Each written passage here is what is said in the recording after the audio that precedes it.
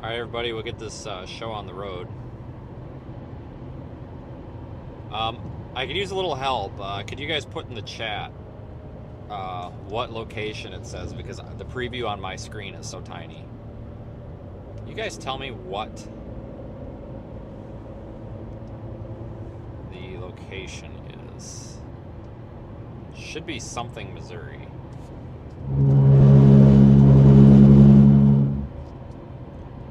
I'll give you an update here in a minute once more people join in, but we're just fighting traffic out here, guys. I'm so sick of traffic this year. It's just unnecessary anymore, I tell you. God dang.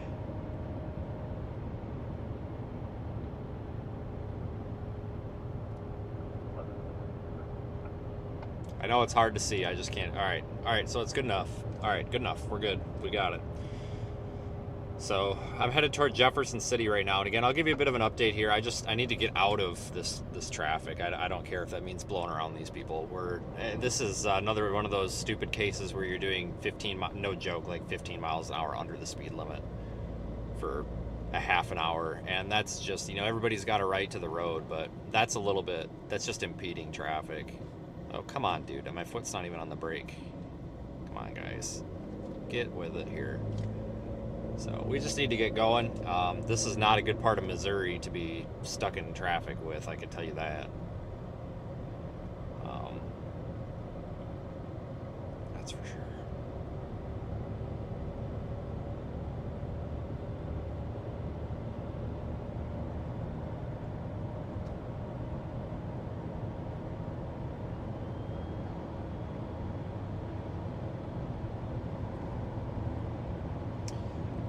Guys, you're gonna have a blackout of the stream. I have to drop the stream for just a second because I don't remember if I turned something on or not. Our location might not move with us.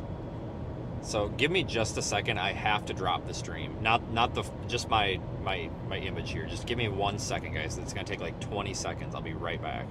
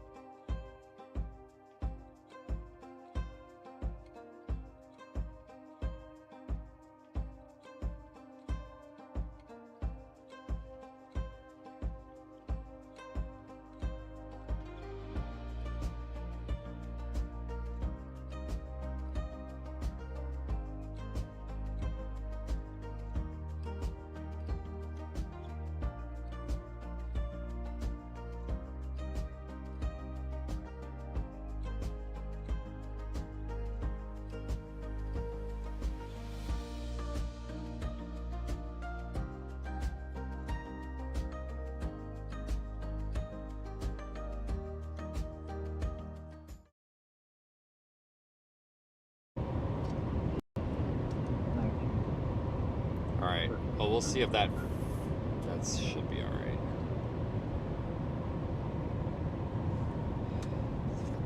Alright, let's give a minute for that to sync up.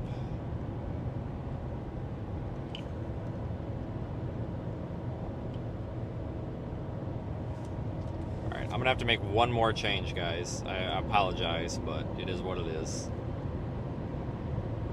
Of course, our target's... We're targeting a tornado-warned storm, but I think it's dying. So we may end up just dropping it, honestly.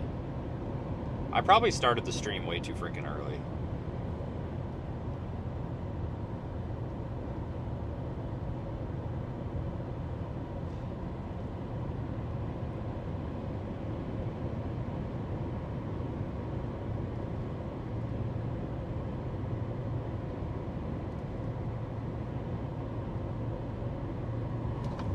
I do have the intention to try to deploy remote equipment today, but I just don't know if this is going to work out. This event is kind of trash, honestly, if you just want me to be honest with you.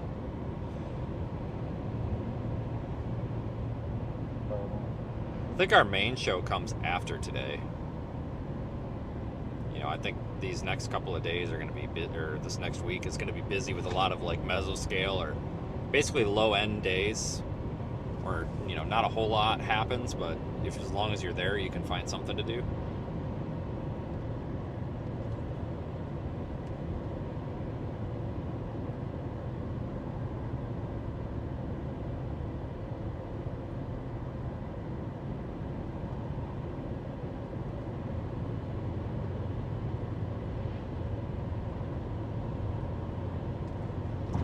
All right, you're gonna lose me for about 10 seconds again.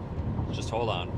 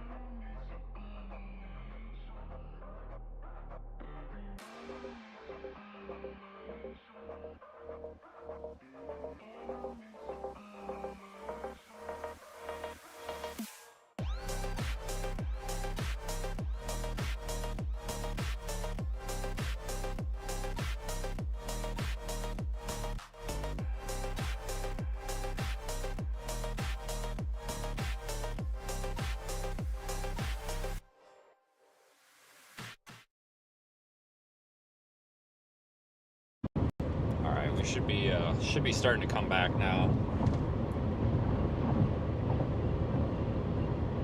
Just wanted to make a quick adjustment there.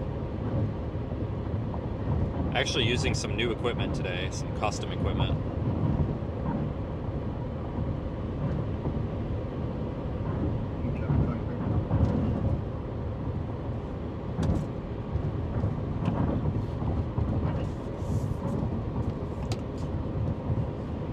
So yeah, we'll get this show on the road.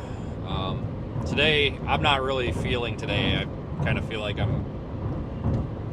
today honestly feels like one of those days where I'm kind of out here because I need to be out here, not really because I want to be out here. And you know, don't take that as me not wanting to do this. It's just more like there's just not much. Today just isn't that great looking.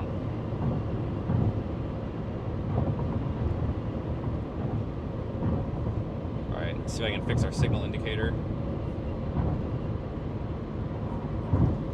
There. So one new thing that I've coded that I'm actually kind of proud of is our signal indicator. So, you know, I'm all about innovating, and you know, not to blow my own whistle here, but I'm going to because I've earned it. The only other two people that have done IRL streaming with storm chasing for as long as I have in this type of format have been Nathan Moore and Daniel Shaw. I think David Baxter might have been in the mix too, but I don't think he streams anymore. But folks, you know, there's been a lot of people, and I make so many people angry when I say that. It's incredible. But about 5.5, 6 years ago, I started IRL streaming with graphics and location overlays and radar overlays, stuff like that. That wasn't something that was happening before. It was just people with a 500 kilobit per second stream using OBS on their laptop, and that's junk. You know, we're out here pushing 10,000 kilobit 1080p 60. And I'm allowed to say that because I kind of started this fad, and now every YouTube streamer out there mostly that's doing something that kind of looks like what I'm doing, where you've got the location, the radar, and all that stuff. Well, I did it first, and I'm kind of thinking if I wouldn't have done it, they wouldn't have copied it. But one thing that they're not going to copy is our ingenuity here, because on this live stream or this channel, my goal is to just have as much automation as possible and as much viewer, you know, information as on screen that's useful as possible. and do it without copying other people. You know, there's that snotty little punk in Tennessee that's always trying to hack into my stuff and talks all that garbage about me, that's, you know, selling his weather graphic program to all these streamers. But I'm thinking about giving my weather alert displays to the streamers for free, just to take that guy out of the mix, because he's very nasty, very nasty. But obviously make it so it's not the same as mine. But everybody's stream looks the same anymore. And one thing that, you know, we can do is build our own system. And that signal indicator at the top right of the YouTube stream is going to give you a percentage of how strong the signal is from the car, from 0 to 100. So it is not logarithmic yet. I need to write or code an algorithm for that to be logarithmic, because basically if we're pushing 1,000 kilobits, it's gonna look about the same as 2,000 kilobits, but that's 25 to 30% less signal, if, you know, depending on what we define as 100% signal. So we need to make the scale logarithmic, and this might be the most algebra or math that I've ever used in my life since the beginning of high school, because this is like, AI isn't going to do it. Like, we have to develop some sort of algorithm here, and we need to develop, I mean, it's technically not going to be a logarithmic scale, it's not going to be log, but we need to make it's going to be similar, where it's more of a quality indicator than a bit indicator. So I don't know what we're at for signal right now, but it is color coded. I'm gonna actually lower our bit rate to simulate a dead zone here a little bit, just to see what this does. So I'm going to simulate low signal, if I can remember how to do that, by just turning down our encoder. We'll go down to 1200 kilobit, and let's see if we wait just a minute, it should change. Yep, there it went. 30%, 25%, and it turned yellow. Perfect. So, good.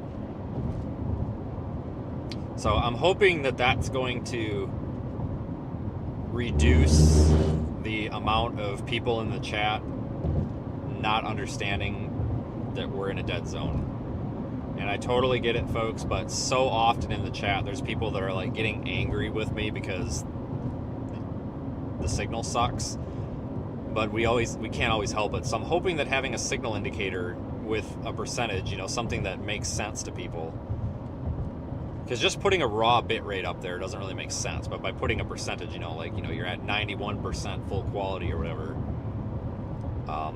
I feel like that's going to give you guys as viewers a little bit better experience, because, you know, if we're hovering at 30% signal and then a few minutes later it goes black, well, you know, oh, it must, you know, signal's getting worse. Or if we're coming out of a dead zone, we go from, you know, 15% signal to 60% signal, you know, okay, it's getting better.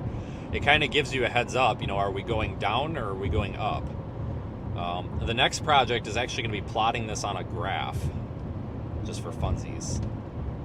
But yeah, so I'm going to try to get that algorithm working, and we'll have so it makes a little more sense. But for now, we'll probably be hovering about 70-75% signal, just the way it's set up. But that was a long night last night getting that to work.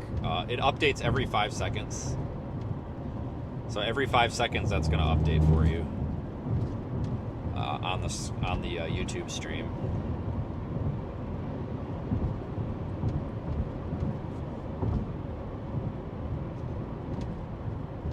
But I was thinking about that over the past few weeks. I'm like, what can I do that's going to tell people that we're entering an area, you know, where there's low signal, other than just putting low signal on the screen? But we'll actually put, you know, give people a visual indicator of how good the connection is, and something that makes sense to them. And colors and numbers in the form of a percent make sense to most people, I think.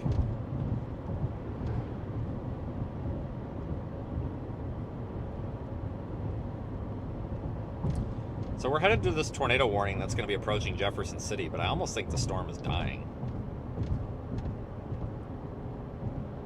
Yeah, we're using a custom setup. I've actually gone back to the drawing board. I've had so many problems, guys. There's a lot of these Storm Chaser kids that use live views. Live view is a piece of shit, and I'm really sorry to say that. Live view is a bonded encoder that takes a bunch of USB modems or internet connections and makes them one. Let me tell you why it's shit for storm chasing. The modems, or any sort of mobile modem that you plug into it or whatever, while you're driving around like this, they don't cell site switch good at all, and frequently they hang up on a cell site. And not loving this low-level haze I'm seeing. Hang on. And when you run out of range of that cell site, they don't always switch, and you've got to reboot the things. There's no logic. There's no logic in the live view. At least if there is, it doesn't work. There's no working logic in the live view that recognizes that and will force any sort of reboot. Live views are great if you're stationary, but for driving around in the car, they're junk. For $1,600, it's a piece of junk for this. And I know there's a lot of people that are like, oh, they work phenomenally. Blah, blah. No, they don't. People that say that don't really comprehend how the technology in them works. They're not made or built to be driving around and stuff like this. It's not exactly what they're designed to do. They're designed to stream from remote locations, but not necessarily while driving. And it's not 100% the live view's fault. It's more or less the internet connection's fault. But there's no logic in that live view to say, hey, we haven't gotten an internet connection or a ping off of this modem or this internet connection for quite a while now. Something's wrong. Let's try, rebooting it. It doesn't do that. Or, sending some sort of command to it or whatever. It doesn't do that. So we're actually using a Linux box right now that runs Armbian Linux. And I have two ginormous Wi-Fi. Here, back that up. Let me describe what I'm doing for you. We've got 5 connections right now. T-Mobile, Verizon, AT&T, Starlink. They're all operating. We're using a camera on the windshield that's wireless right now. That's this one. We've got, oops, that's not it. We've got the roof camera. We've got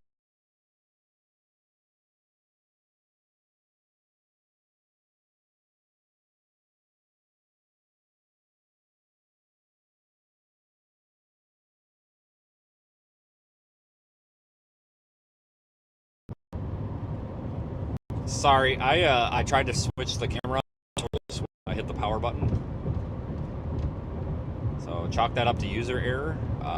So yeah, those were the cameras, and that was also the power button. So sorry, my bad.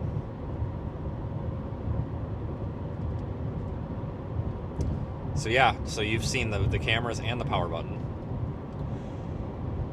So we've got the remote camera, the remote mics, and then that's all wireless. The only thing that's plugged into the camera on the windshield is power.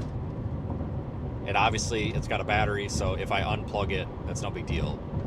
I have a backpack, a small, I'll show you this later, a small backpack with a large battery in it and 3 modems, T-Mobile, AT&T, Verizon. And then there's 2 ginormous 5 gigahertz Wi-Fi band antennas on it. They're like 2 feet tall, or 1.5 feet. They're pretty impressive. They're huge, they're high gain. Reason for that being, one of those antennas is on the Wi-Fi radio that connects to Starlink.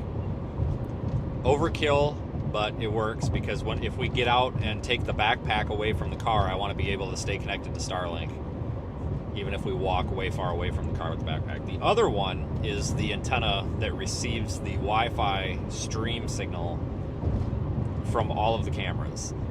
And the reason that that's, a giant antenna and everything is because if I leave the backpack in one spot, I want to be able to walk away from it and stay connected. So this is a kind of a custom solution here, and I think it's going to work better than what we had. And what's better with this is using link aggregated connections and stuff. This is going to work better than a live view, and it's also cheaper because this recognizes when a modem hangs up on a tower or something like that. This actually has logic in it to adjust as needed, reboot and do all sorts of stuff. So this is better, and we built it, so that's pretty cool.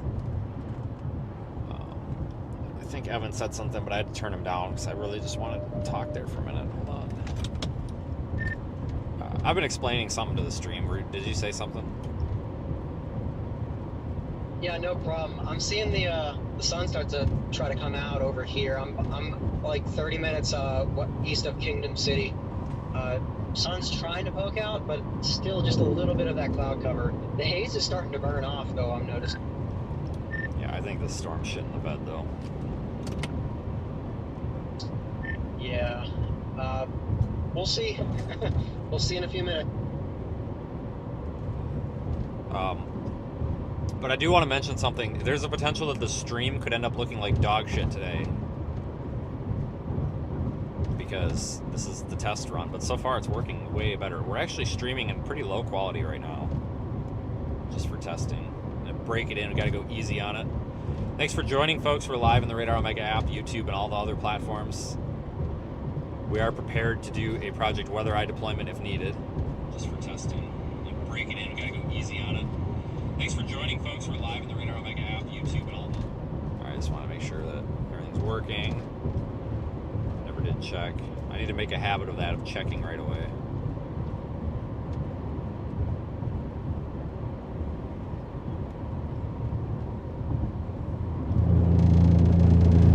I absolutely hate these roads, just winding all over the place. I hate driving anywhere out here in a hurry. It's tough.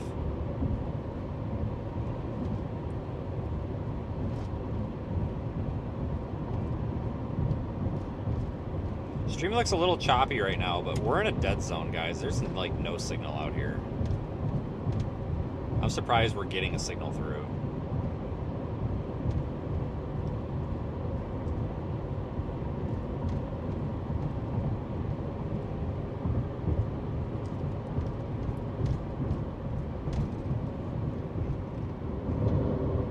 It's really tough to get a signal. I know it says, you know, that we have good signal, but it's all relative. That's why I have to adjust the algorithm. I'm gonna hear an echo for a minute as I listen here to our own audio. It's really tough to get a signal. I know it says, you know, that we have good signal, but it's all relative. That's why I have to adjust the algorithm.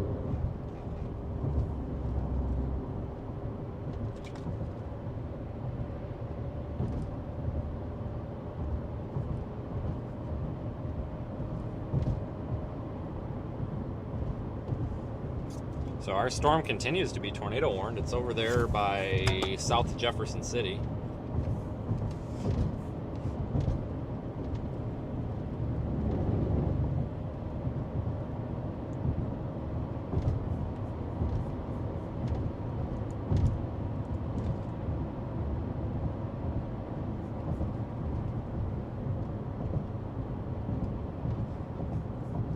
I don't like chasing in Missouri at all. So, it's tough.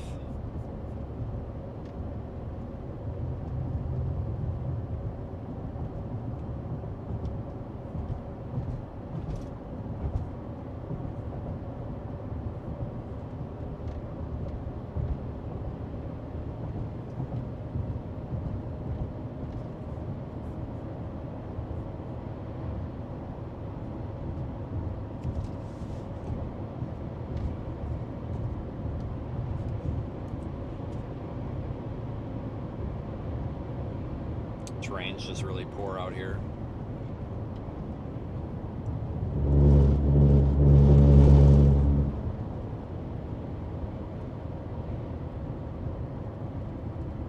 Can't go very fast either, you know.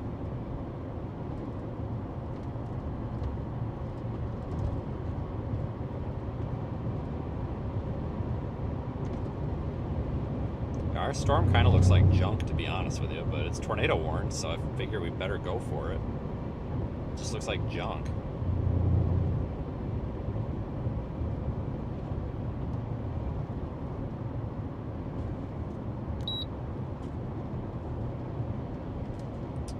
long that's been on.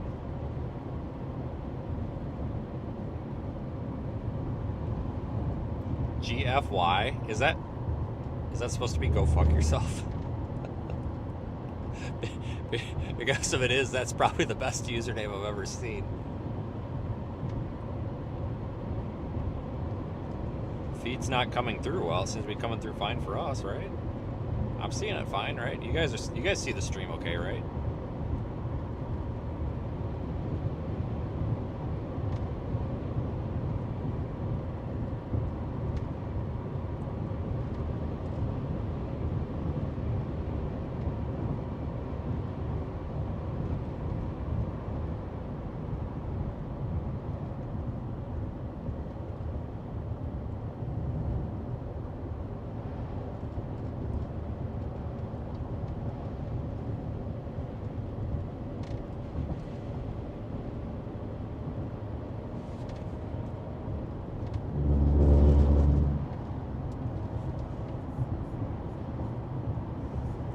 I'm not a fan of driving on these roads, like I said, and this vehicle just, you get thrown around so much on driving like this with this car.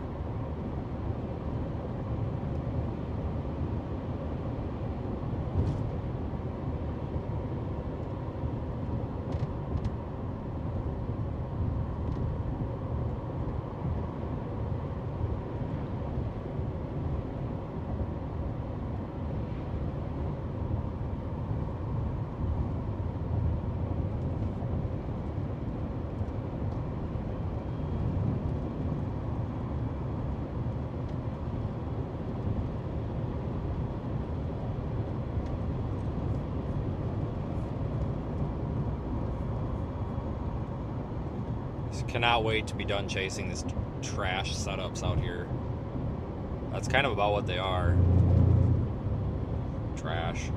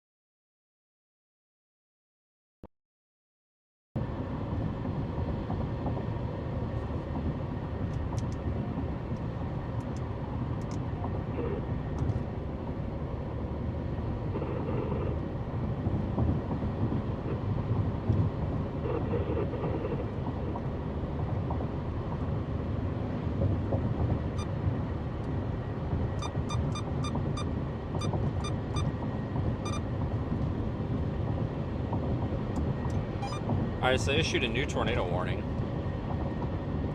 up to there by Jefferson City.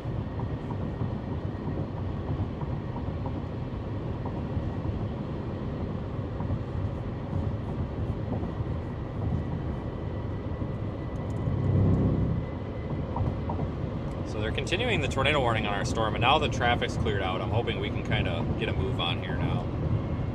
I hope. We are running the simultaneous channel members only, no ad YouTube stream. So if you're a channel member, you can go over there. I only have the public chat up though. I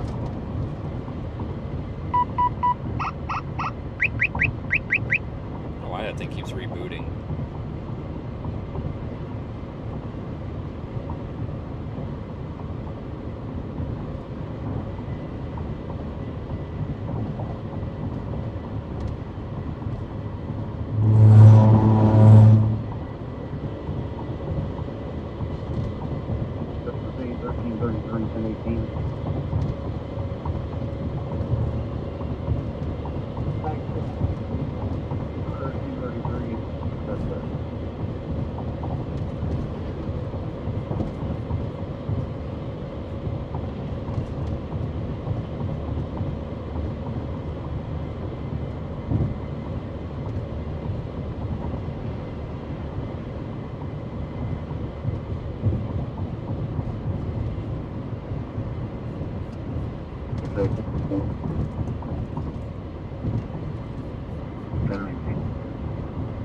168 Expressway.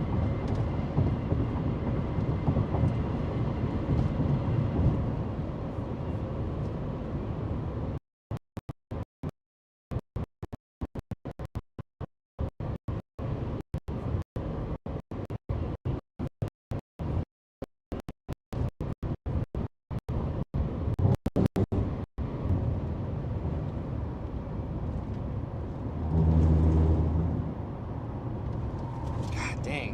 I honestly I hate roads that wind like this. You can't even go over like 40 miles an hour on them. Absolutely hate them.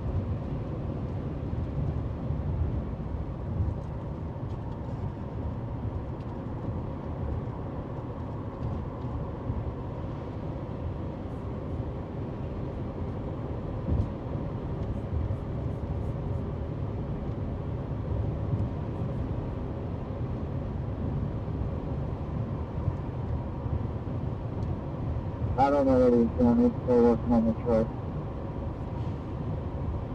Okay, these cars seem to be picking up speed behind me. Yeah, just put the radar out. That's what we can do. I'll put Radar Omega up on the YouTube screen there for you guys. So with Radar Omega there, you can see that tornado warning, that box, that purple polygon off to our west that we're approaching. Go ahead, Joe. Was the 1050 jam known? Interstate 70 eastbound for 117.9. Interstate 70 eastbound for 117.9. Darks, 1470 vehicle in the median, into a guardrail. Unknown interest.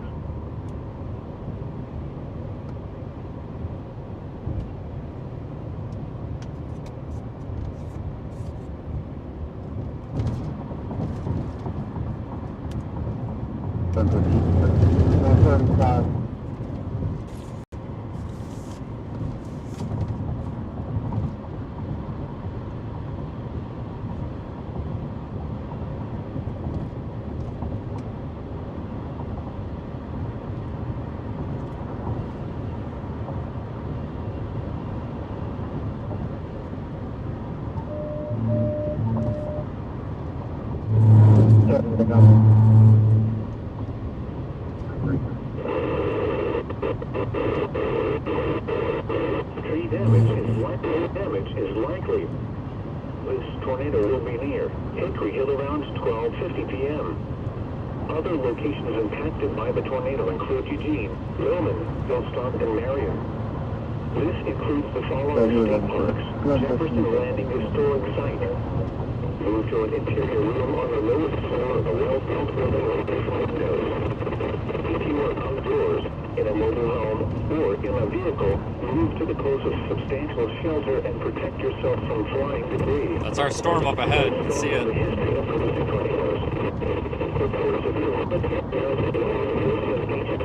National Weather Service Office in St. Louis, Missouri. Here is your abbreviated National Weather Service for Missouri.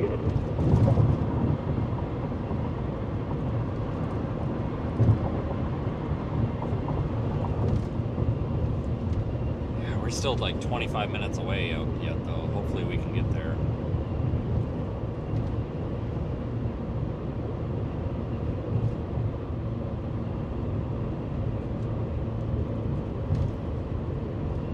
This isn't really even the main severe weather event. This is just kind of storms that happened.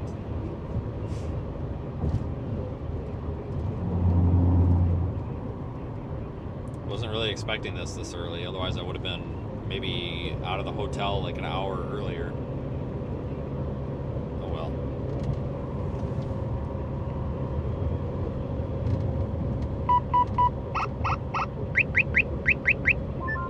I think I might just be north of the warm front here. Still socked in clouds, a little lower temperature. Seems like down there's some clearing, and that's probably the warm front setting up. I don't think it's quite made it up to, like, you know, Montgomery City area, I-70 corridor quite yet. No, I'm pretty sure the storm is on the front right now, honestly. Yeah, that would make sense. It's like riding the warm front. But yeah, I don't know. It doesn't look too great, but I don't think we have anything better at the moment.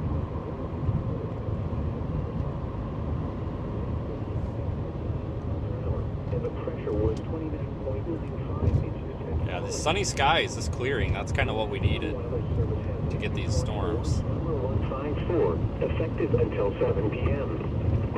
It's got a low wall The cloud on following it. counties in See it Missouri, on the stream here. Boone, Callaway, Cole, Cooper, Howard, Montauk, and Osage. Remember, a tornado watch means the conditions are favorable for the development of severe weather, including tornadoes, large hail, and damaging winds in and close to the watch area. While severe weather may not be imminent, persons should remain alert for rapidly changing weather conditions and listen for later statements and possible warnings. Stay tuned to NOAA weather radio, commercial radio and television outlets, or internet sources for the latest severe weather information.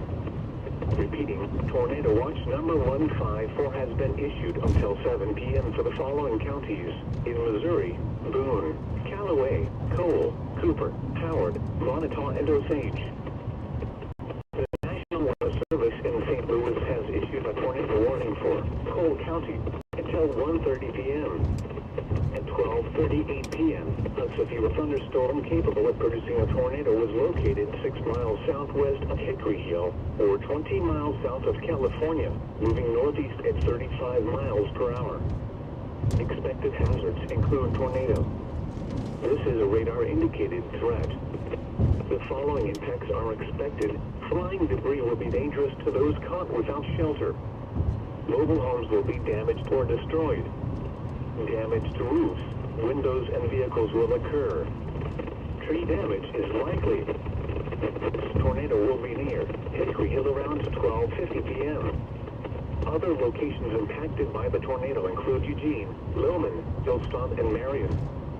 This includes the following state parks: Jefferson Landing Historic Site.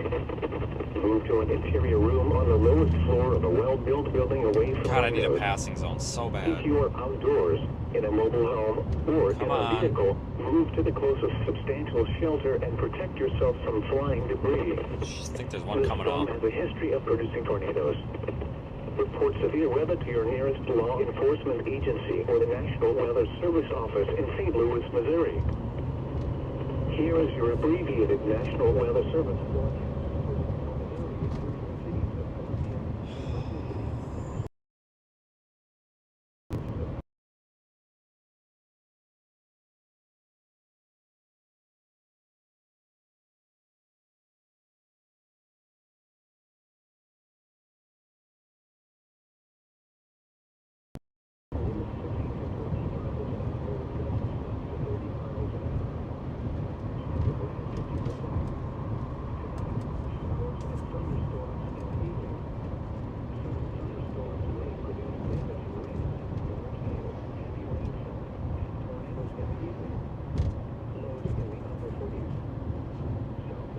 Yeah, occasionally that roof camera freezes up a little bit on us. I know what the problem is.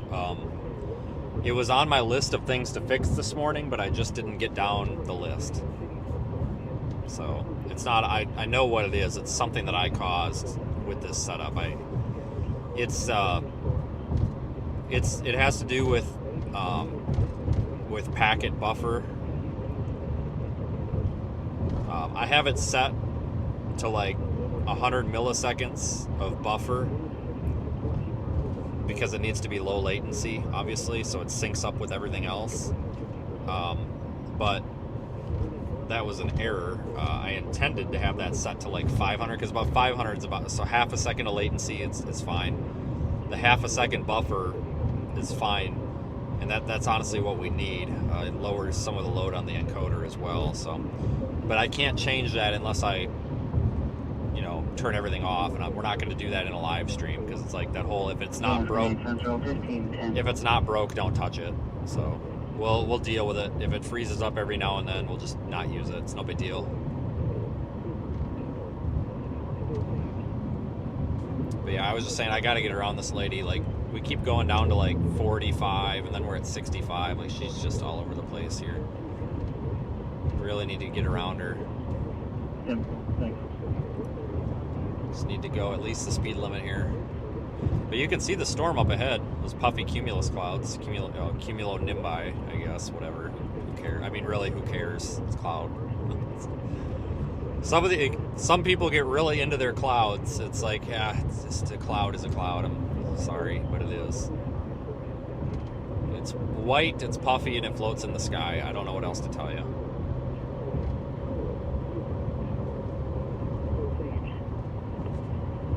National Weather Service in St. Louis has issued a tornado warning. Come on, lady. Got a tornado up here I want to get to.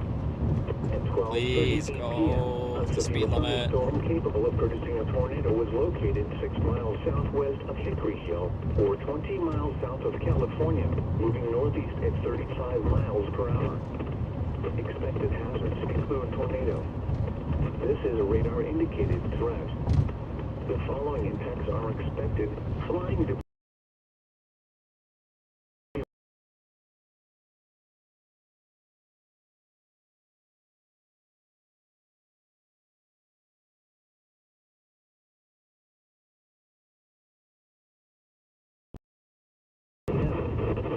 Other locations impacted by the tornado include Eugene, Lillman, Hilltop, and Marion. This includes the following state parks: Jefferson Landing Historic Site. Guys, there was a ginormous camel up there at that farm. Not even kidding. There was a giant camel staring at us. I just couldn't get the camera over there quick enough.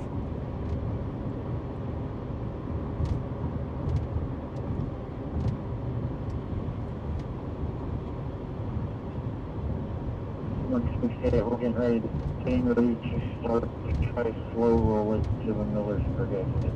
So if you want to just stay behind us a ways. Careful.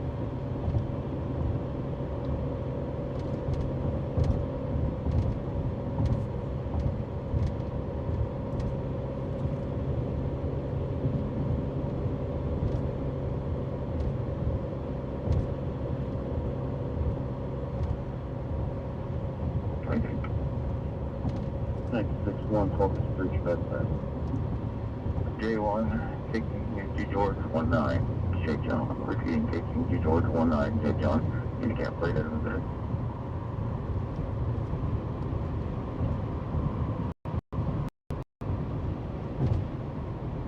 There's a speed limit sign.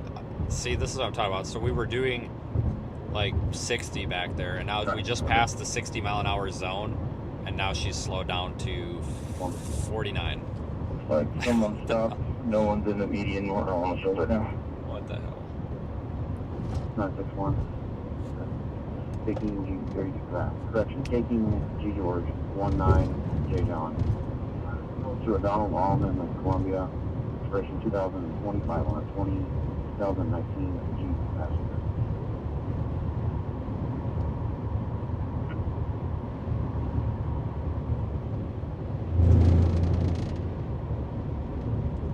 Yeah, it's like the people that blow around you 20 miles an hour over the speed limit and then they stop on the brakes and slow down when they get in front of you. Yeah, I love those. But anyway, so Jefferson City, this tornado warning. This is a pretty tornado. I mean, it isn't in close proximity to Jefferson City, but I think it's going to stay kind of on the western side of town.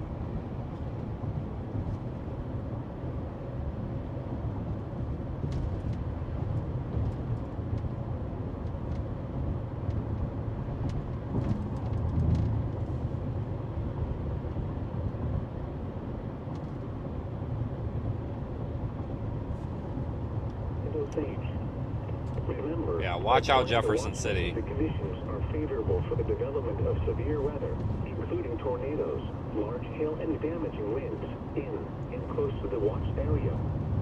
While severe weather may not be imminent, persons should remain alert for rapidly changing We're like 15 miles out. and listen for later statements and possible warnings. Stay tuned to NOAA weather radio, commercial radio and television outlets, or internet sources for the latest severe weather information. Repeating, Tornado Watch number 154 has been issued until 7 p.m. for the following counties in Missouri: Boone, Callaway, Crying out loud. Cooper, Howard, Montauk, and Osage. The National Weather Service in St.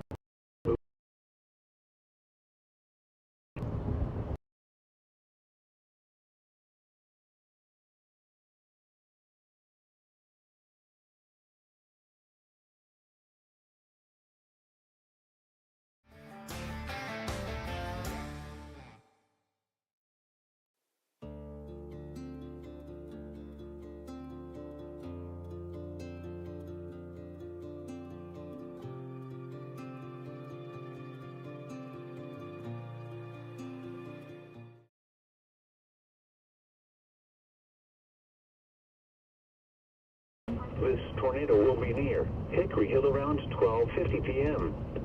Other locations impacted by the tornado include Eugene, Lillman, Goldstop, and Marion. This tornado warning is canceled for Montauk County. The storm which prompted the warning has moved out of the area. Therefore, the warning has been canceled. A tornado watch remains in effect until 7 p.m. Sunday for a portion of central Missouri. Tornado warning remains in effect until 1:30 p.m. for Cole County. At 12:57 p.m., a severe thunderstorm capable of producing a tornado was located near Hickory Hill, or 11 miles southwest of Holy Jefferson Sunday City, drivers. moving northeast at 35 miles per hour. Expected hazards include tornado. This is a radar-indicated threat.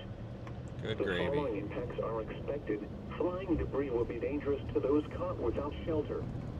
Mobile homes will be damaged or destroyed. Damage to roofs, windows, and vehicles will occur. Tree damage is likely. Other locations impacted by the tornado include Lowman and Goldstop. This includes the following state parks: Jefferson Landing Historic Site. Move to an interior room on the lowest floor of a well-built building away from windows. If you Somebody's are burning outdoors, something. It smells like a fire out here. or in a vehicle, move to the closest substantial shelter and protect yourself from flying debris. Clock 6 gonna get back in the pedestrian road. Producing tornadoes.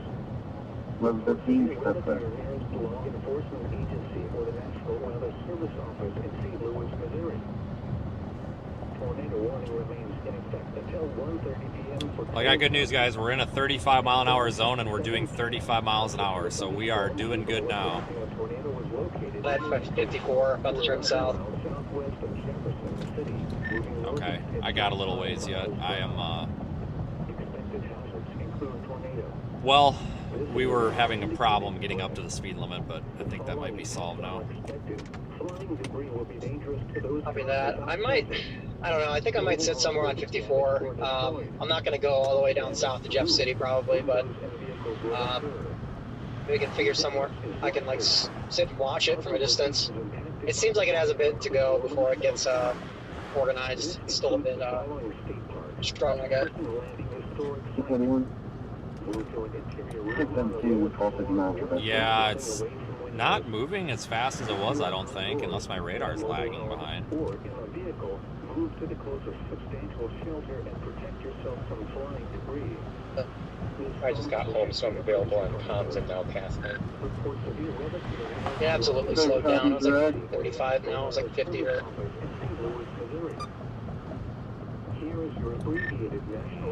Interesting. Okay.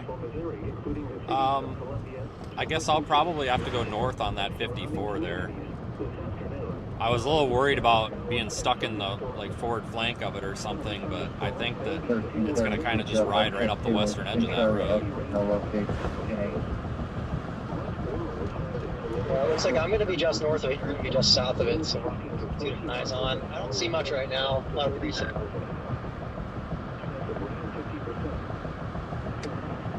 Well, if you want a good video of this, If you got Jefferson City in your GPS, what's your ETA? 29 minutes to Jefferson City. Okay, I'm 19, so I was just using. I know you're not going there, but I just was kind of trying to gauge this. You might have a good view there somewhere on 54. It's pretty LP. Yeah, I can kind of see the base through the precip, but it's kind of murky. So I'll try to sit somewhere on 54. Let you know where I end up. There's a lot of traffic lights on 54, so this might actually delay a bit. But it's the same 28 minutes to Jefferson City.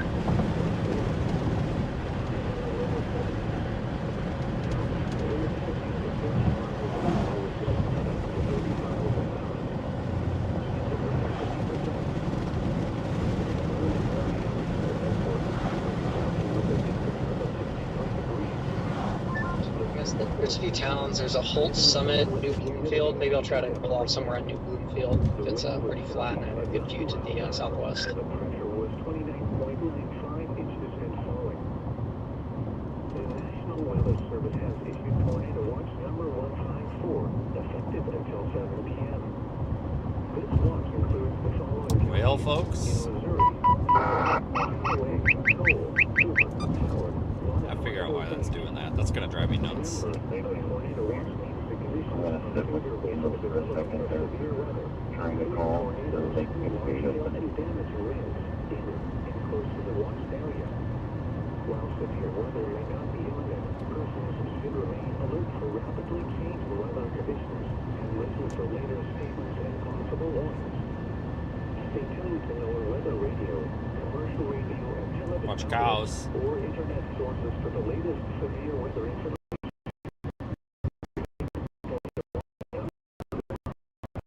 Until 7 p.m. for the following counties in Missouri: Boone, Callaway, Cole, Cooper, Howard, Montauk, and Osage.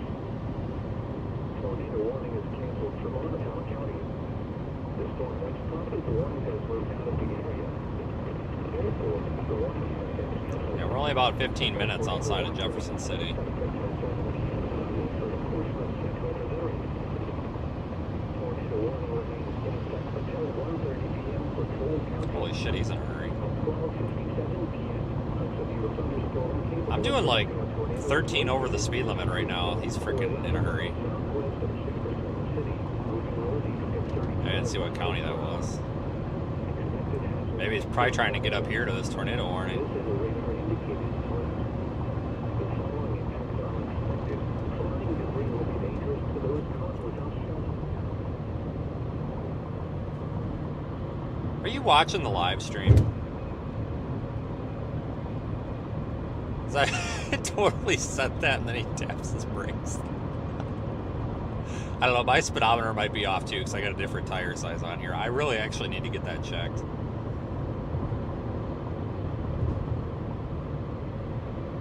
I need to download one of those speedometer apps. Because I do have a different tire size on it. I actually don't know if my speedometer is anywhere near right at all. It could be, if I remember right, I think with this tire size, I think it could be anywhere up to like 7 miles an hour off. But I don't remember if that's plus or minus. So like if you know what, that might explain why we run into all these Sunday drivers. It's all relative. Maybe we're not. I probably should check that, maybe, because it's like a pattern where I'm always like come up behind somebody and it's like, why are you doing 10 miles an hour to the speed limit? Well, maybe they're not. Maybe my speedometer is just 10 miles over.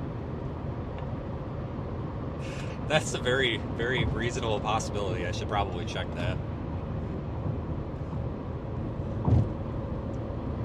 It's definitely a possibility. 'Cause I don't remember if I recalibrated the speedometer in this, because in 4Scan you can actually go back in and change the tire size. But I don't remember if I did that or not.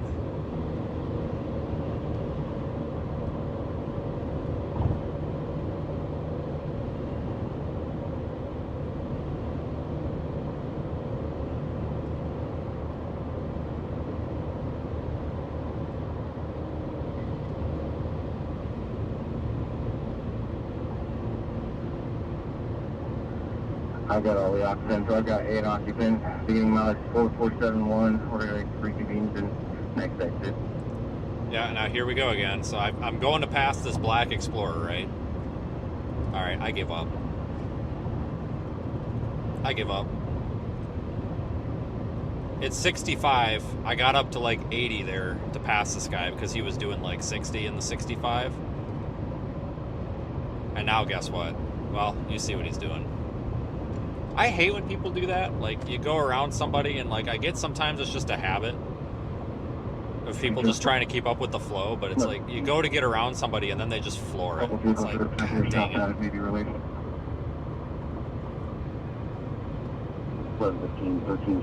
We'll get up here to this tornado warning. This thing's barely moving now, which is good for us because we can get there in time. Because like I said, you can't go fast on these roads out here.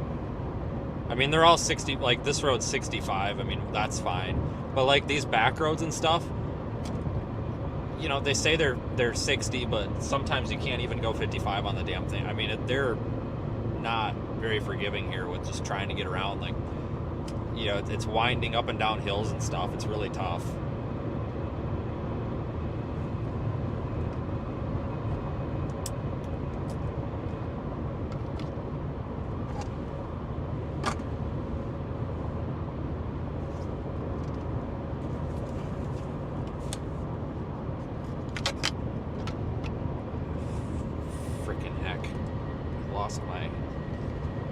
lost my extra cigarette plug. I need to unplug something because my Insta360 camera's dead. I forgot to charge it. All the batteries are dead. I forgot to charge them all. I've got like 4 batteries, and I didn't charge a single one of them. Single one of them.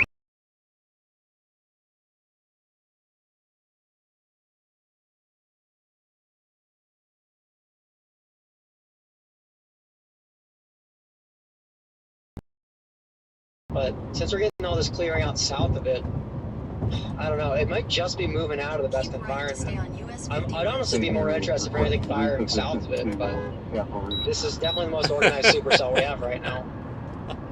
Oh yeah, he's totally watching the stream. That's funny. So yeah, anyway, so I gotta, so for your benefit, since you're the local law enforcement, it's kind of a running joke.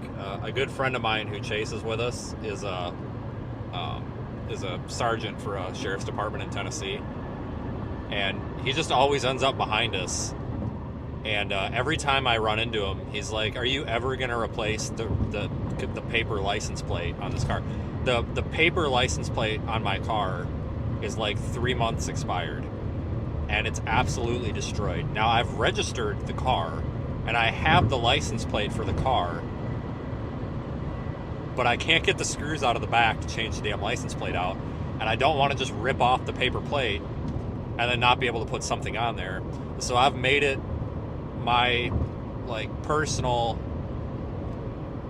mission now, apparently, to see how long that paper license plate is actually going to stay on this car before it disintegrates. Because the screws that go through the license plate bracket for the lights have corroded into the stupid little plastic inserts.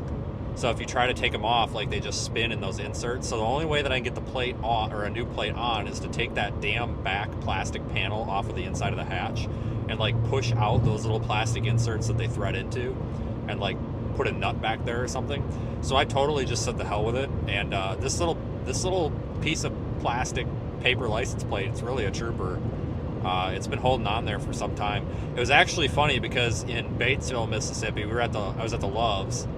I was at the Loves, and the Mississippi State cop shows up, and he's like, "That's pretty smart." And I'm like, "What?"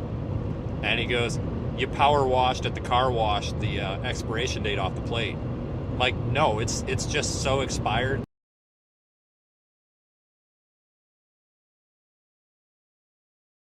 I'm like, "No, it's just."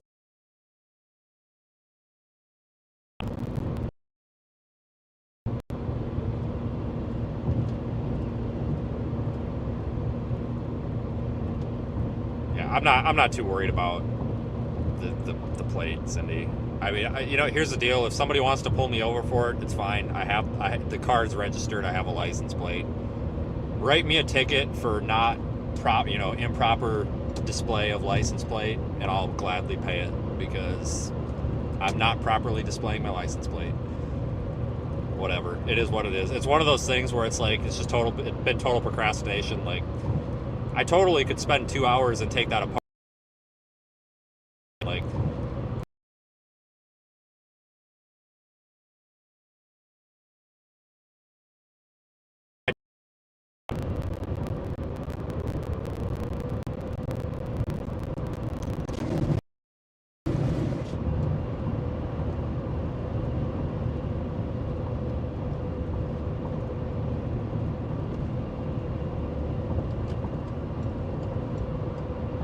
no, I get asked about the disintegrating license plate all the time too. It's like, somebody comes up to talk to me, they're like, "Wow, that thing's seen its better day." And I'm like, at first I thought that happened to me once, and I thought it was a guy complaining about my car, and I'm like, "Well, what's wrong with my fucking car, like, dick?" And I was like, "Well, it seems fine to me." And then he like grabbed at the plate. I'm like, "Oh," I'm like, "I'm sorry, man. I thought you meant my car."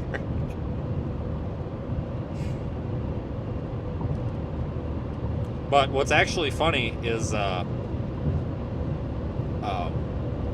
tell you guys the story.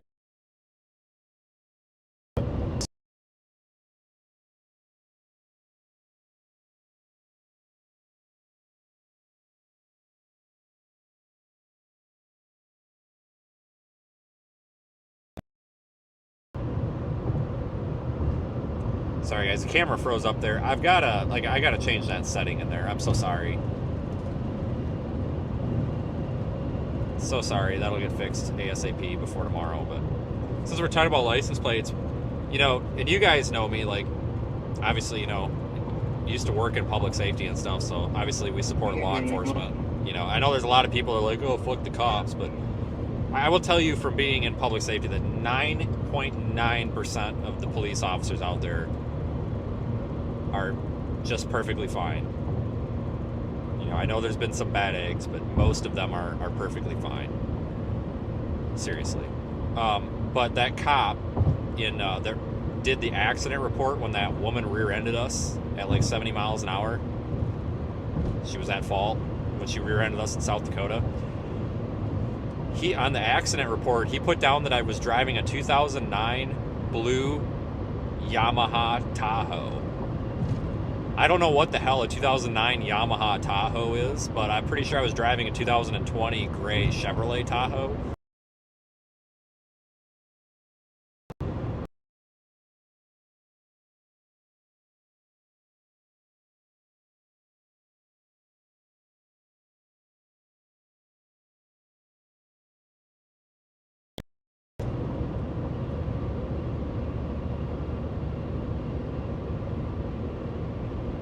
Sorry about the camera freezing. I will fix that. Anyway, and I called him like a few days later. I'm like, hey, can you fix this accident report, because the insurance company is telling me that this wasn't the car involved in the accident, but it does. And I was like, I can confirm that this is the vehicle I was driving, because this is the vehicle that is destroyed. Like, and it was a runaround and a runaround and a runaround. And then it was really weird because I didn't have my insurance card at the time, because like I didn't know where my phone went. It went flying. The insurance is on my phone. I didn't have it. So he's like, okay, yeah, whatever. Don't care. You're not at fault. I'm like, all right, whatever. And didn't write me a ticket for no insurance card. But the tow truck, the next day, the tow truck company that didn't have my vehicle, because my vehicle wasn't towed, the tow truck company that had nothing to do with my vehicle was calling me, telling me that I was going to get a ticket and a suspended license if I didn't provide proof of insurance. And I'm like, wait a minute, like, I'm like, are you with the sheriff's department? He's like, no, we're so-and-so towing. I'm like, you didn't tow my vehicle. And he's like, yeah, but you're going to get a ticket and your license is going to get suspended. I'm like, I have insurance. And I'm like, why do you need my insurance? Well, the sheriff's department's asking for it. I'm like, the sheriff's department's asking you for my insurance? Yes, you need to fax it to us. And I'm like, no, something's fishy. Something's fishy about this. So I call the sheriff's department. I'm like, so this is what they're telling me. I have insurance. Do you just want me to like email you a picture of the insurance card? Because the deputy that wrote the report told me he didn't give a shit because I wasn't at fault. And they're like, who called you? I'm like, the tow truck. And they're like, is your vehicle at the tow yard? I'm like, no, I'm in Wisconsin. She's like, hold on. So then, like 10 minutes later, she transfers me to this other deputy, and he's like, so let me get this straight. The towing company is telling you that they're going to suspend your license if you don't provide them proof of insurance. I'm like, well, not necessarily. They're telling me that if I don't provide or fax them my insurance card, that my license is going to get suspended and I'm going to get a huge ticket. And he's like, they're not the sheriff's department. We're the sheriff's department. I'm like, right. But do you understand where the confusion is here? And we were just like going back and forth for like 10 minutes, and I don't know whatever came of that, but you know, we all agreed that the tow truck company does not issue tickets or suspend driver's licenses or investigate accidents. So we all agreed to move on with our day. Like, that was something, guys. That was an experience. Let me tell you, that guy, I don't know if he was new or what, but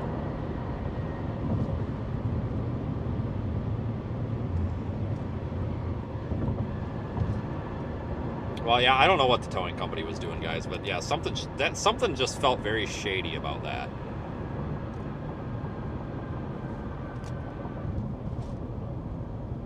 All right, you can kind of see our wall cloud up there. There is a wall cloud on the storm, guys.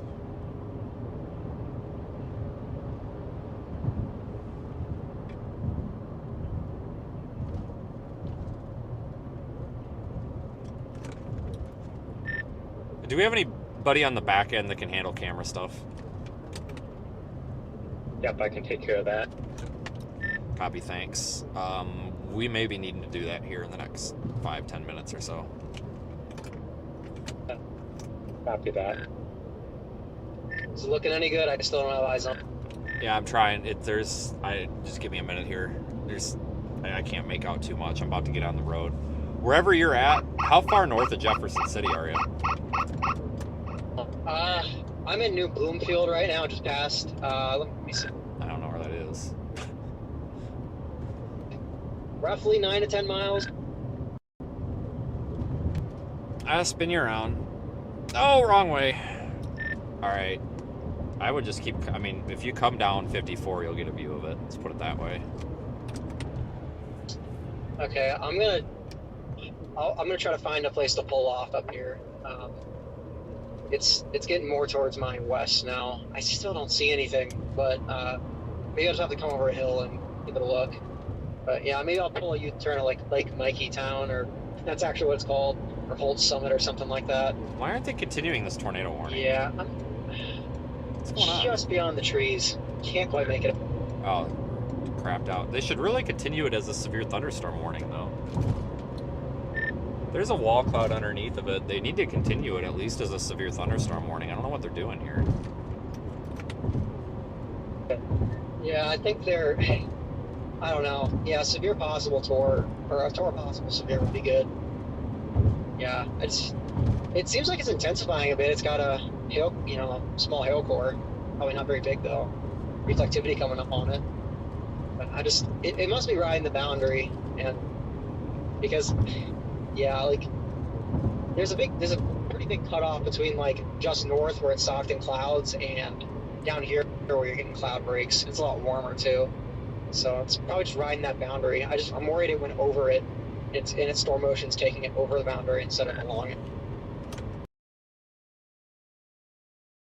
Boundary.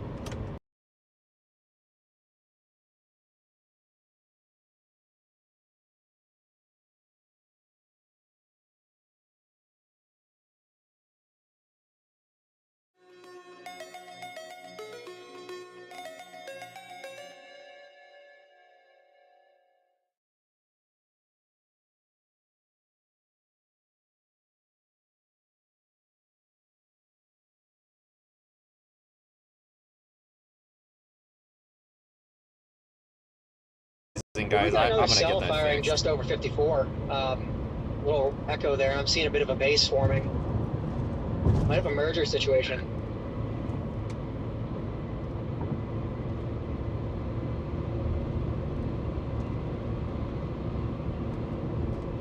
Yeah, I'm at Holt Summit. I'm gonna get up and take a U-turn, head north on 54.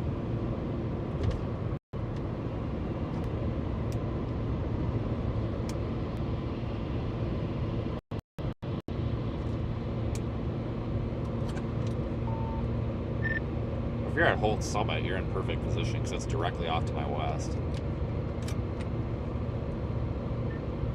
Yeah. Yeah.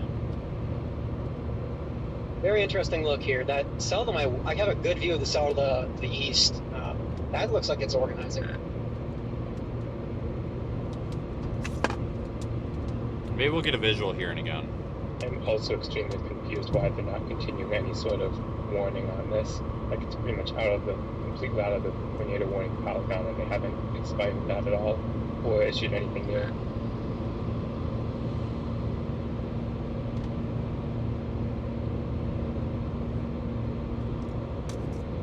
No, lost our visual. That's the side of the road. I was just testing it. Totally wasn't not paying attention. Oh, yeah. No, that's a low base. Barely can see it through the trees here. To be fair, sometimes I do that on purpose. Sometimes it's an accident. Sometimes west out of Holt Summit. Sometimes I want to get flipped around here shortly, but I'm just trying to get eyes on it before I turn around. Sometimes it's because I'm picking my nose. Sometimes it's because I'm messing with my shoe. I mean, readjusting the air conditioner. I don't know. Sometimes I do it on purpose though, because like if I hit the rumble strips and there's people in chat that are like, "Oh my God, you must be texting and driving," then I'll just like go put the tire on the rumble strips for like 2 miles straight just to mess up.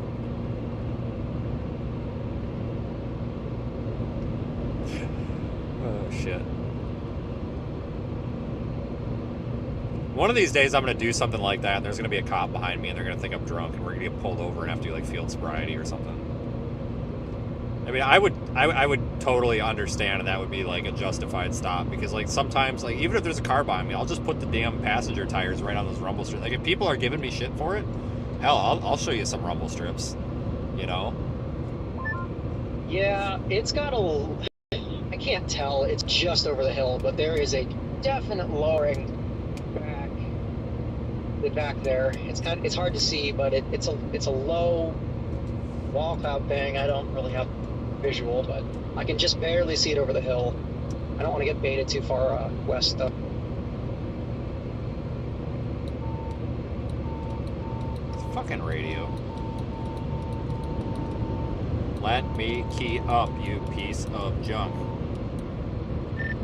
Yeah, it does have a wall cloud on it. I'm north now. Going north for a bit.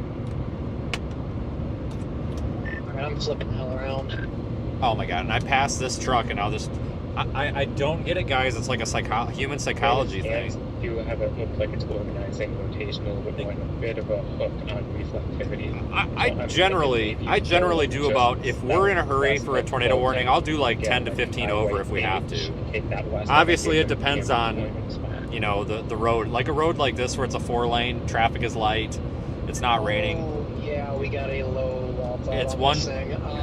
I'm probably going a little too far west, but I'm interested. It's you know, it's one thing to do your 10 whatever over, but like if I'm passing somebody, I tend to floor it to get around them so that I'm not lingering in the passing lane. And that guy was doing under the speed limit, and then I do the speed limit, and then they floor it and then try to go back by me now that I start going by. It's like, why? Like, why? I don't get it. Because then you get stuck in the left lane and then you got to do like 90 miles an hour to get around these people. Some rotation, I can barely see it though. I'm right on top of the hill. Look at that guy, isn't that pretty?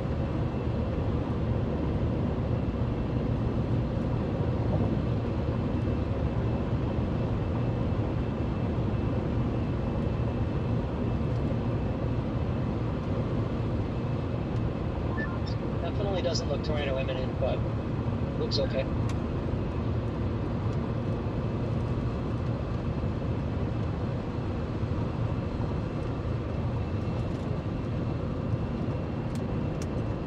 But thanks for joining, everybody. This is kind of a fun chase.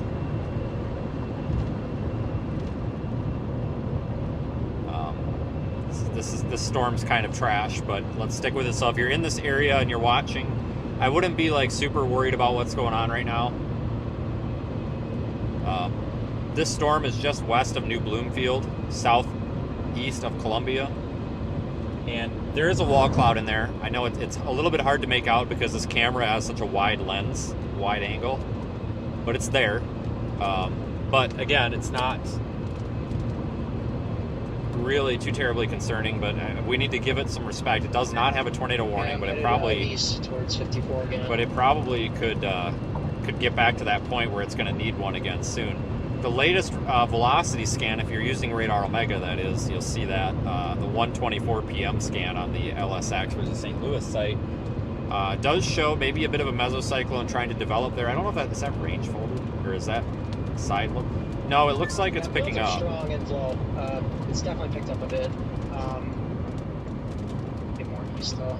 I was looking for Mac there. Do you have eyes? You need to get north as quick as you possibly can.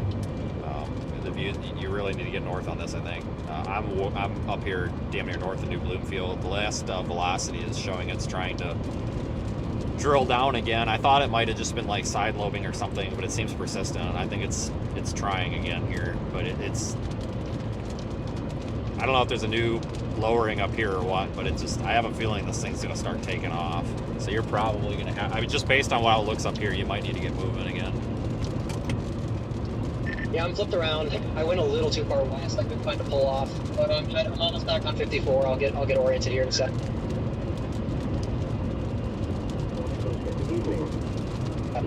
Oh my gosh, that's a beefy wall cloud on it. Good lord. Yeah, guys, if you're on Radar Omega, go ahead and look just west of New Bloomfield. Use the high-res velocity product. You'll see what I'm talking about. You'll see what I'm talking about.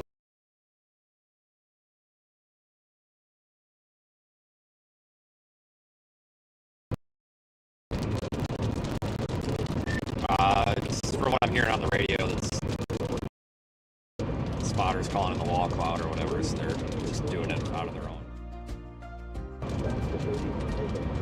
Can't confirm low wall cloud. I'm on the forecast.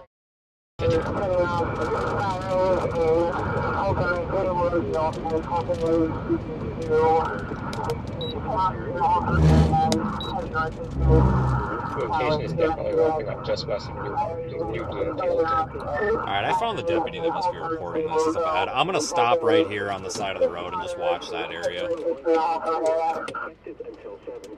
Copy that. I'm making my way up. I just got 54. Alright. Number 1 will be the first one we put out. I'm just gonna power it on and just so we got it. Remember, a tornado watch means the conditions are favorable for the development of Copy that. weather, including tornadoes, large-scale and damaging winds, and close to the watch area. While severe weather may not be imminent, persons should remain alert for... Yeah, I got a lot warmer. It might be crossing back over on the warm front. That's probably why it's going nuts or something. Our weather radio, commercial radio, and television outlets, or internet 537 Tower. weather information. Repeating, 537. number 154 has been issued until 7 Create a weather-related card and make a note that the storm shelter is open. The sirens are activated. Cooper, Howard, Monitor, and Osage. The sirens activated and the storm shelter is open. Cold County. Which traffic warning has weakened below 50 minutes. Alright, a correction. It's going to be number 2 just because I was able to get to that one easier. So number 2 will be the first one we put out if we do that. Copy on RDD2. Here is your abbreviated National Weather Service forecast Copy that. for Central Missouri, including the cities of Columbia, Yeah, Jefferson, we're going to go to Car 1. and surrounding communities this afternoon. 1333, 162 is the best time. Some thunderstorms may be severe with damaging winds. Heavy rotation just west of Old Summit, moving north towards Fulton. So that's where that rotation would be is, hold on a minute. Right back there. 50%. Tonight, showers and thunderstorms. Thunderstorms will produce damaging winds, large-scale, heavy rainfall. Lows in the upper 40s. South winds 15 to 20 miles an hour, becoming west after midnight. Yeah, it's a bit buried in precip, but there is still a wall cloud back there. I don't think it looks as impressive, but maybe it's just my vantage point here.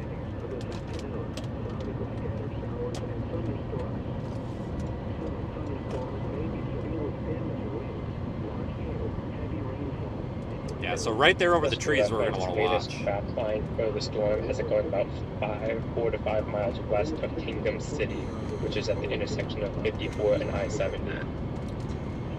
And it just went tornado warned. 10-4, tornado warning. Kingdom City plugged in on my GPS.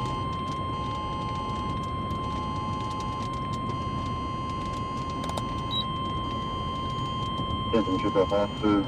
National Weather Service is issued a tornado warning for northwestern Delaware County. Northwestern Callaway County until 2:15 p.m. At 15 p.m. Oh, we got rising motion. Tornado located over Winfield, 6 miles north of Holt Summit, northeast of Fort Walton. Moving northeast at 40 miles per hour. Expected hazards include tornado. This is a radar-indicated threat. The following impacts are expected. Flying debris will be dangerous to those caught without shelter. Mobile homes will be damaged or destroyed. Damage to roofs, windows, and vehicles will occur. And we've been issued a tornado warning for Fulton, Holt Summit, Avos, New Bloomfield. I'm gonna be setting up over at 81054, storm watch. This includes Interstate 70 in Missouri between exits 137 and 148. Move to an interior room on the lowest floor of a well-built building away from Going up in your windows. area. If you are outdoors in a mobile home, Are you with vehicle, move to the closest substantial shelter I'm sorry, and protect what's that? yourself from flying debris. Are you parked up here by that police officer on 54? Yeah, we gotta get moving though, I think. At 1 p.m. at Columbia Regional All right, I'm just about to pass you Cloudy in like with a 2 temperature of 64 degrees. The dew point was 61, giving us a relative humidity of 90%. The wind was east at 9 Yeah, miles an hour. it's gonna and the go out of temperature view was here pretty soon. 29.89 inches and falling.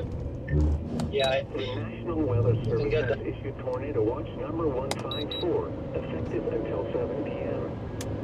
This watch includes the following counties in Missouri: Boone, Callaway, Cole, Cooper, Howard, Montauk, and Osage. Remember, a tornado watch means the conditions are favorable for the development Looks like of an, severe what the heck's the word? Rotation. Yeah, that's the word. Rotation's picking up, guys. So if you're in Fulton or west of Fulton, you probably need to start paying a little bit more attention to this, if you're not already. For later statements and possible warnings. Stay tuned to our weather radio, commercial radio, and television outlets, or internet sources for the latest severe weather information. Repeating, tornado watch. self-firing in its inflow to the north here. 7 p.m. for the following counties in Missouri: Boone, Callaway, Cole, Cooper, Howard, Montauk, and Osage. The National Weather Service in St. Louis has issued a tornado warning for northwestern Callaway County until 2:15 p.m. At 1:31 p.m., a severe thunderstorm capable of producing a tornado was located over New Bloomfield, or 6 miles north of Holt Summit, moving northeast at 40 miles per hour. Expected hazards include tornado. This is a radar-indicated threat. The following impacts are expected. Right, I'm behind you. Flying debris will be dangerous to those caught without shelter. Mobile homes will be damaged or destroyed. Can't get a view through the damn trees. Come on. Somebody needs to plant these trees a little better next time. Good God. Locations impacted include Fulton, Holt Summit, Avos, New Bloomfield, Lake Mickey Town, Hospital back in service. Harrison, Patton, and Guthrie. This includes Interstate 70 in Missouri between exits 137 and 148. Move to an interior room on the lowest floor of a well-built building away from windows. If you are outdoors, in a mobile home, or in a vehicle, move to the closest substantial shelter and protect yourself. Alright, we're going up 54 right now, almost to Fulton. I'm going to try to stop at the next high spot. North-central Cole County. The storm once prompted the warning has weakened below severe limits and has exited the warned area. Therefore, the warning has been canceled. A tornado watch remains in effect. The airport? Yeah, I kind of figured. For a portion of central Missouri. Kind of where I'm going, sort of. Dead end in Mocaine Road, Callaway, Medic 6, Fulton Fire personnel testing 100 King Street, dead end, Hall Street, showing dead end in Mocaine Road, Callaway, clear 1336.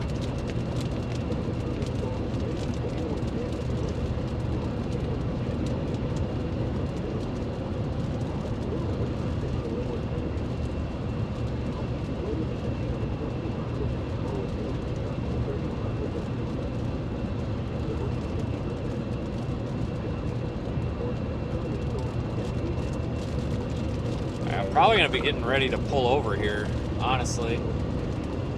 as soon as we get a break in these trees. Looks like the rotation crapped out, but that could just be because we're in a bad spot for radar. It's working well. We're going to hold. We're trying to stay in that position on the Kugel. We're going to give a tornado a minute to pass. Please hold when we're done.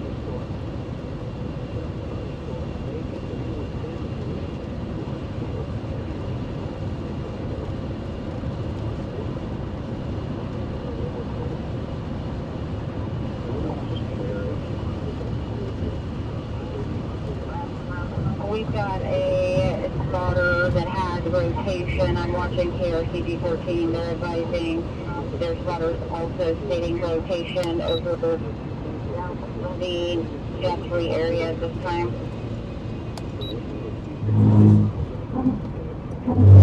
Checking to make sure there wasn't any confirmed touchdowns. Thank you.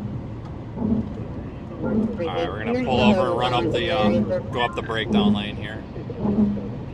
See if I can find a spot. Are the sirens still sounding in your area? Shut off after the first round. This'll work. Great. It's just, I don't really see that lowering anymore, do you guys? There is kind of remnants of a wall cloud back there. There is something direct behind if you go look directly behind us, but I don't know if that's the old one or what. Yeah, I was noticing that. It was forming in my rear view. Maybe the wall cloud, because it's taking on that merger right now. On that merger.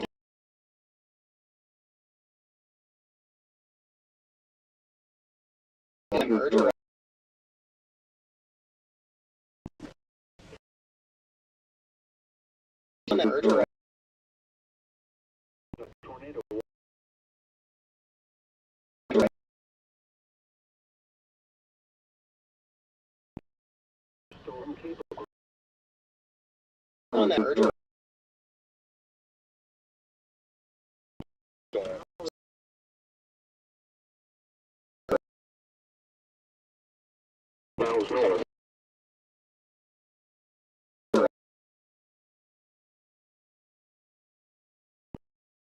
Expected half.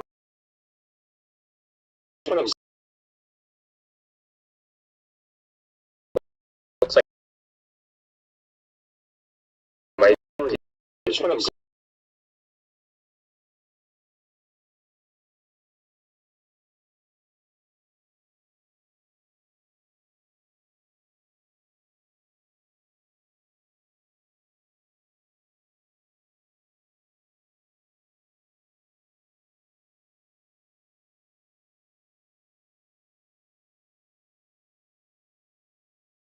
looks like they're just one of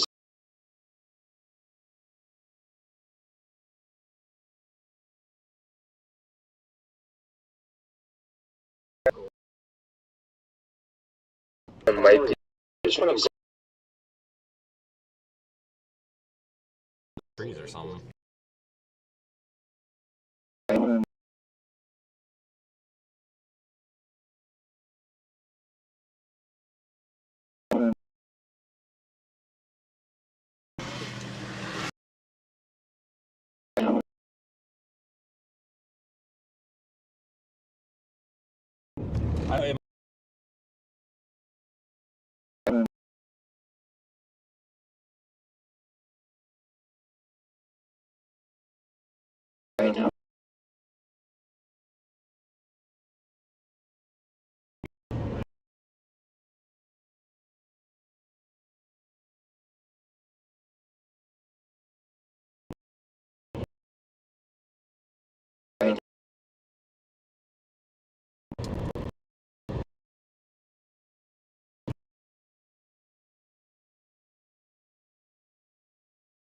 Yeah, based on radar, look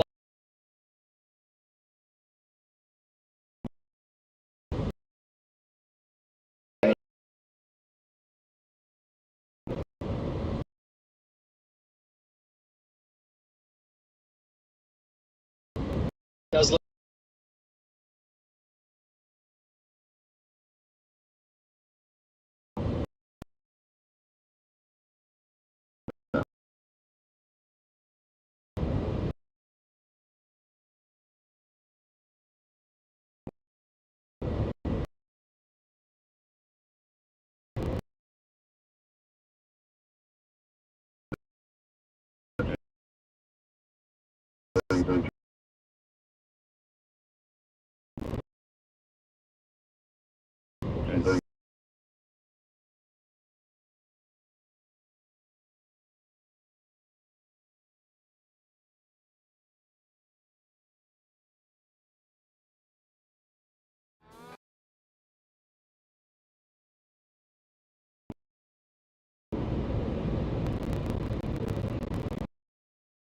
No, I guess we just keep going north up 54 until Kingdom City, I guess. I don't see anything back there.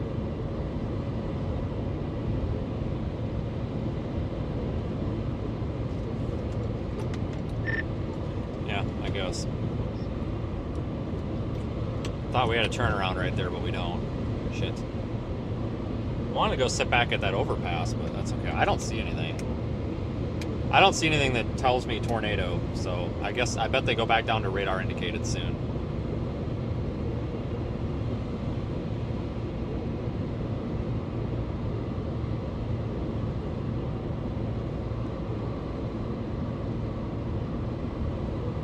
I'm not going to deploy a camera right now, guys, because I don't really have any confidence that this is going to produce a tornado right now. It would just kind of be a waste of a camera that we might need later. I really don't think this is going to do much. And it's possible we might need them I think later. the tornado around right now.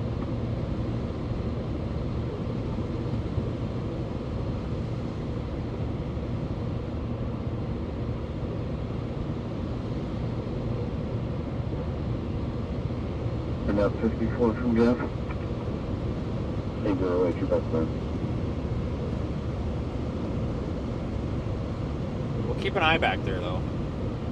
We're gonna get stuck in the precipitation here, though, so we're really gonna kind of be fighting for a view for a few minutes. We'll go up to Kingdom City. It's only about 5 minutes north of here, and then we'll have the interstate if we need to move around.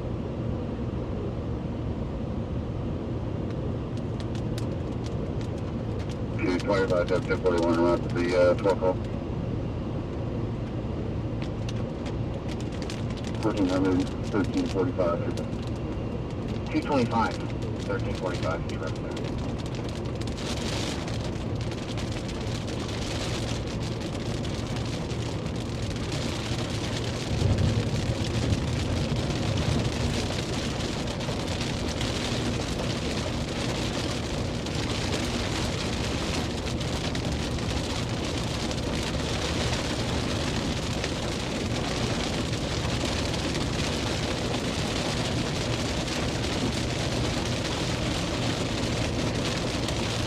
Alright, good thing we put the rain axe on the windshield.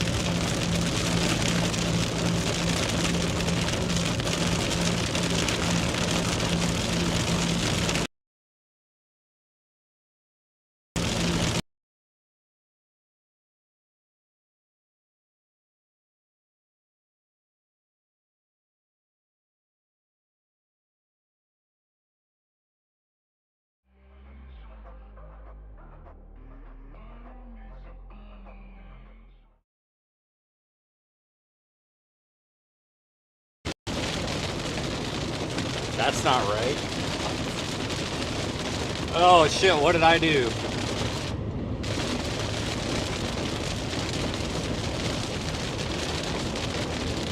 What did I do? Hang on. I don't even know what camera I'm on right now. Hang on, something's not right. Oh, that's the windshield, isn't it? There we go. Alright.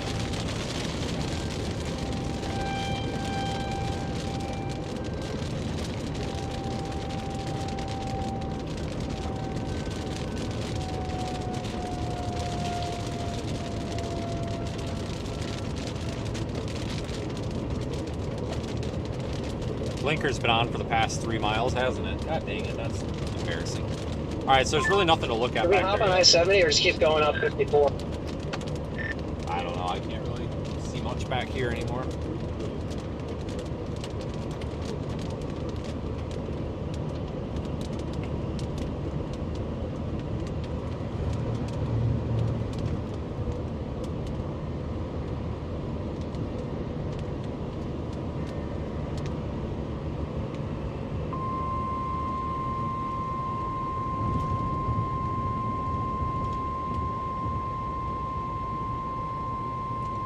Tornado watch number 154 remains in effect until 7 p.m. and now includes the following county: Audrain, Missouri.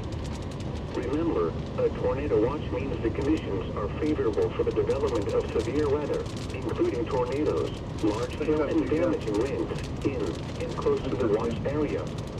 While severe weather may not be imminent, personnel should remain alert for rapidly changing weather conditions and listen for later statements and possible warnings. Stay tuned to our weather radio, commercial radio, television outlets, or internet sources for the latest severe weather information.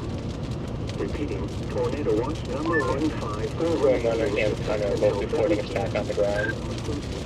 Who?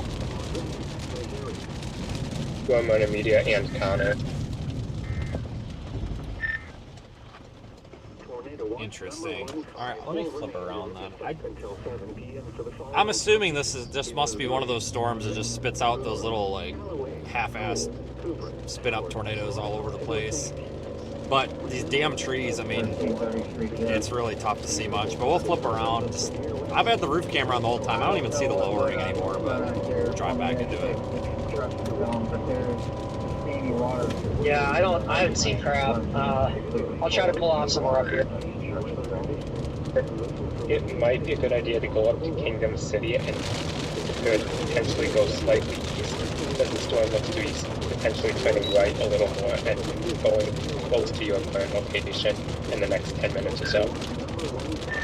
That was going to be my next question, was what direction is this damn thing going up? Because there is that county road. 139 miles under, 138 to 139, but there's a very substantial amount of water in the floodplain. There's a county road that goes northeast out of Fulton, but it kind of looks like crap. Yeah, I would suggest just going up to I-70 and going east a little bit. Okay, I'm at I-70. I'm going to do exactly that. Another giant pool of water. How fast is this thing moving? Current storm track has it moving northeast at 40 miles per hour, or 0. All right. I'll kind of stick with it. I don't think it's going to outrun us too fast here.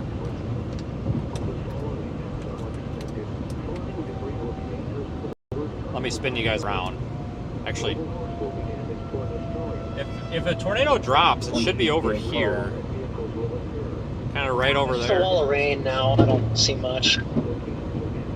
Well, I just missed that. Lightning just hit that tree over there. That would have been amazing.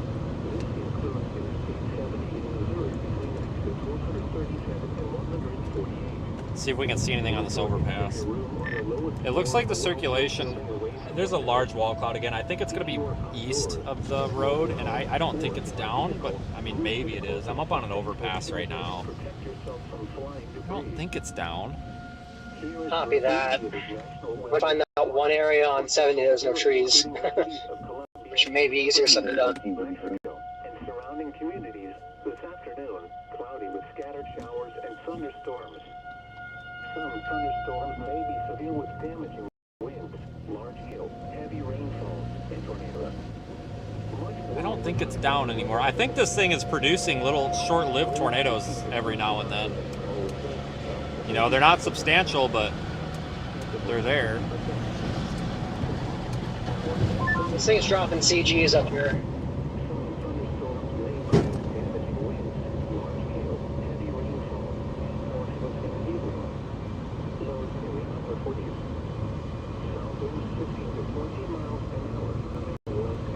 That's wrong. You're reporting that it is now a rain raft.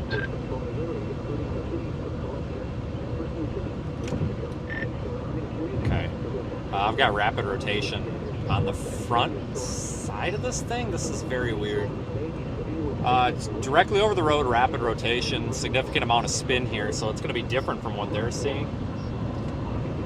I don't know what's going on here. This is weird, unless this is something coming on like the front here, but this might not be where it looks like it is on radar.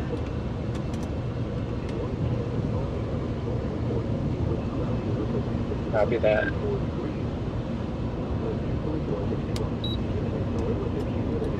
I believe I may be about to drive into it. There's a rain. Stand by.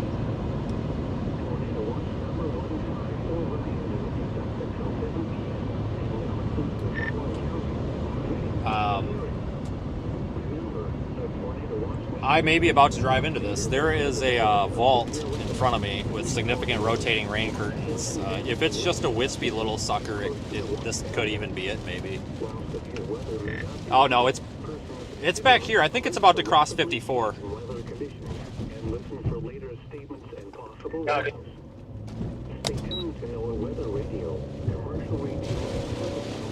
Jeff, give any update on the location of the tornado heading in?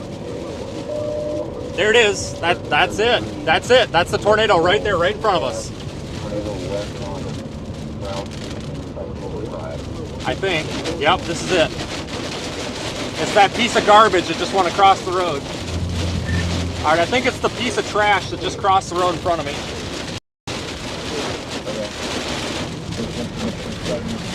Oh, they're on a tree branch. I think that might have been it. What a piece of junk. Man, what a piece of junk.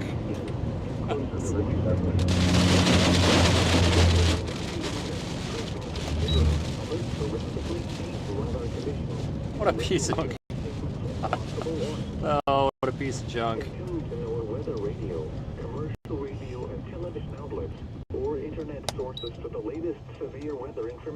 All right, come on, guys. Tornado watch number 154 remains in p.m. for the following counties in Missouri: Audrain, Boone, Callaway, Cole, Cooper, Howard, Montauk, and Osage.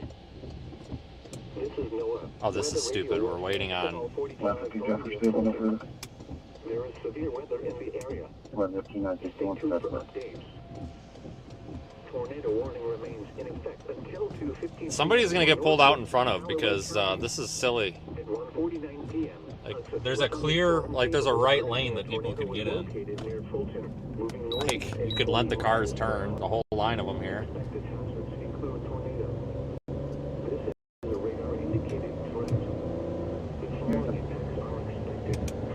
I'll get you spun around.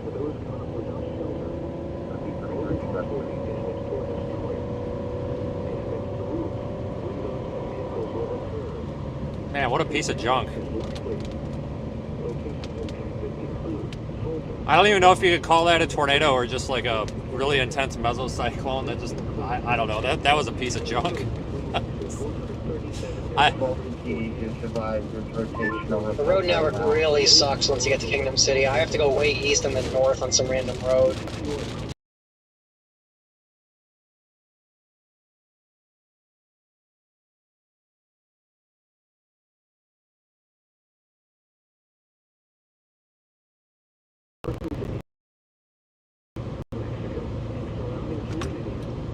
Alright, so that was the world's shittiest tornado I've ever seen.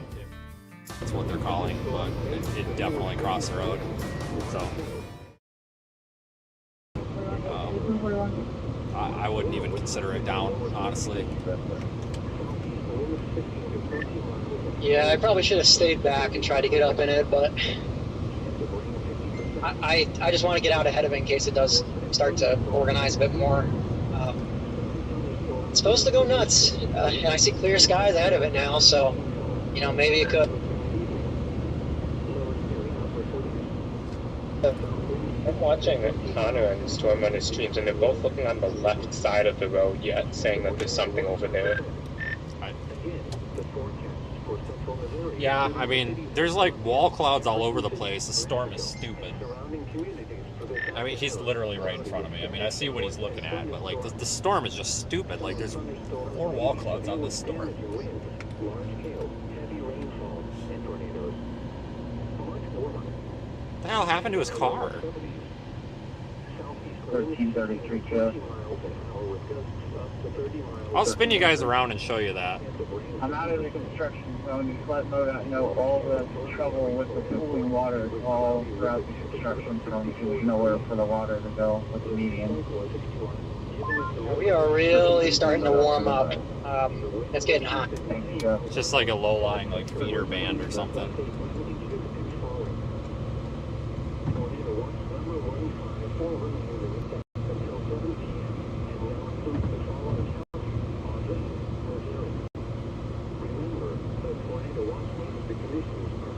Yeah, I don't know. This storm is having an identity crisis.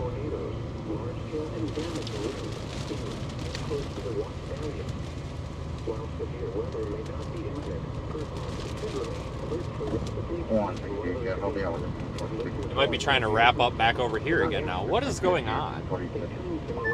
Yeah, it's so far from the radar side, it's hard to see where the rotation would even be or if it's even displaced, and it could be somewhere completely different. It's so hard to tell. There's like 3 spots on this storm right now that are trying to rotate, and I don't know which one is. This makes like no sense to me. There's literally 3 distinct focal points of rotation on this storm right now. There's one due east, there's one right in front of me, and there's one back off to my left, which is west. I honestly am not comprehending how this even makes sense right now.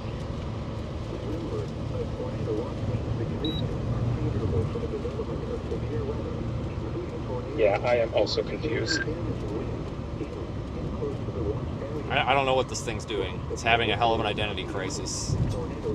Alright, I'm off of 70. I'm on some random county road. It could be trying to come down over there in the trees too. Like what? Like over here. I don't know, guys. I think what we have is a relatively weak storm and just a lot of shear and a lot of like surface vorticity. It's just kind of trying to spin all over the place. I wouldn't expect any of these to produce strong tornadoes though, unless something changes, because the radar indicated rotation is pretty pathetic. Man, sure would be nice if MZZU radar site was online. With that, why is this guy riding right here? And with that said, we don't really have much storm level support. But a lot of this is kind of, a lot of these spin ups, like it's almost like they're driven by like terrain interactions here. But tornado warning is still here.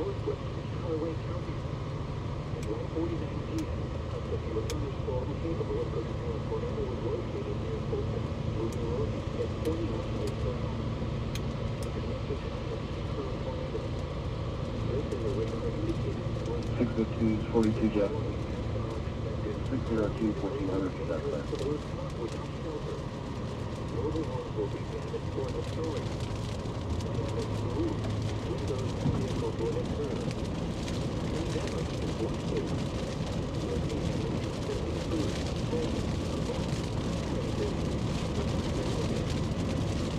Yeah, I got the windshield fixed if you couldn't tell.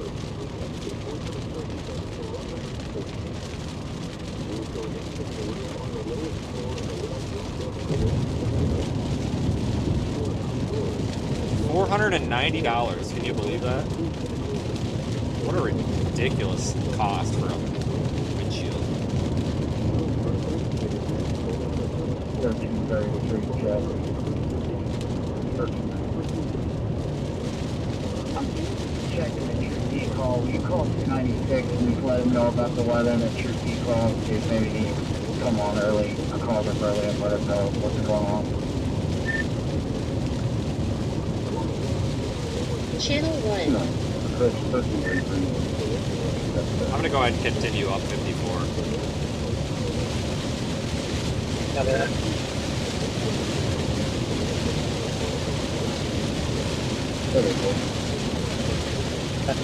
My route has me coming through Avos or whatever town that is on 54. I'm currently southeast of there, but I'm going to get on this east-west road towards there, and then I'll be on 54. Yeah.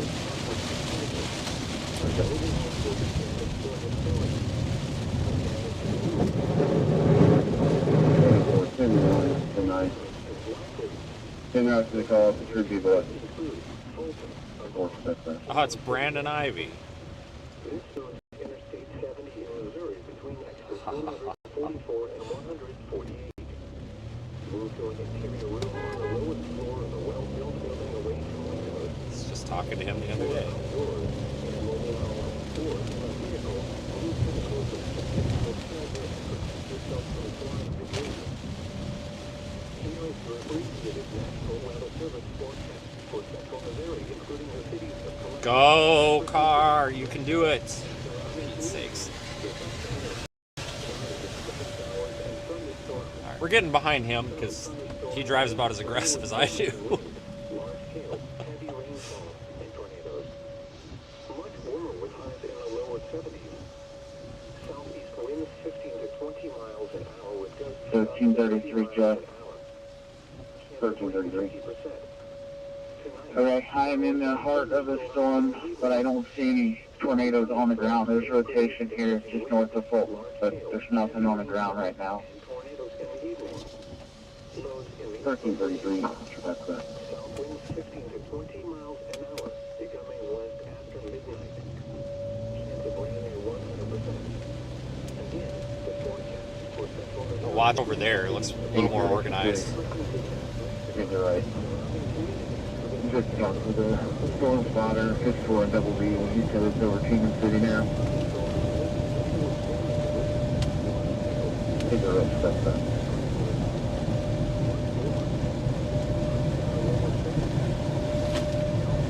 1333, Jeff, I'm here in Kingdom City. I'll let you know if there's anything touch the ground.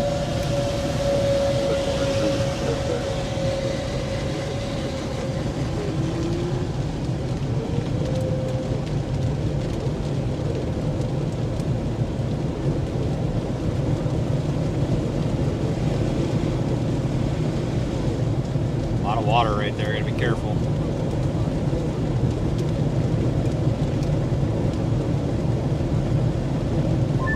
Dude, how's mesoanalysis looking for this stuff? I'm looking right now. I was actually just looking at that a couple of seconds ago, so I'll get back to you. Here's our base over there. We're looking at it from the west. Normally we're on the east side, but we're looking at it kind of backwards today because we're in the rain. I gotta get around to some car that was doing half the speed limit and is now flying.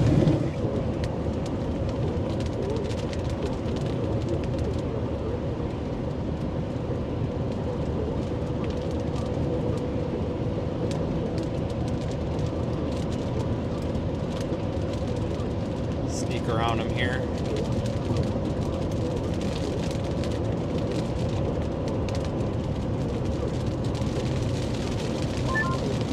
It's really hard to tell because I don't know if mesoanalysis is perfectly up to date. I don't know if it's right on the boundary or if it's just north of it. It's hard to tell.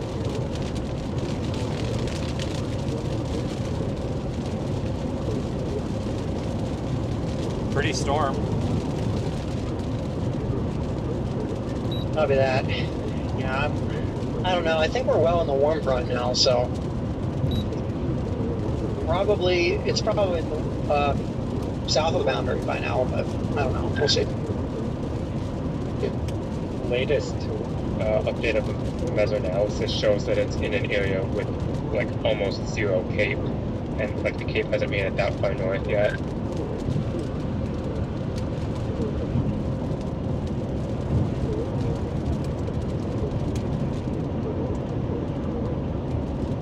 Not anything too spectacular, but it's kind of pretty.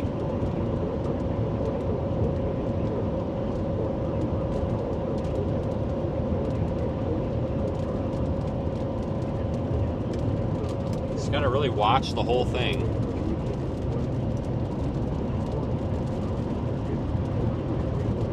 Could wrap up anywhere, honestly. I'm trying to get a little bit north because we don't really have an east road, so. Trying to get a little bit ahead of it here so we've got time to position. These roads suck.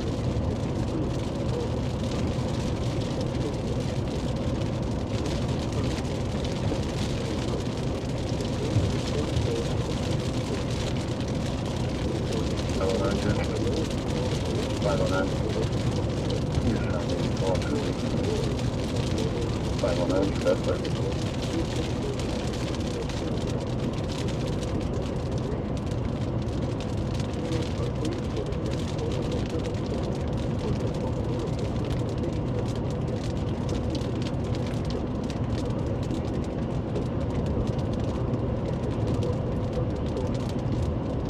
Oh, what do you think, guys?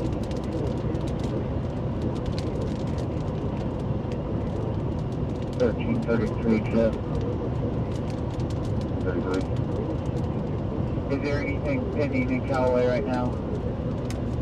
Negative. Alright, I'm gonna head north for the call out feed.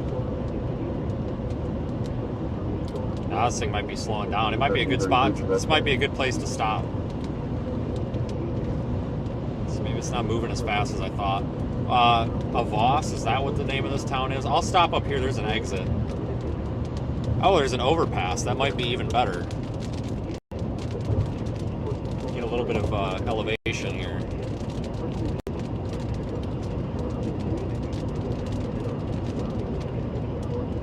Alright, there's an east-west road that goes out of Avos, or however you pronounce that.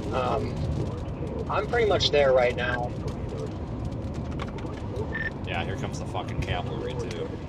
But this thing is like slowing down, so I think we're just lacking in stability. I don't know if it's gonna find any or not, but I mean, I can't see much, but it could be reorganizing again. If you come up here on this like overpass or whatever, where it crosses over the highway, there's plenty of spots to look.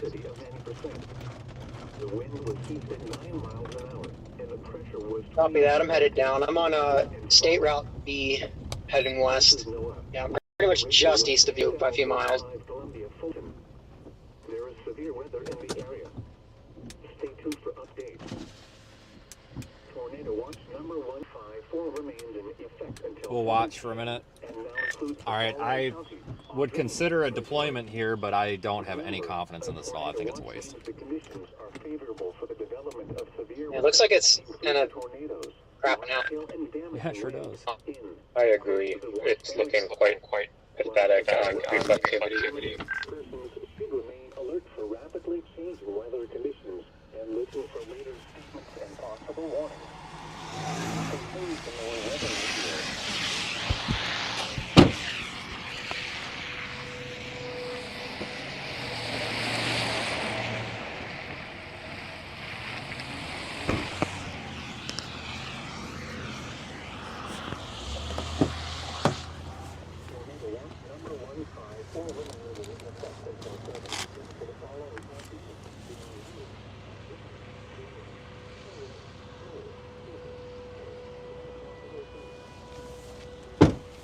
Hey. Oh, it's nice to see you out here, dude. Yeah, I just wanted to say, come over and say, hey, I'm with our first group. This is our first day out. Is it? Yeah. Any other souths to southwest, or is this? Yeah, it's been is this it? freezing for like 2 hours. We weren't on it earlier when it did. This is something the like only before cell, noon, but, unless you go all the way back to like Oklahoma, where the line is. Got the van running, you're all set? Oh my god. Okay, well, I guess I gotta stick with this one. I don't think, whatever. At least it was something. Yeah. We were almost the heroes of the day. Everybody back in Oklahoma or whatever, we could have had this. Did you chase yesterday? We're in Wichita getting the first group in and stuff, so Yeah. I'm going to run back with them, but I just wanted to say, hey, real quick. Yeah, good to see you, Good man. luck this season. Yeah, We'll you see too. somewhere else down there. Yeah, I hope so. If you ever need any help, just holler. Yeah, same. Seriously.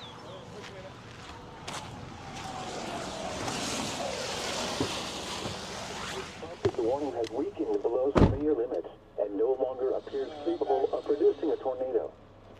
Therefore, the warning will be allowed to expire. A tornado watch remains in effect until 7 p.m. for a portion of central Missouri. The airport with cloudy with a Columbia regional airport with cloudy with a... Can you let me know? If any YouTube streams Can you let me know?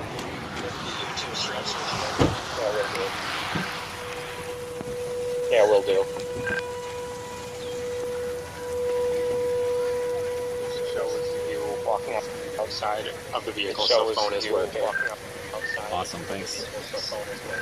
Alright guys, so here's the base of our storm right here. Alright guys, so here's You probably have an echo here. Probably have an echo here. There. So here's the base of our storm. Oh no, we're getting frick. I don't want to deal with the rain. I've got the hatch open, it works pretty well.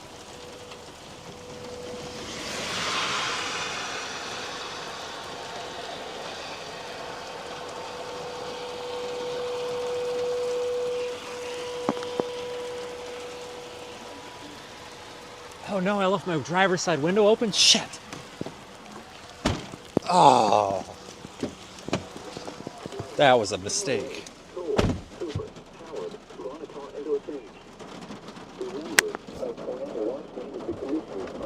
That was a mistake.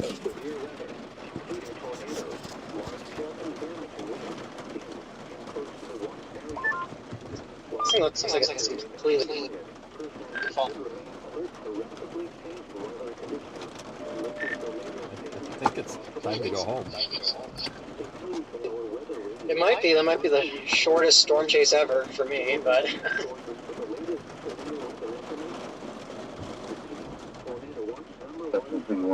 It's still not a wall cloud, you know, it's a little baby wall cloud.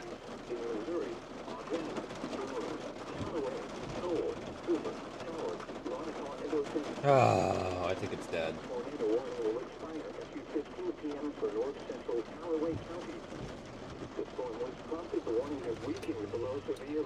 Well, I think I'm going somewhere else. I'm done with this piece of junk.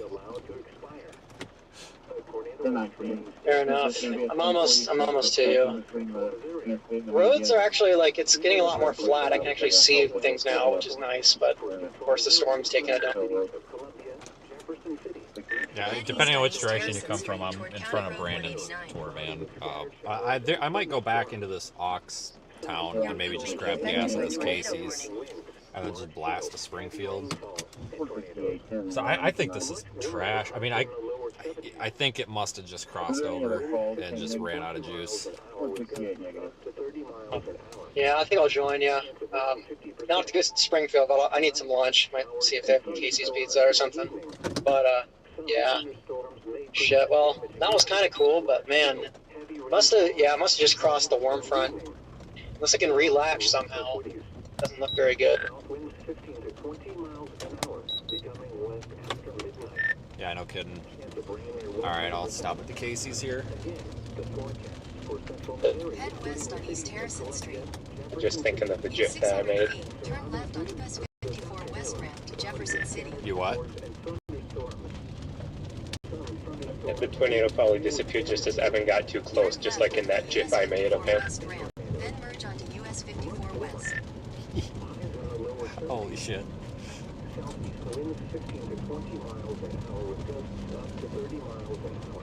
Head west on East Harrison Street. That was trash. Turn left toward Doris Lane. What a piece of crap. Like, seriously. Don't get me wrong, I'm thrilled to be out here, but that storm was a piece of shit. 1,000 feet. Turn right onto the US 54 West Ramp to Jefferson City. Wow, that was trash. That was the worst one of the year. Turn left onto Judy Lane, then turn left. Head west on East Harrison Street. God dang. Street. Really got screwed on that one. 1,000 feet. Turn left onto South Main Street, Old US Highway 54. Remember, a tornado watch means the conditions are favorable for the development of severe weather, including tornadoes, large hail, and damaging winds in and close to the watch area. Head west toward East Harrison Street. Alright, I'm here. Yeah, unless this storm to the east here takes off, it's pretty much done. This completely falling apart. Alright, how far away are you? I'm just at the overpass right now. Where are you at?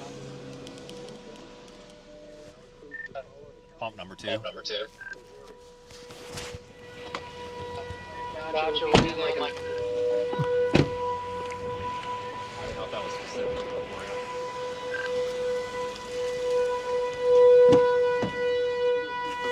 Oh no, it's all good. It's all good.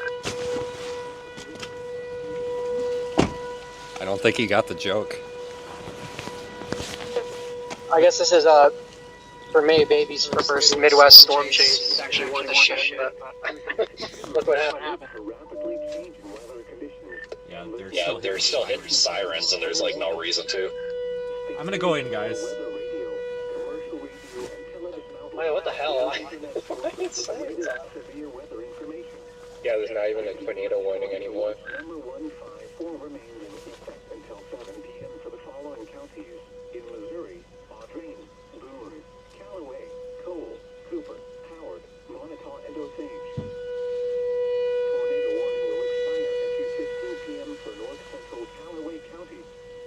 The storm which prompted the warning has weakened below severe limit and no longer appears capable of producing a tornado.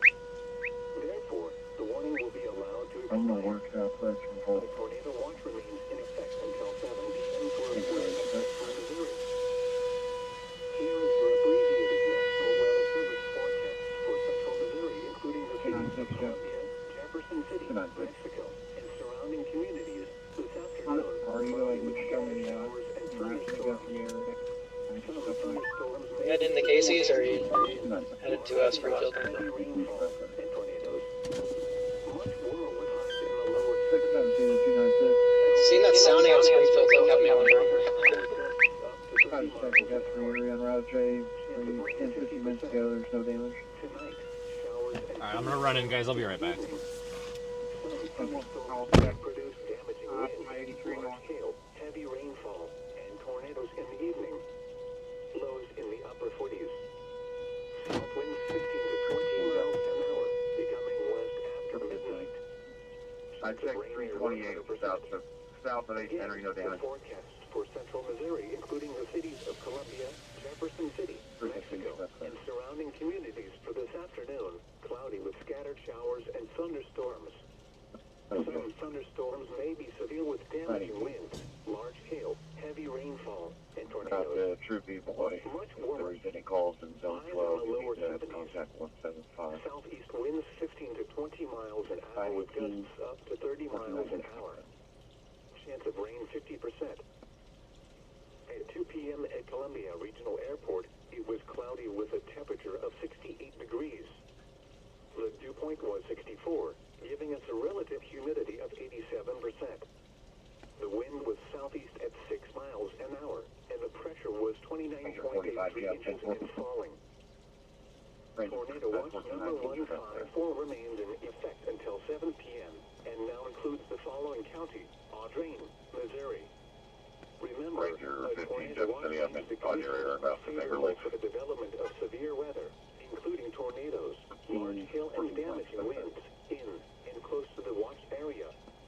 While severe weather may not be imminent, persons should remain alert for rapidly changing weather conditions and listen for later statements and possible warnings. Stay tuned to NOAA Weather Radio, commercial radio and television outlets, or internet sources for the latest severe weather information. Repeating, Tornado Watch number 154 remains in effect until 7 p.m. and now includes the following county: Audrain, Missouri. Tornado Watch number 154 remains in effect until 7 p.m. for the following counties: in Missouri, Audrain, Boone, Callaway, Cole, Cooper, Howard, Montauk, and Osage. Remember, a tornado watch means the conditions are favorable for the development of severe weather, including tornadoes, large hail, and damaging winds in and close to the watched area. While severe weather may not be imminent, persons should remain alert for rapidly changing weather conditions and listen for later statements and possible warnings. 900, Carl. Stay tuned to NOAA Weather Radio, commercial radio and television outlets, or internet sources for the latest severe weather information. Repeating, Tornado Watch number 154 remains in effect until 7 p.m. for the following counties: in Missouri, Audrain, Boone, Callaway, Cole, Cooper, Howard, Montauk, and Osage. This is NOAA Weather Radio WXL 45 Fulton, Missouri, broadcasting on 162.400 megahertz. This program originates from the National Weather Service Forecast Office in St. Louis, Missouri, and serves parts of central Missouri, including Jefferson City and Columbia.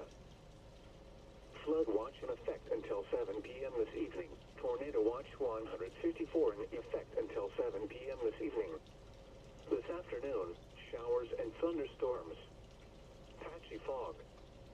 Some thunderstorms may be severe with damaging winds, large hail, heavy rainfall, and tornadoes. Not as cool. Near steady temperature in the upper 60s. Southeast winds 15 to 20 miles per hour with gusts up to 35 miles per hour. en route to the Rolls County Call for 205. Tonight, 88, showers and 42, thunderstorms in the evening. Some thunderstorms may produce damaging winds, Hey, Jeff, you know large what's hail, going on heavy already off of up rainfall, there. and tornadoes in the evening. Less humid with lows in the upper 40s. Southwest winds 15 to 20 miles per hour, becoming west 10 to 15 miles per hour after midnight. Gusts up to 35 miles per hour. 88, your best man. Chance of rain near 100%. Monday, partly sunny in the morning, then clearing. Highs in the upper 60s. West winds 10 to 15 miles per hour with gusts up to 25 miles per hour. Monday night, mostly clear. Lows around 50. South winds around 5 miles per hour. Tuesday, mostly sunny. Not as cool, highs in the upper 70s.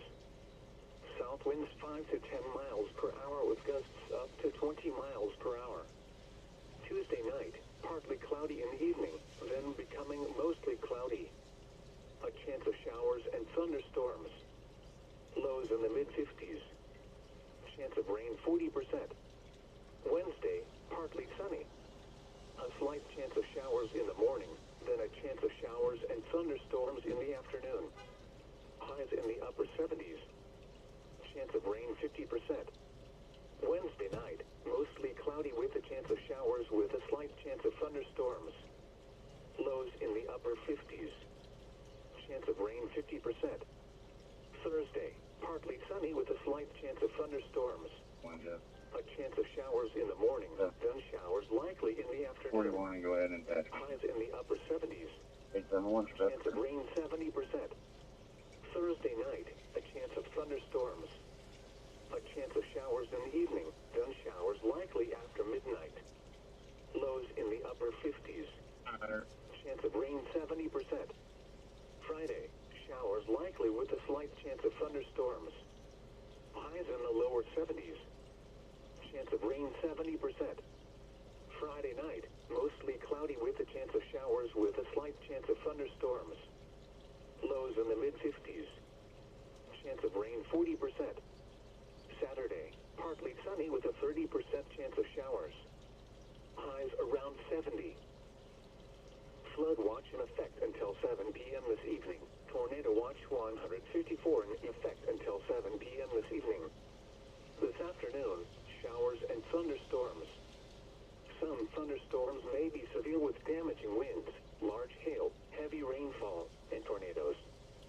Not as cool. Near steady temperature in the upper 60s. Southeast winds 15 to 20 miles per hour with gusts up to 35 miles per hour. Chance of rain near 100%. Tonight, mostly cloudy. Numerous showers and thunderstorms in the evening. This is how I would build it. Some thunderstorms may produce damaging winds, large hail, tornadoes, and heavy rainfall in the evening. Less humid with lows in the upper 40s. Several areas there have several inches of standing water, but 15 to 20 miles per hour. 40, the 143 area. Miles per hour after midnight. Gusts up to 35 miles per hour. Chance of rain 70%. Monday, partly sunny in the morning, then clearing. Highs in the upper 60s. West winds 10 to 15 miles per hour with gusts up to 25 miles per hour. Monday night, mostly clear. Lows around 50. South winds around 5 miles per hour. Tuesday, We'll get mostly yours done in sunny. the next batch because I gotta Not get as 8 cool in the second highs one. in the I upper want to get 70s. South it winds 5 to 10 miles per hour with gusts up to 20 miles per hour. Tuesday night, partly cloudy in the evening, then becoming mostly cloudy. A chance of showers and thunderstorms. Lows in the mid-50s.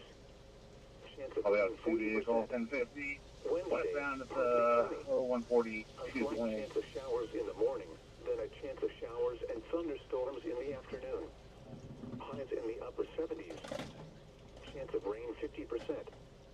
Wednesday night, mostly cloudy with a slight chance of thunderstorms. Lows in the upper 50s. Chance of rain 50%. Thursday, partly sunny with a slight chance of thunderstorms. A chance of showers in the morning, then showers likely in the afternoon. Highs in the upper 70s. Chance of rain 70%. Thursday night, a chance of thunderstorms. A chance of showers in the evening, then showers likely after midnight. Lows in the upper 50s. Chance of rain 70%. Friday, I was talking to Evan for a minute. with a slight chance of thunderstorms. Highs in the lower 70s. Chance of rain 70%. Friday night, mostly cloudy with a chance of showers with a slight chance of thunderstorms. Lows in the mid-50s. Chance of rain 40%. Saturday, partly sunny with a 30% chance of showers. Highs around 70. At 2 p.m. in Columbia, it was cloudy with a temperature of 60. Basically, in the past couple minutes, there have been two news skills that are issued. One saying that a new tornado watch will be needed within the next hour or two for eastern Missouri into like western Illinois, and the other one just saying that the tornado threat should increase as the low strengthens Turn and left the onto wind East low Harrison level jets Street. pick up as the afternoon progresses. Giving us a relative humidity of 78%. The wind was You're kidding me. The storm's just evaporated. and the pressure was 29.81 inches and falling. In a quarter mile, turn right onto the US Mainly 54 talking West about ramp the to Jefferson City. line, like way back by Oklahoma, that'll just move east over like the next couple hours. But yeah, guess we'll see. In Rolla, it was partly sunny with a temperature Oh, of 75. I get it. I'm heading for that right now. The region, it was cloudy in Kansas City We were in with a Casey's and temperature of 52. Evan's like, oh, this is my first experience in a Casey's. I'm like, sorry, man. Yeah, I don't know. Turn right onto the US 54 West ramp, then merge onto US 54 We're West. in a quick trip, that's for sure. With a temperature of 80. Influence, it was cloudy. It's not a Wawa like we have in Florida. Wawa's not. Was reported If you come up to this overpass, if you look north, there's still like a lowering, but it's like detached from it. It's kind of pretty. If you want to take your picture, that's probably where you want to take your damn picture.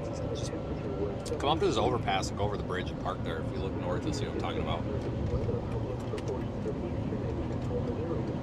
Continue on US 54 Oh yeah, I'll West head for over. 87 Just wait miles. and see if I can get some pizza. I'll be there in like 2 seconds. All right, I went south anyway, but they look pretty.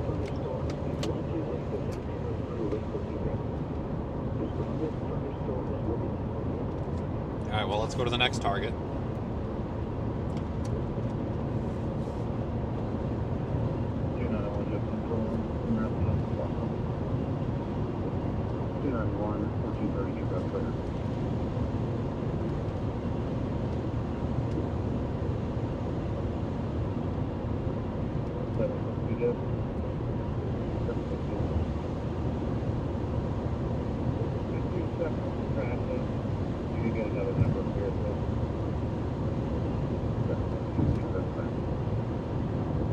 Well,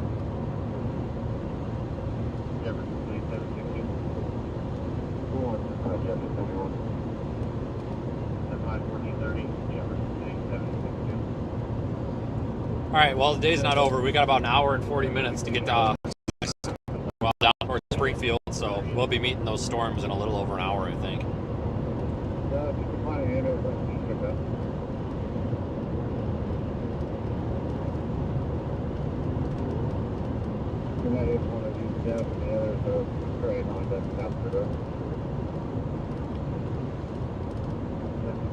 Oh, we've got the deputy that passed us in the chat. That's funny. Welcome.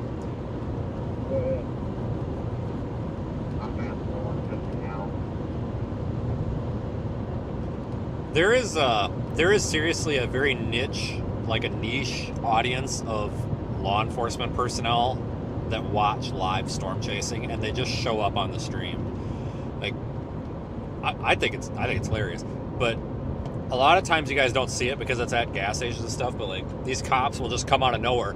I'm watching you. It's like, oh, okay. And like, they're always so excited, like, it's about to happen? No, man, it's done. Oh, damn, you know? It's like the, oh, what the hell, where were we? Somewhere down in Mississippi, his name's Jason. Super nice guy, he's a state cop down there. This was several years back, but he pulled out, I was definitely flying. It was one of those areas on I-55 going north, where it wasn't like a construction zone, but I think it was about to be, so it was slowed down to like 55, but I was still doing like 75 because I didn't realize it. And then I realized it. He had flipped around and got on my ass, and I'm just like, oh, okay, well, I'll just pull in this parking lot up here so he can write me a ticket and doesn't have to stand in the road or whatever. So, like, I pull over or whatever, and I go to, like, park, and he comes up next to me, and he's got his window down, and he's yelling at me. He's like, I got you! And I'm just like, what the fuck? And I'm like, okay, that was weird. And then he just drove away. I'm like, okay, that was weird. And then I got a Facebook message on my page a couple hours later. He's like, yeah, that was me. I was following you. I'm like, cool. And we see him every now and then from time to time. Or we had that cop pull me over. Well, where the hell were we? You guys probably remember it. Shit, where were we? Tennessee. The high risk a couple weeks ago.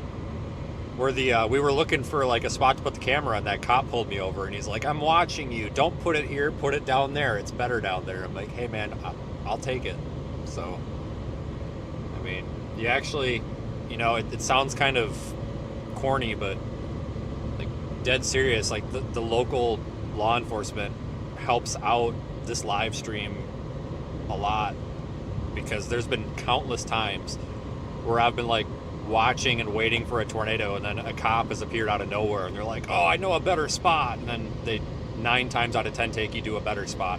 Sometimes they take you to a spot that's just total garbage, and it's like, what the hell, man? But that's funny.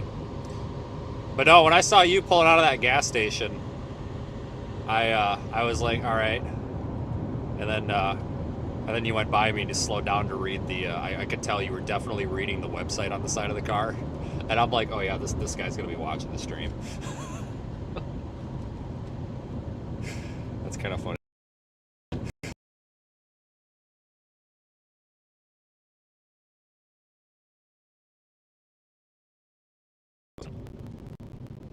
This damn camera froze again, sorry.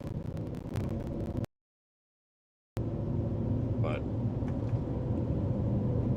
he's always handing out his patches. I gotta get some like storm chasing shoulder patches to do like trades and stuff. I got a hell of a cop story for you. For you guys. So, like, ever since the Arkansas State Police incident, and some of you guys might know where I'm going with this, because if you've ever watched YouTube, like the Arkansas State Police or Highway Patrol, whatever they are, they pretty much I mean, if you even think about running for them, like, they'll hit you with their car and like send you into the trees. And honestly, I kind of support that, because I mean, if you're gonna drive 100 miles an hour down the road and run people off the road and shit, I mean, you kind of get what's coming to you. But you don't screw around with them. But everyone I've interacted with has been like super nice. But this was it was like a tornado warning or something for Little Rock. It might have been a tornado emergency, actually. And we had Zach Hall and Frankie. What the hell's Frankie's last name? I forget Frankie's last name. We had Frankie. He was behind me. They had family in that tornado emergency, so we were hauling ass on I-40, and I mean, we were moving, coming all the way from Fort Smith to Little Rock, and pulling into this gas station. I could not go any farther without getting gas, even though we were in a hurry, you know, because they were worried about, you know, family getting killed by this and stuff. We were just trying to get there, and pull into this gas station, and I start pumping gas, and I start walking into the gas station, and this black Dodge Charger with no markings on it, a regular plate, pulls up, rolls the window down. It's obviously law enforcement. He's like, are you Vince? And I'm just like, why? And my first thought was, oh, son of a bitch, somebody called my plate. You know, somebody got pissed because we were driving fast, probably called me in as a traffic complaint. They probably ran the plate and then just happened to run across me. And I was thinking, you know, I'm like, oh shit. And then he like flips his phone around. He's like, we've been watching you since Fort Smith. And I'm just like, I went, ooh, well, that's not good. And he's like, yeah, we couldn't keep up with you guys. And I was like, who's we? And he points behind him, and there's like 5 marked vehicles that pulled in. And he's like, we've been hauling ass for the past like 3 counties, and we can't keep up with you guys. I'm like, all right, well, I'm sorry. And he's like, oh no, do what you got to do. We just wanted to meet you. And he gave me a shoulder patch and a challenge coin. And I'm like, damn, man, like I need to get some like storm chasing shoulder patch. That would be so corny, but I mean, still, it's kind of fun to trade that kind of stuff. A lot of departments can't do the whole like patch trading anymore because people are like, you know, impersonating law enforcement stuff. Like our sheriff's department at home, they used to do it. Like it was encouraged. Like the deputies and stuff would, you know, just somebody all the time. Somebody was doing something nice, changing a tire for somebody, they'd always give them a patch. And then I guess something happened where somebody got a hold of one of them and put it on a coat and literally pulled a car over and impersonated a cop with it. So that was a problem. But we used to have, like when I was on the ambulance, we used to have fire department patches and stuff that we'd trade with people. Like we had a whole stack of them in the ambulance. And we'd trade, you know, you see another department at the hospital or whatever, if, you know, they had a patch, you'd trade patches and stuff. And it was kind of fun. And, but a lot of places can't do that anymore because we live in a time where people are so stupid and they abuse everything. And, but, no, I could tell our, if you're still in the chat, I'm not looking at chat right now, but I could tell that guy, that deputy was following, or not following. I knew he was watching because he pulled up, and I could tell you were totally reading that website on the car, and I'm like, oh yeah, this guy's watching. I'll be away from Counts for a couple minutes. I'm going to go That's have funny. Easter meal with family. All right, I appreciate all the help. But no, I think that's funny. Yeah, I'll probably be back in like half hour, 45 minutes. But no, I that's one of the things I like about getting out here is like you get to meet people and talk to people. Sometimes like there's a time and a place for it, and I think most normal people know that, but like the side of the road when you're trying to take a pee on a barbed wire fence because there's nowhere else to go is not the time. But like, you know, sometimes we run into people like that on the road, or we'll have people come into the chat and be like, oh yeah, we just passed you. Sometimes they're pissed off too. They're like, oh, you were riding my ass. And it's like, oh, well, just trying not to, but it goes both ways.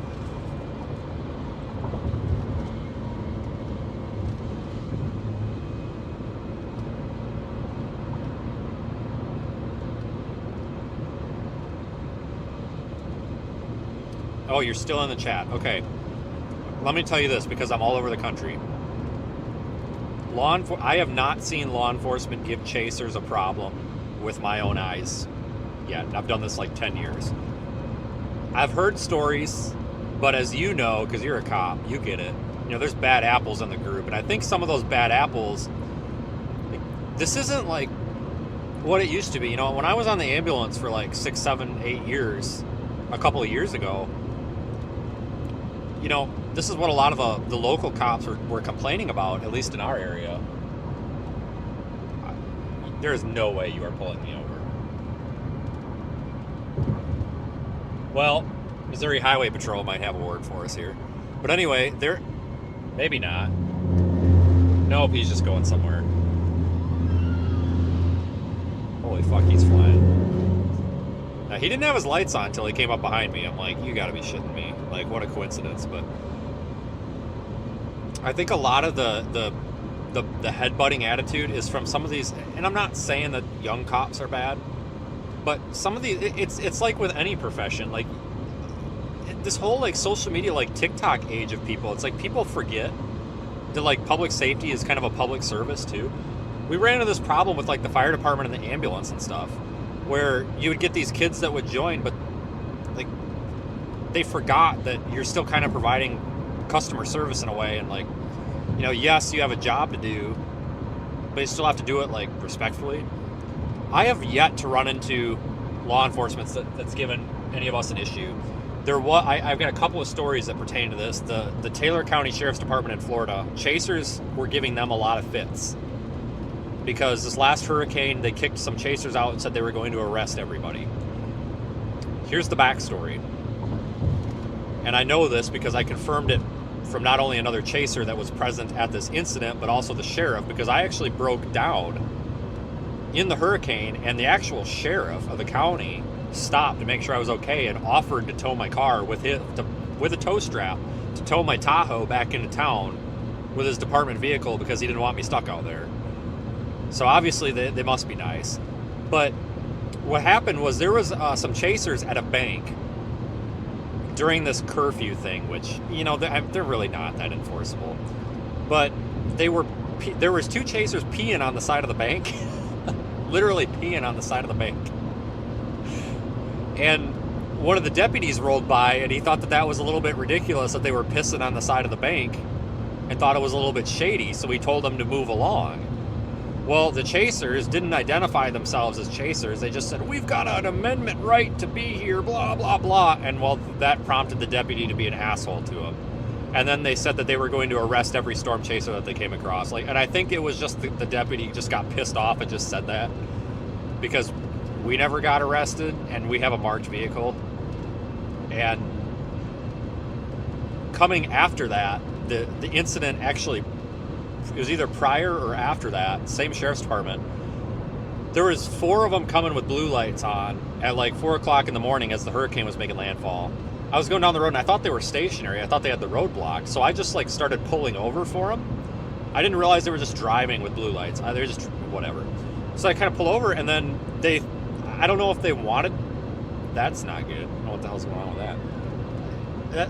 So one of them turned around and got behind me, and I actually just got out of. I'm trying to catch the line later when I get closer to St. Louis, but I actually jumped out of the truck because he didn't get out of the car right away, and I'm like, oh, maybe he thinks I'm pulling him over. I don't know, because, you know, I had all my lights on too. I thought maybe he thought I need to talk to him. So I started jumping out of the truck, and this kid looked like he couldn't have been any older than 22 or 23.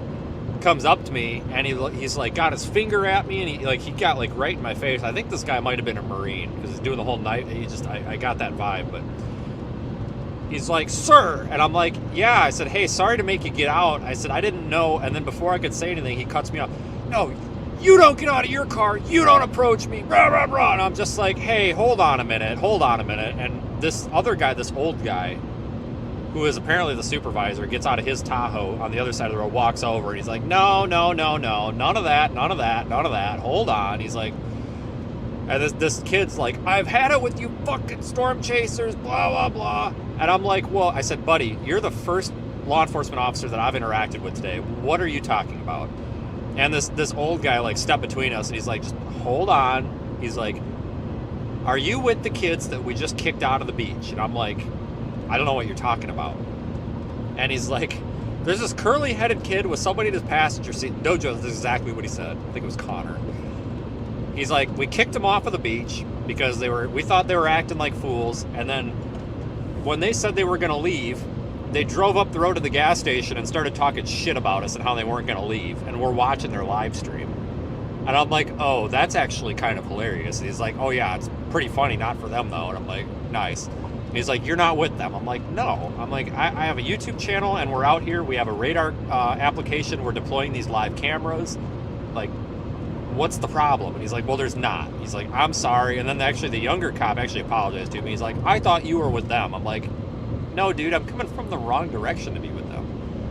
But of course, it was the young kid that was like that. The older guy was just like, "It's not a problem." The young kid's like, "Well, I need your driver's license." And the supervisor's like, no, you don't.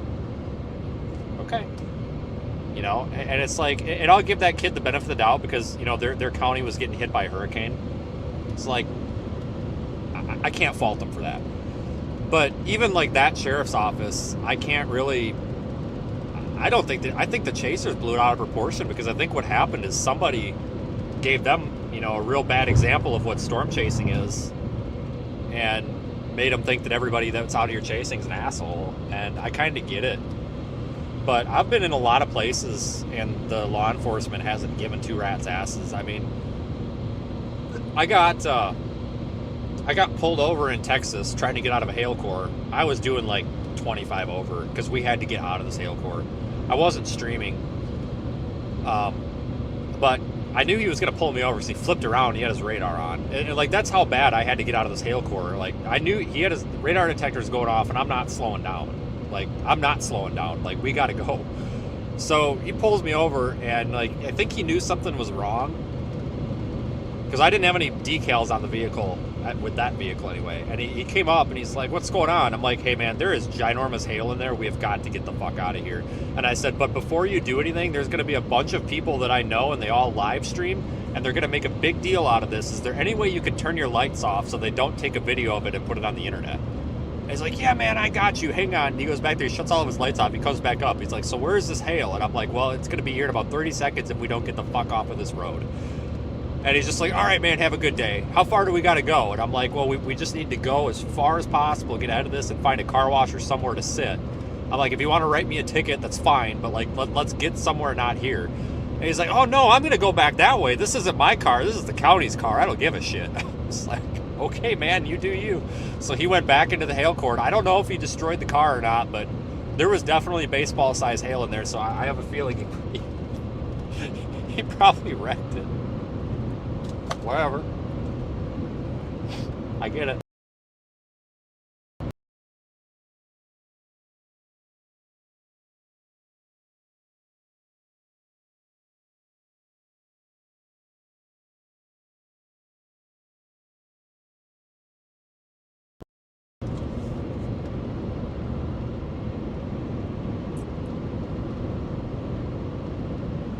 Well, thanks for joining, everybody. We're going to reposition.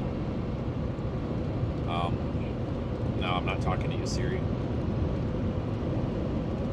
But that's kind of the thing that we talk about a lot here is like, there's a lot of really good storm chasers out there. And I know I'm kind of an ass, guys. I get it. I'm kind of a hard ass, but like, it's kind of my background too. Like, I grew up on a farm, and then like the fire department and stuff. Like, if you've ever been on a fire department, you guys know how these people cuss.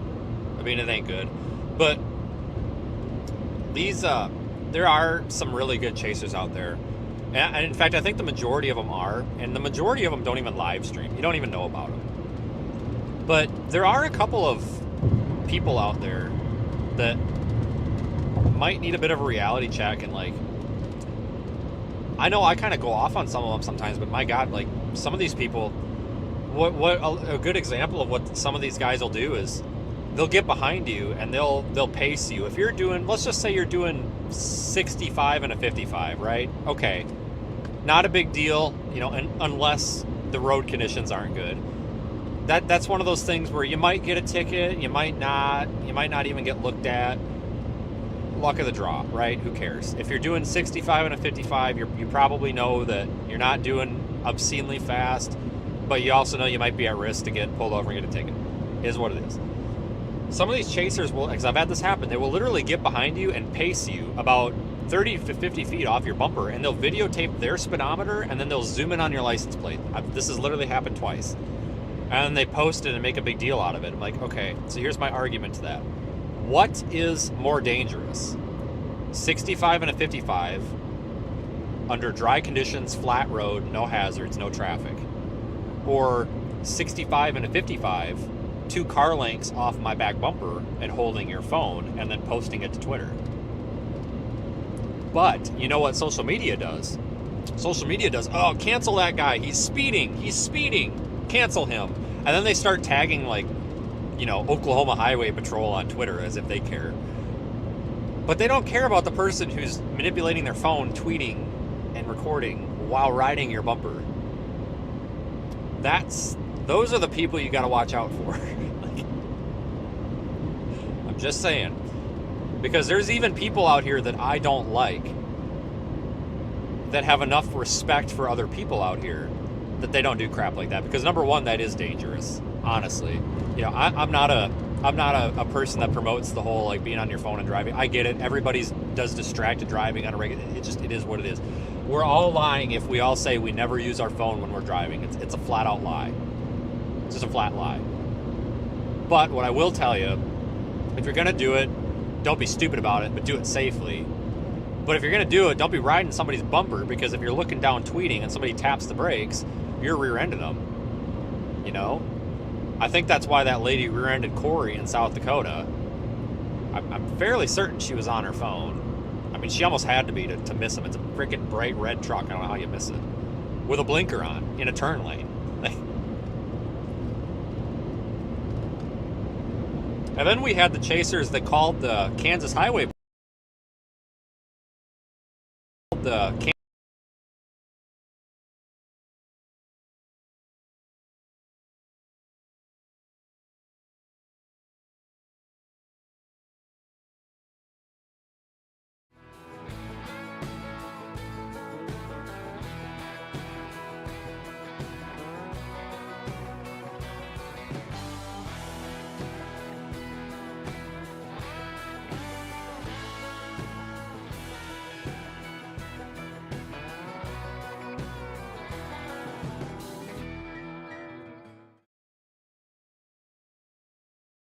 Broken. Oh no, did I break the stream? Okay, we're good now. I gotta fix that, guys. I'm sorry. But no, we had the chasers. Well, I assume they were chasers. I don't know if they were, but they called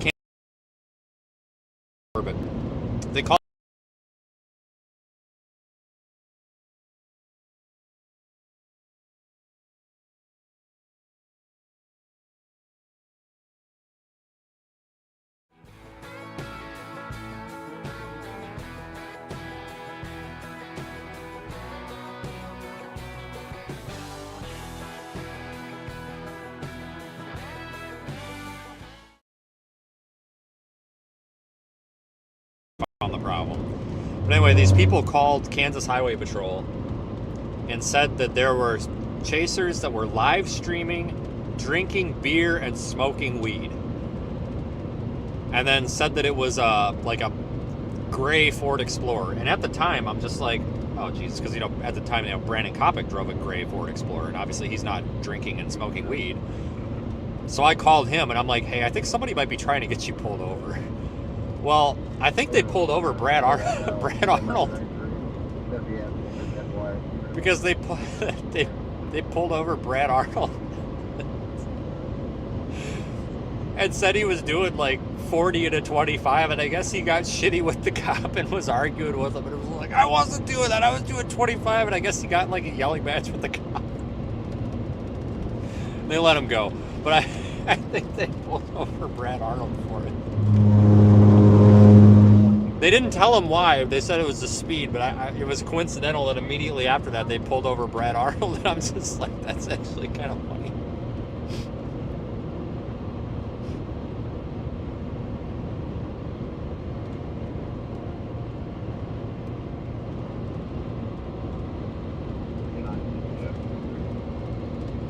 There's been like 30 cops that run it hot going north. I don't know what's going on here, guys.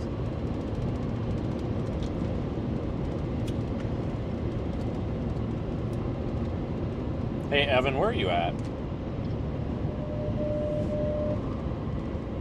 I'm on I-70 going east right now. Oh, I was just wondering. I have passed probably highway patrol running very fast in the northbound lanes over the past like 15 minutes. I just didn't know if there was something up there that you saw or what the heck was going on. Nah, there's nothing out here. It might be a little more west of me then, because I'm almost where's that? I'm almost to Montgomery City area, that kind of area. 160. I guess we could listen to the radio, find out.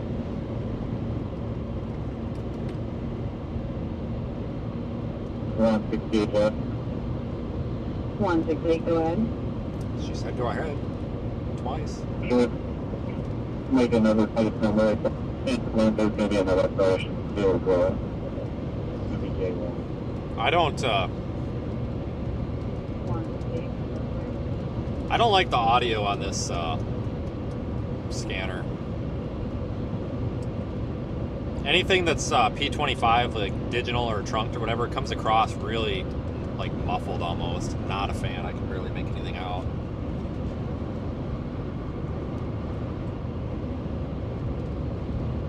But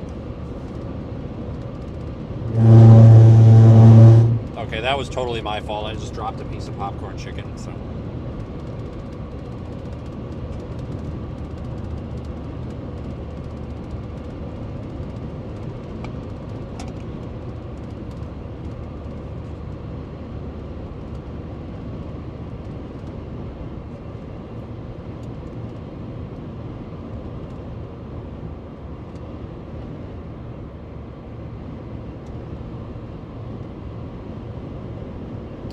Brad always gets the short end.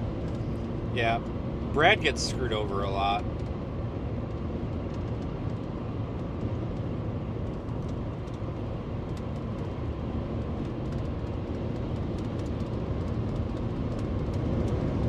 But no, I do kind of miss like my old job sometimes, because my job when I was at the ambulance that was the city service, what happened was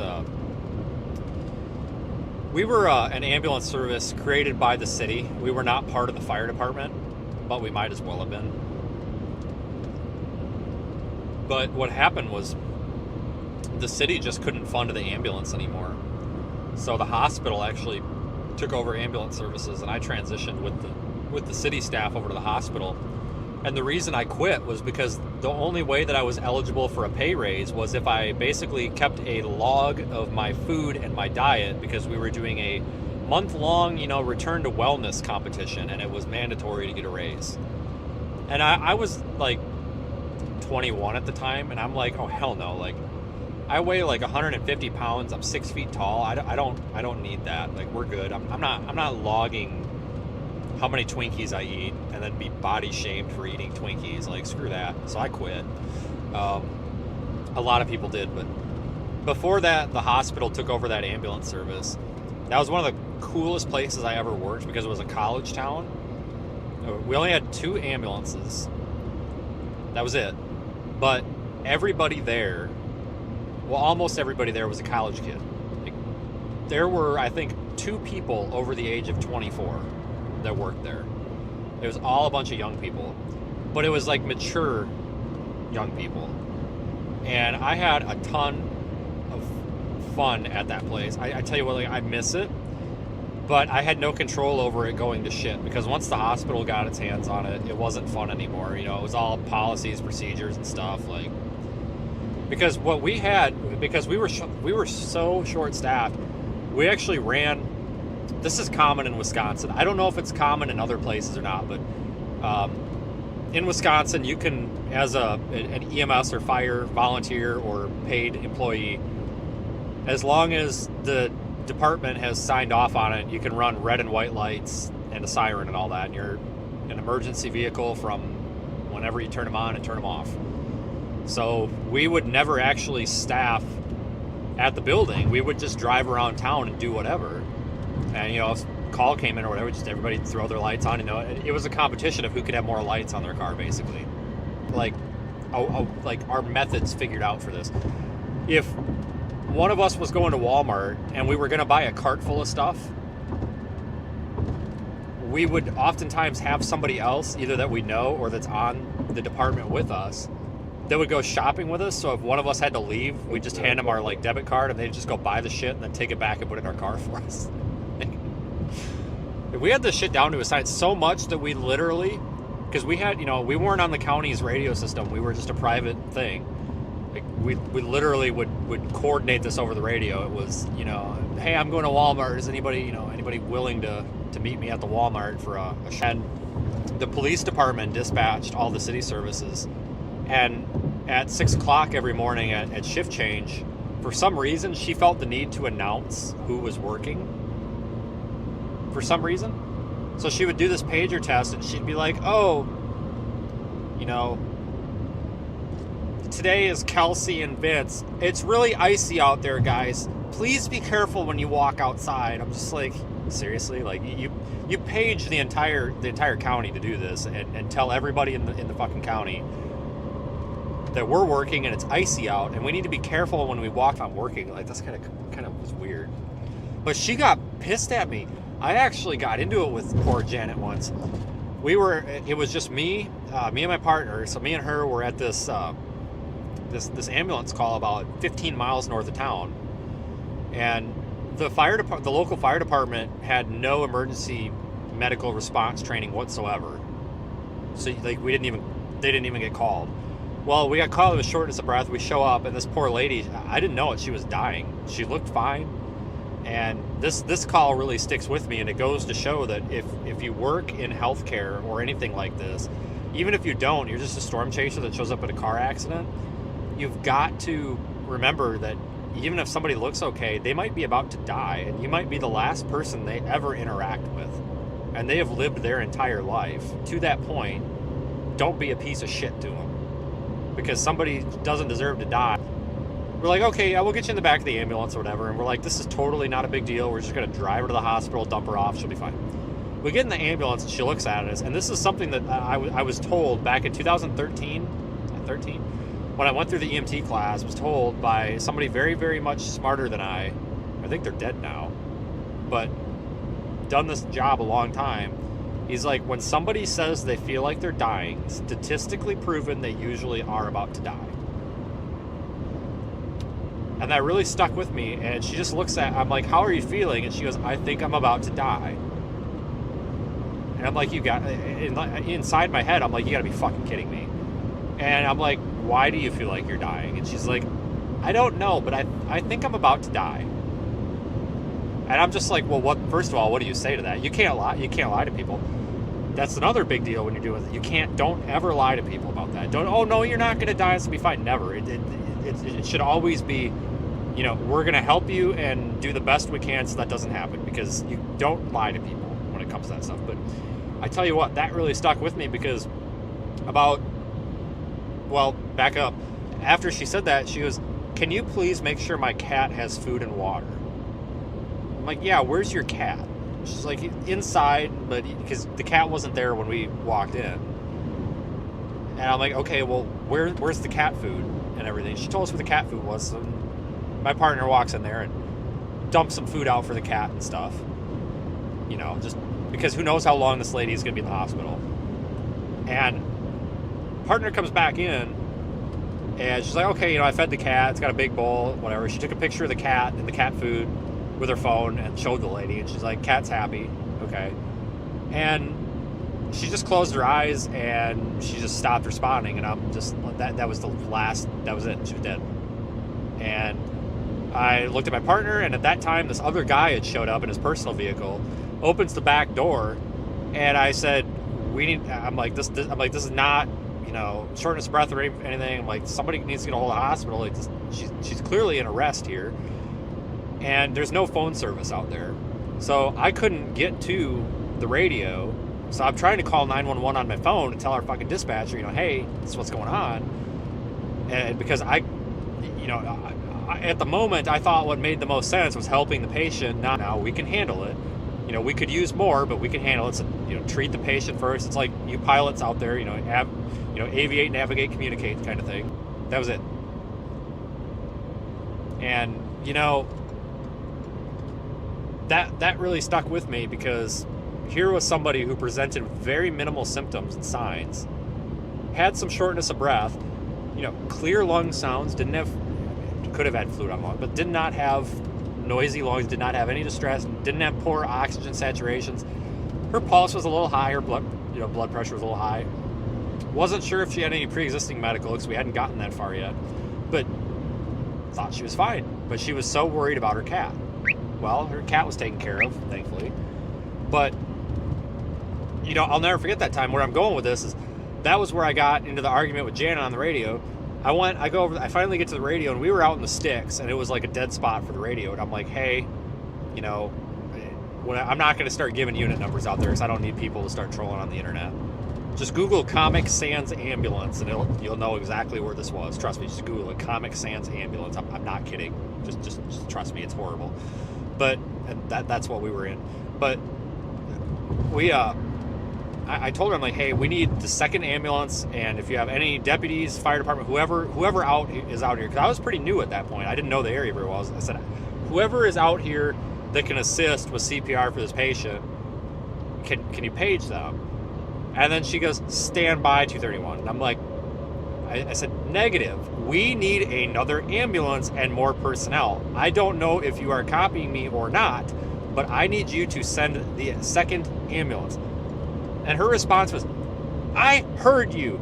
I'm getting there. We're busy. And I'm just like, well, I didn't know because she didn't respond right away. So how do I know if she heard me or not? You know what I'm saying? I didn't know if she heard me right. Whatever. So she sends the second ambulance. And I'm so pissed off. I'm bitching about her.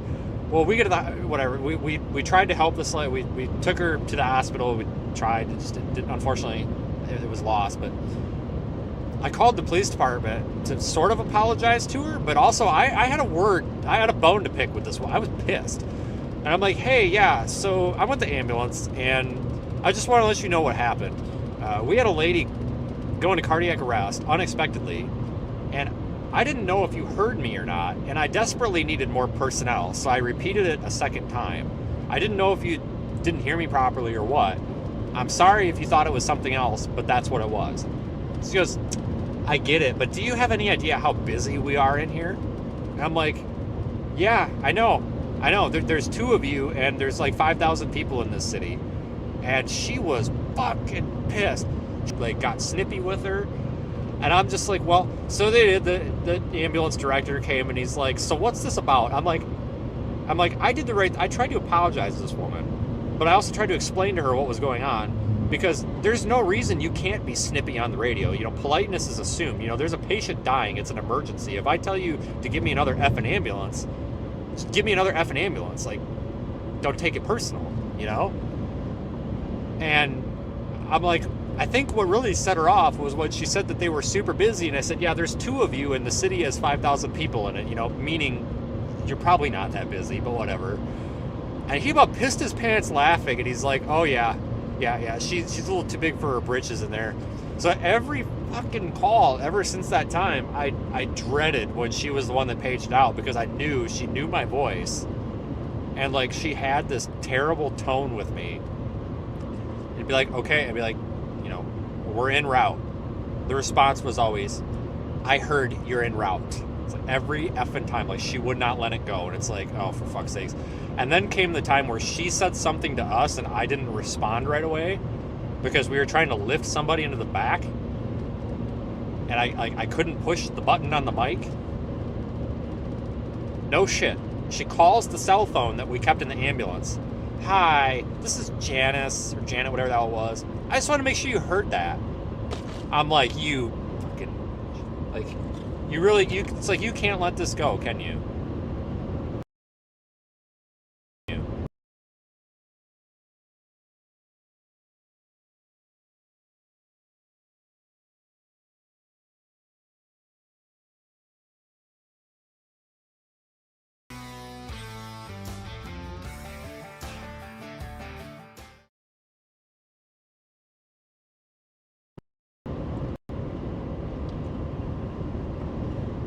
Okay, well, you didn't miss anything. Sorry that it cut out.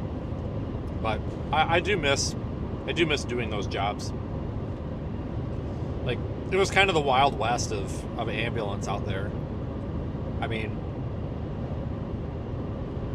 like, you know what? I can say this. It's been many years, and I don't work in that field anymore, but we literally have staff members that would be so hungover that they couldn't drink, and they'd come in at 4 o'clock in the morning, and yes, hungover at 4 o'clock in the morning, it's college town.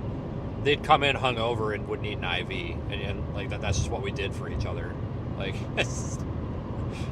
you know, I do miss it because there is a really good sense of family and camaraderie that comes along with like working in law enforcement or fire department or honestly military as well. But I don't miss I don't miss the lack of respect from admin and administration. And when I say that, I don't necessarily mean the people that are in charge of the departments. It's more so the people that like oversee them, like board members, city councilmen, stuff like that. There's a serious lack of respect for public safety. And we're transitioning to a new target area, guys, so we're just shooting the shit right now. But you guys witness this all the time. How many times do you open social media and it's all F the police, stupid cops, and you know what, guys? there's people out there. It's the same thing I say to you guys that troll social media personalities and stuff. Like, okay, sure, maybe there's a bad cop. Take it out on them. Because, you know, I don't know if you guys noticed or not, if I was on the right camera, when we were watching that wall cloud, when we were going up whatever road that was, just over by Jefferson City, north of Jefferson City, that was either a county cop or a state cop, I couldn't tell, pulled over changing a guy's tire when we went by him. I thought he was up there watching the storm, but no, he was literally sitting there changing the guy's tire for him. That's not a shitty person. They don't have to do that. The cops don't have to change your tire. He's probably changing his tire because there was a storm coming and he wanted him to get the hell out of there. You know, and another story too. I was getting gas in, was it Little Claytonville? Some town in Illinois, just over the river from St. Louis, and I pull into the Casey's and the cops were arresting a guy on a warrant over a traffic ticket. And yeah, that's petty, but it's also not the cops that make the law. You know what I'm saying? Like, if you have an issue with an arrest for a traffic ticket, you need to take that up with the people making the laws, because that is stupid. But the cop, there's two of them there, and this guy was just like anxious. He's like, I don't have a criminal to do, is come down here, credit card, debit card, whatever. We have an ATM, you know, you can post your bail, your bond, whatever the fuck. He's like, all you have to do is pay this, you know, $118 or whatever the hell it was for this ticket. He's like, that's all you have to do. He's like, this isn't, you know, criminal arrest. He's like, you missed this court date or you didn't pay it or whatever. He's like, we got to take it to the police department and all. And he's like, but my car and all this. And he's like, we'll park your car. We'll go in. We'll tell the gas station it's going to be here for a few hours.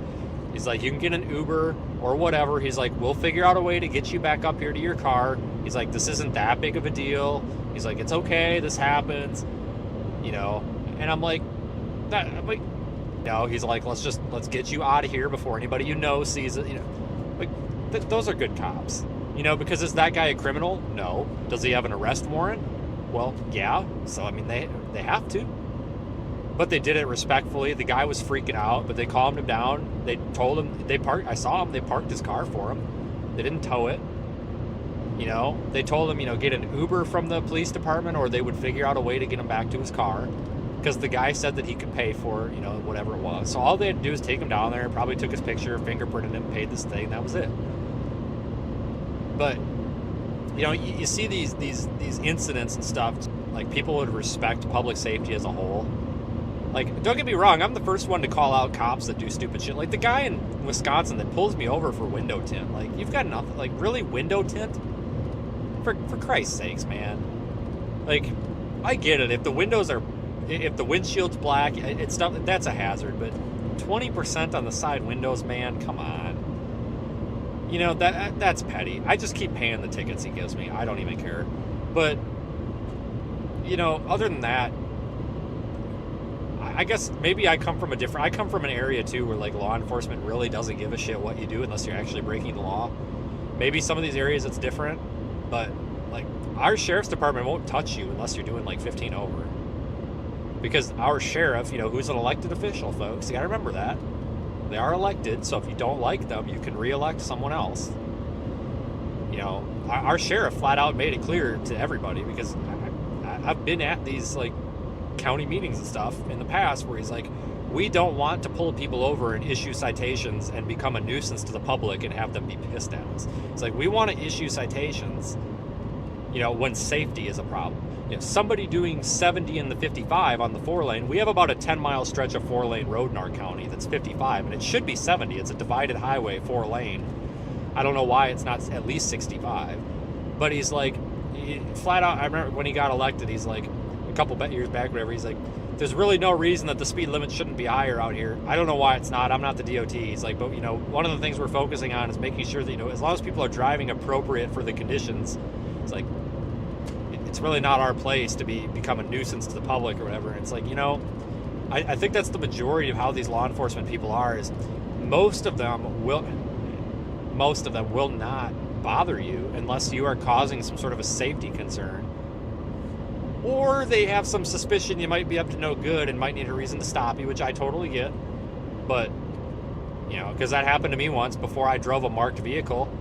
You know, I remember this was before I live streamed. You know, I was like, acting all shady, driving around, making a bunch of U-turns and stuff, and I got pulled over for not using my blinker, which I'm pretty sure I did, but whatever, maybe I didn't. And he flat out told me, he's like, well, yeah, I just kind of want to know what was going on, but if you're a storm chaser, you know, whatever, carry on. And it was funny because he's like, you really should put, you know, some like decals on your back window or something so people know what you are. And it was totally him fishing to see if I was up to no good. And you know what? I don't even think he ran me. He took my license, he looked at it, he read and she never came back with anything. So she probably ran the license, probably didn't even know how to run it because it was out of state. Didn't care. He didn't even wait for her to say she got a return on it. He's just like, whatever. He's like, I appreciate you doing it. I hate how there's no respect for public safety, and this happens to fire department too. You know, these fire departments have no budgets anymore. These ambulance services have no budgets anymore. You know, people aren't getting paid much money. You know, guys, there's police officers out there making $18 an hour. There's paramedics making $16 an hour. These are people that are going to, when the mall shooter shows up and tries to shoot you and kill you, these are the police officers that are going to walk in there and potentially get shot and killed, trying to make sure you don't get shot and killed. And some of them are making $18 an hour. And you know what? Yeah, that's okay money. Don't get me wrong. But it's also not 10 years ago. And these are the people that might save your life someday. There's paramedics out there that I know of in my area. Metro Medical Services in Rockford, Illinois. That are making $16 an hour for people that work for them in their ambulance. Metro Medical is this really shady. They got this guy named Jeff Stringer, and he's like a pedo. The guy is a creep. But anyway, they and I got a story about the owner of that, but they're like a shitty staffing company. They're like predatory, and they go around and basically put these fire departments out of business by undercutting their budget, going to the city council and be like, hey, we can provide staff for your ambulance for just $150,000 a year. And they're like, oh, wow, that's cheaper than our fire department can do it. And then they axe the ambulance at the fire department, stick a bunch of Metro Medical employees in the ambulance. Actually happened to somebody I know. I don't know if she's watching. Not talking about you, wink, because I didn't know you were part of that, but whatever. But that's the kind of crap that pissed me off. But anyway, this Metro Medical. Anyway, it's that kind of crap that's bad for this industry. But you've got these people out here that will literally save your life, and they're not making very much money at all. I don't think that's fair. And the reason is because corporate and city councilmen and stuff like that don't want to fund public safety. It's not just defund the police anymore, it's defund public safety. And it's stupid, because people, I guarantee you right now, nobody in public safety gives a rat's ass who the hell you voted for when you call 911 and say your leg just got shot by a... Might do make it back to politics when it comes to budgets. I get that. I get that. But the people that are making this politics are Biden, or I'm sorry, if Kamala Kamal, whatever the hell, I don't even care what her name is. I honestly don't care. I don't like her. I just don't like the way she talks. I feel like she's super arrogant. It's got nothing to do with her political stance. I don't care. I'm sure she's a very wonderful politician. Whatever. Don't care. I also think Trump's kind of an idiot too, but whatever. But I'm not a fan of her. And I have that right. If you are, that's perfectly fine. I honestly just don't care. But if Kamala Harris would have got elected, we would have the same problems with a lot of these public safety things right now as we do what's going on. It's got nothing to do with Trump. It's got nothing to do with her. It's got nothing to do with Biden. I guarantee you that the last thing on their agenda was making sure that the police officer in rural Texas, where there's two people on the sheriff's department, you know, the sheriff and his buddy, you know, basically Andy and Barney, you know, I'm pretty sure that, you know, the politicians' agenda is like their training and their certifications. They don't give a shit. It's got nothing to do with that. It boils down to the local politicians and stuff. And, you know, the city leaders, that they don't see the value in having good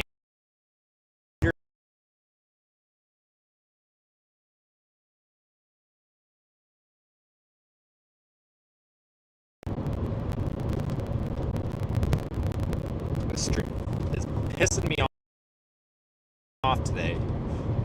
I have a temper tantrum here. This doesn't sort itself out. But do you know how many Now back up. I come from an area where our sheriff, our police, everybody is very well funded. They've all got nice cars, nice equipment, people are paid well, everybody's happy, everybody's friendly, stuff like that. All sorts of fundraisers, you know, public outings. Greene County, Wisconsin, southern Wisconsin as a whole has very good public safety. Just as a whole. Everybody's very well taken care of. Well, I've come out to some of these areas and I'll never forget, was it Kitty K, Texas, I think, or Kitty Qua, whatever the hell the name of that town is. It starts with a Q, but it's like Kitty K or something. I'm pretty sure Barney Fife himself showed up at this gas station in his like 2006 Chevy Silverado that had a badge on the door, like that was it, and it was all faded. And I'm just like, there's no way this is a cop. There's no way. Like, this has got to be like an old police vehicle they got auctioned and they didn't take off the stickers. Nope, sure as shit. I'm pretty sure this was Barney Fife himself. Like, this guy, and I say this in a nice way, was very, very... He was a hillbilly. And that's not a bad thing, by any means. Super nice guy. He just jumps out and he's like, well, howdy. And I'm like, hey. And he like slams his door shut. The window, the driver's side window, like slams down like halfway when he shuts his door. And he's like, ah, shit, that again. And he opens up his door, rolls the window back up, and he goes to shut the door, and the door doesn't latch, so he's got to open it up and slam it again. It's like... And I'm like, wow, it looks like they got to fix your door there. And he's like, yeah, well, we don't get new vehicles around here. And I'm like, oh, I can tell. And, you know, we just sat, you know, we talked, you know, he just wanted to talk to me and, you know, got the life story and you know.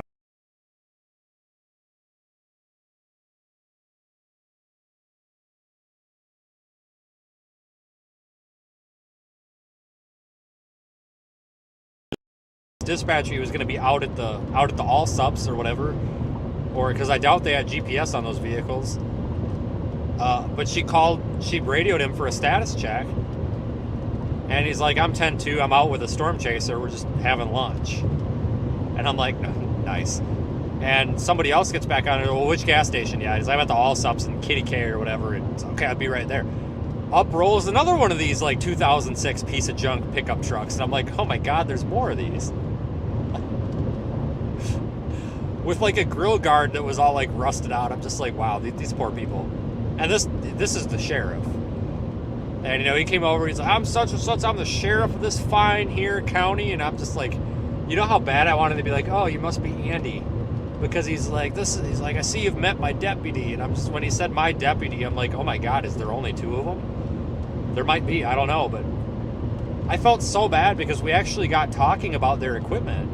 Because we were kind of making a joke about the truck or whatever. And he's like, yeah, these things are pieces of shit. He's like, it's a miracle we can go down the road in these things. And I'm like, well, that's too bad. You know, we were talking about that and everything. And he's like, well, you know, you could speed through. He's like, we don't even have working radar. And I was like, well, honestly, man, because I used to upfit police vehicles. Like that was my job. You know, we build cop cars and stuff. So, I've installed plenty of vehicle mounted radar.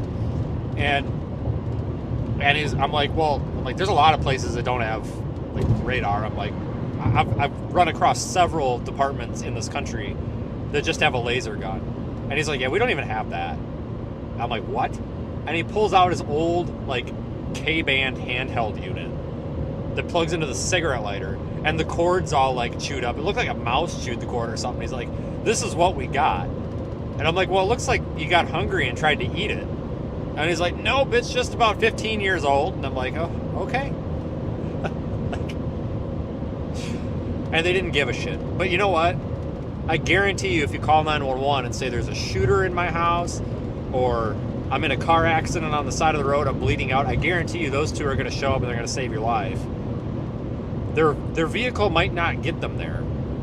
They might not make it, but they're going to do everything they can to try if they have to run or get on their bicycle. Because you could tell that those people really cared about their community.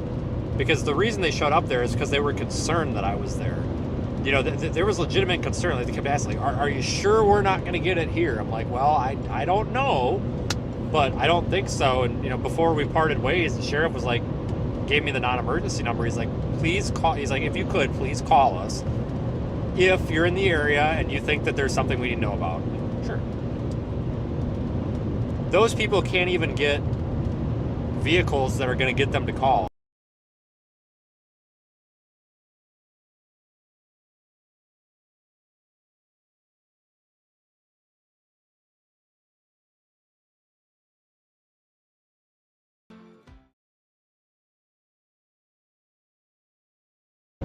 I was just saying, I get that it's Texas, so they probably don't even need police down there. Like, if somebody breaks into your house, you know, the homeowner's going to take care of it with their own gun. But if somebody's breaking into your house and you call for help, don't you want the people that are going to come show up to your door to have equipment that's going to get them there without killing them?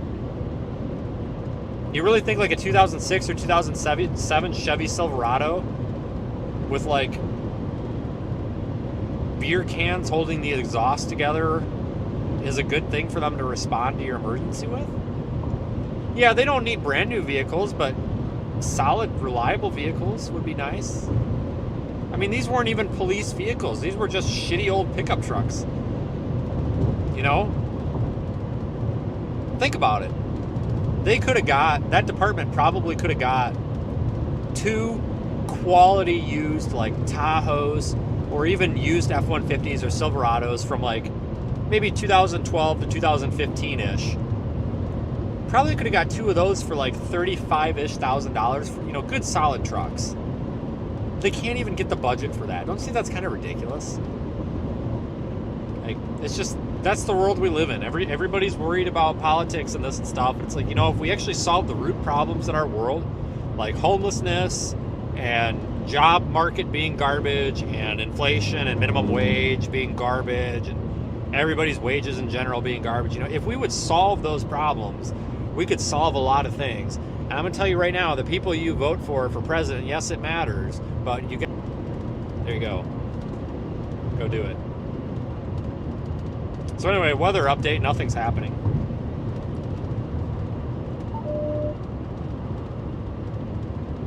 So that's my spiel.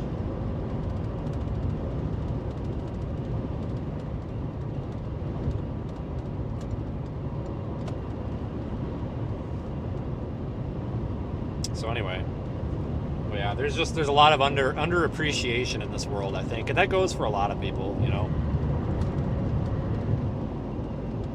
I just described the UK.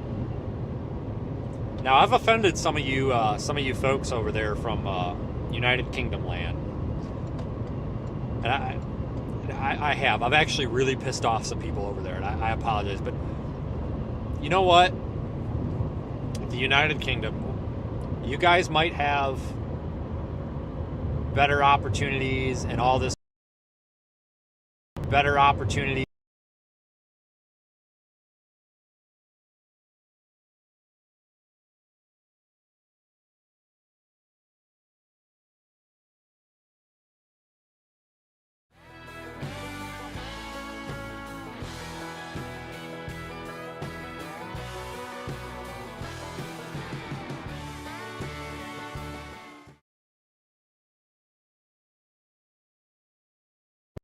This is going to royally irritate me today if I don't fix this problem, because this is really, really irritating me every time I start saying something. But you know what you guys over there don't have? You guys have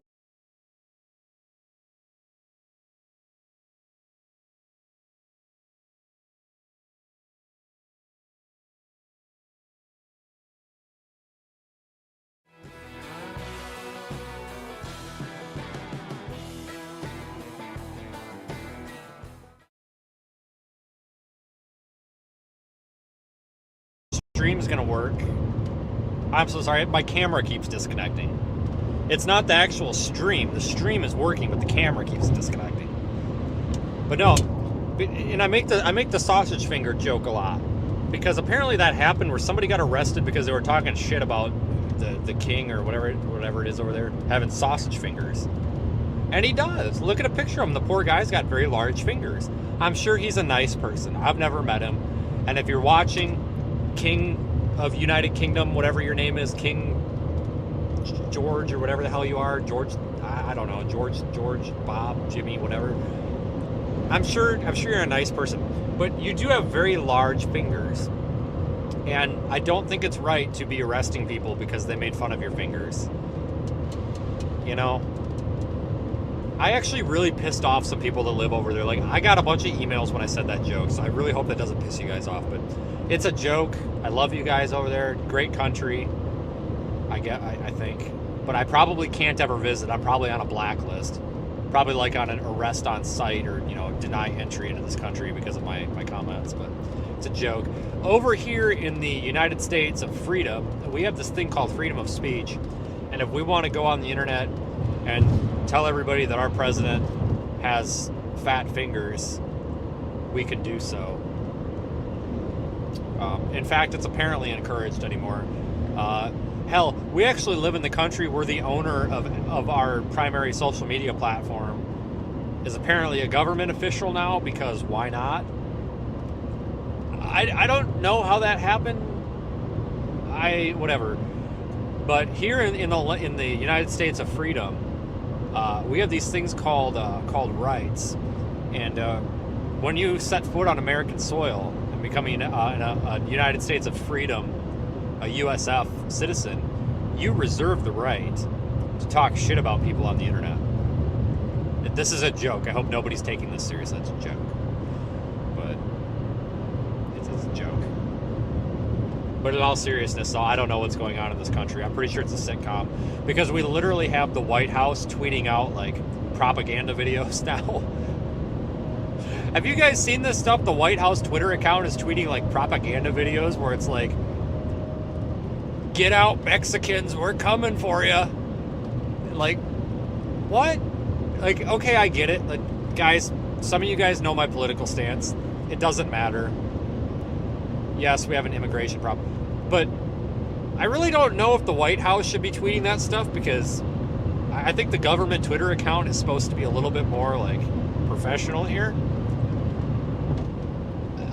I'm not sure how good that makes our country look. Like, okay, if you want to have that standpoint, okay. But blasting it on social media and making TikTok videos and posting them on the White House Twitter account is a little bit extreme, in my opinion. Just saying. I don't know, guys. We live in an interesting world. I am convinced that this world, this has got to be a simulation. We're in a sitcom. It's like the Truman Show or whatever. Guys, I am seriously convinced that everything around us right now is fake, and somebody is controlling this as if it's a simulation, because it gets stupider every year. What, a couple years ago, hey, you know what would be funny? If that guy, that rich guy that buys houses and stuff, that used to host that TV show that fired everybody, you know what would be funny? Let's have him run for president. And then let's have the person that runs against him be the one that everybody hates because of the email server. Yeah, let's put these two together. I'm like, what? Like, this is who we get? All these two?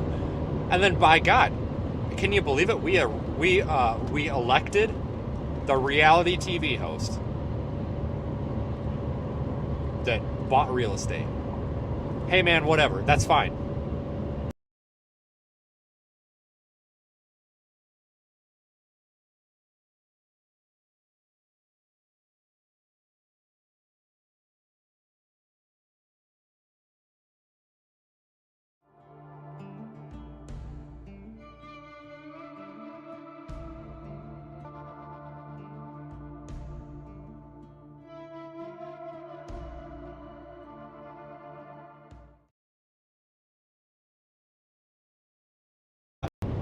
I don't care if you think he's a Republican, an asshole, a Democrat. I don't care. Don't care. Take the political out of it. We elected a reality TV host, or a reality TV guy, that bought real estate to be the president of the United States. Meanwhile, we have like doctors and military generals and literal geniuses out there who didn't even run.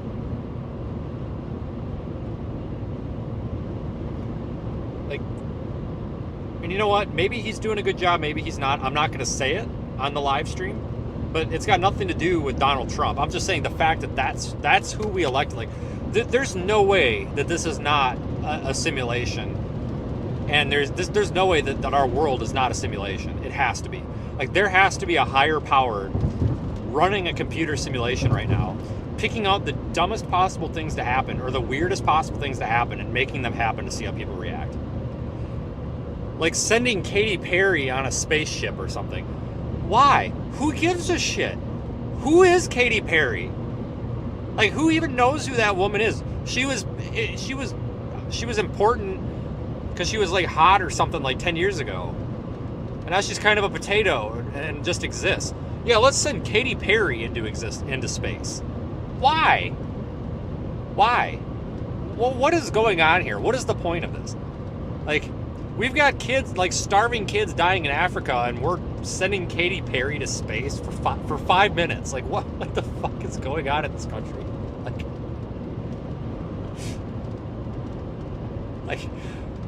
They think about it, guys. Like, the most unlikely events have been happening lately. It's crazy. The strangest things have been happening, you know, like, and now all of our planes are falling out of the sky. Like, what is going on? Like, I say this jokingly. I don't actually think that we're in a reality TV show here, but a lot of these coincidental things, it's like, oh man, somebody's got to be running the show here. Like, I'm honestly waiting for somebody to jump out of the bushes with a camera and be like, hey, the past like 10 years of incidents, it was all a simulation. We've just been running a TV show. Like, I'm honestly waiting for it to happen. Like, what's next? You know, like, we've already had COVID. We've had the airplane crisis. We've had astronauts stuck in space. All the political shit. Like, well, honestly, what is next? What is next? We're running out of unlikely events to happen. Like, I'm waiting for something just totally stupid, like, oh, you know, meteor hits Elon.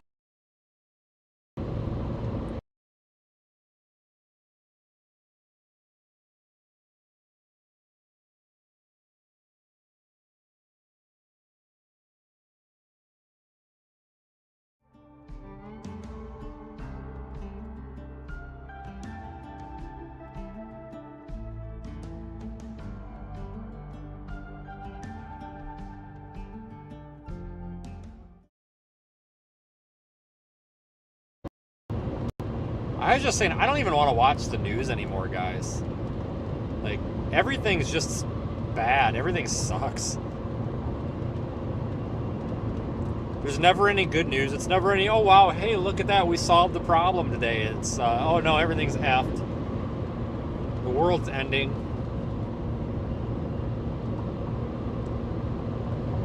Welcome to my life. But hey guys, thanks for joining.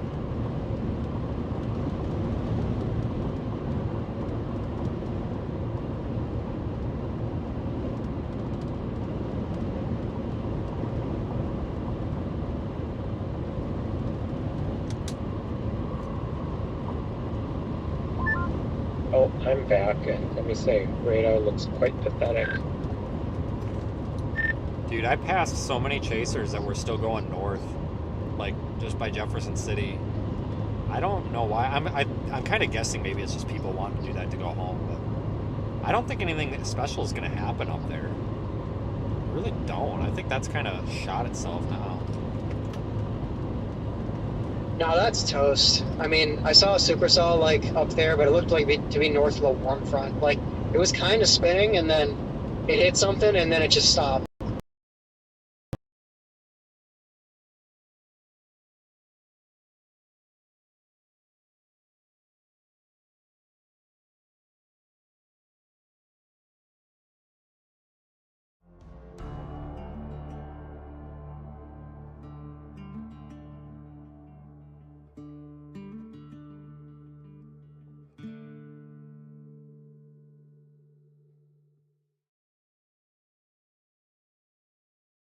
Rapids all the way down to like the boot heel of Missouri and into Keep Illinois right to over to stay on US Springfield. 54 Like, west.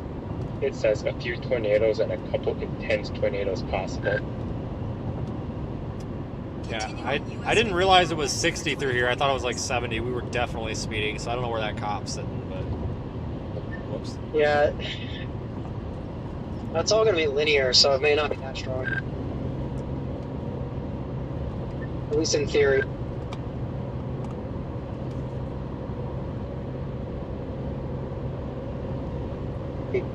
Unless we can get something ahead of the line or like an embedded supercell type situation. But I guess that's possible, but I haven't been able to look at the models in a while, so who knows.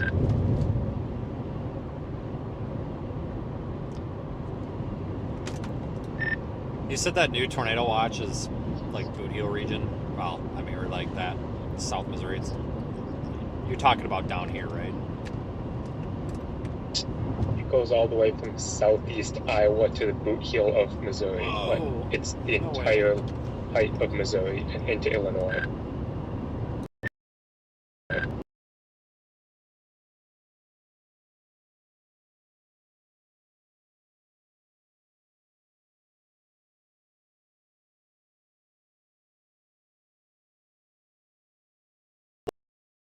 The whole thing is the target. You just have to like flip a coin and just hope you're in the right spot.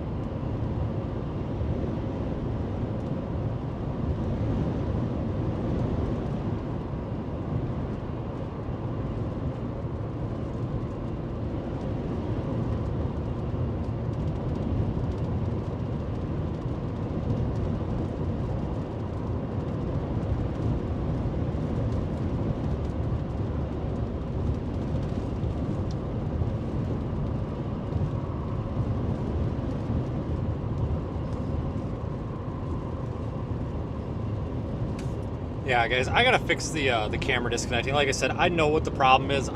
It was on the to-do list this morning. I was hoping it wouldn't be a problem. But overall, you probably noticed the stream itself has actually been better. It's just the stupid camera disconnecting. It's what it is. It's also a combination of the power source. I don't have the right power cable on it right now. So, sorry about that. I will have it fixed before the next chase. It is such a simple repair.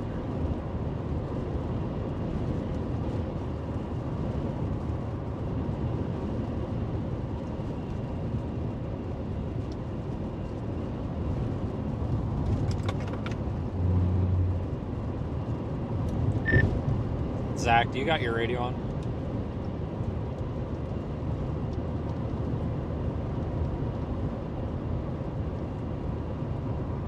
I guess not. I was just wondering if he was coming out at all for this, because I have a feeling this is going to make it to the river. But... Alright, guys, I'm gonna drop straight south to Lebanon, I guess, and get on 44, and maybe just... I don't know what I'm going to do, because we could follow this on 60, but... You know, we've learned in the past that it's really hard to kind of keep up with this stuff down there. So I don't know if I just want to get smacked by the line and call it a day, or if I want to try to get in front of it. We could potentially maybe just try to get in front of it and just drop all the cameras just for the hell of it. That'd be kind of cool, but I don't know if I can get in front of this dang thing here. I'm going to try, though.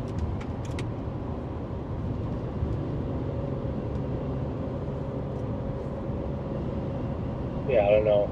Don't know if it would be a better play to just like take I-44 east, just kind of play that area. I mean, that's not great terrain by any means, but at least it's an interstate. Yeah. Maybe that's what we'll do. Maybe just for like a test. Maybe we can just go plop. Well, actually, there's 4. Yeah. I'll just go drop all 4 and in a line, and then just go back and get them, maybe? I don't know. Just for the hell of it. It'd be kind of fun, maybe. Or a total waste of time, I don't know.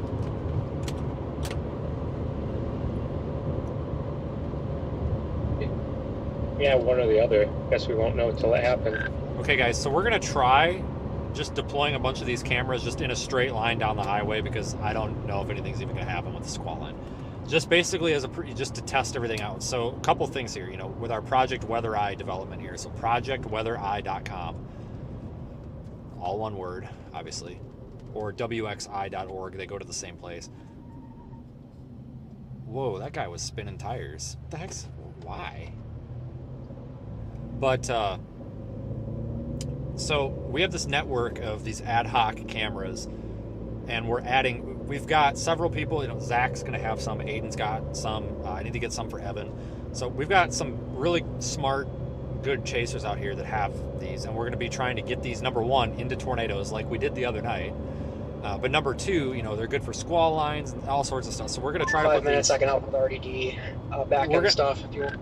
We're going to try to do as many cameras as possible, like ahead of these big severe weather events. Just get a network of like 6 or 7 of these out ahead of time even. So it's just it's like a mobile network of cameras, like temporary network. We do have the way to show them here on the YouTube stream, but it's not an interactive experience. Like, it's just whichever one we decide to put up there.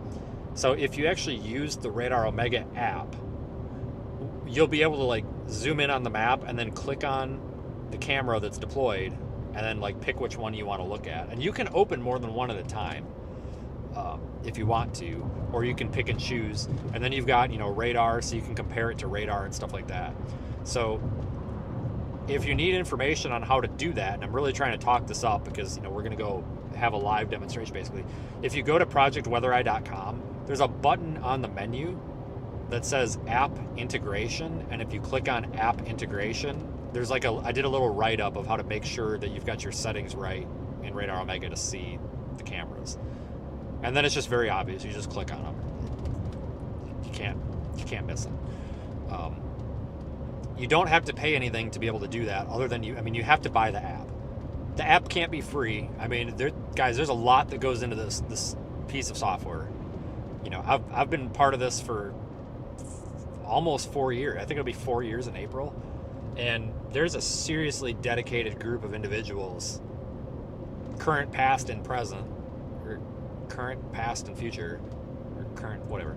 There's a really good group of people that work really hard to make this as good as it can be. And there's a lot of really cool new stuff coming that everybody's gonna like. But there's a lot to this software. We have a huge user base, a lot of features. So yeah, you do have to purchase the app. I believe it's $8.99. It's less than $10. Okay, you purchase the app. You can get different levels of subscriptions. You can get the top tier, which I forgot how much it is a month. I should know. Terrible at this apparently, but you can pay. It's like 17, 18, 19, 20 bucks a month or whatever, and you can get all the model data, more types of push notifications, more locations. You can do more with it. You can also do these intermediate steps that'll give you access, satellite, certain types of models, and all sorts of stuff like that. If you don't have the money to do a monthly subscription, or you don't really have an interest in a monthly subscription, you don't have to.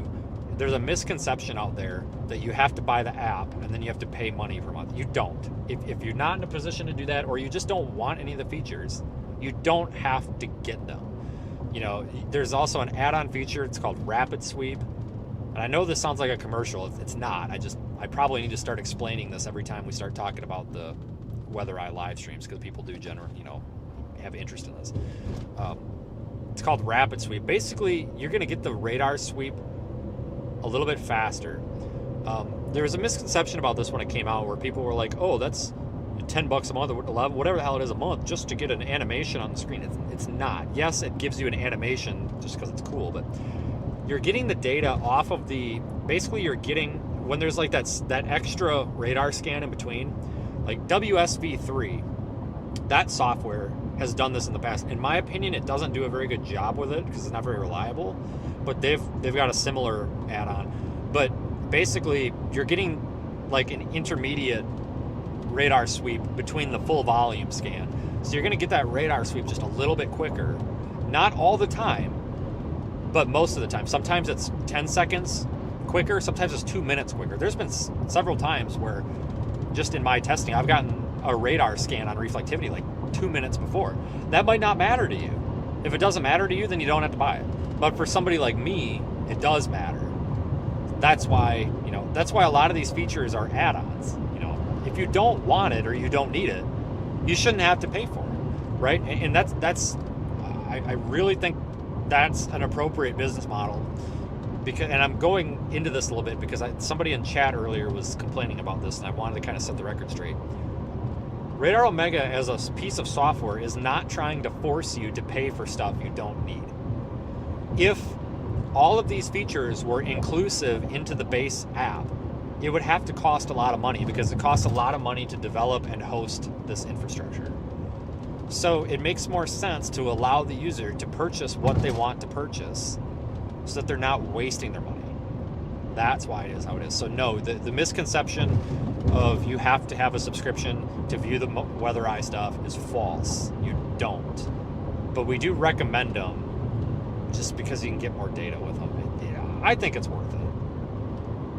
I mean, and honestly, guys, I wouldn't tell you why. Oh, you piece of junk, you stupid GPS. We gotta flip around. I'm so sick and tired of this piece of junk. God dang it.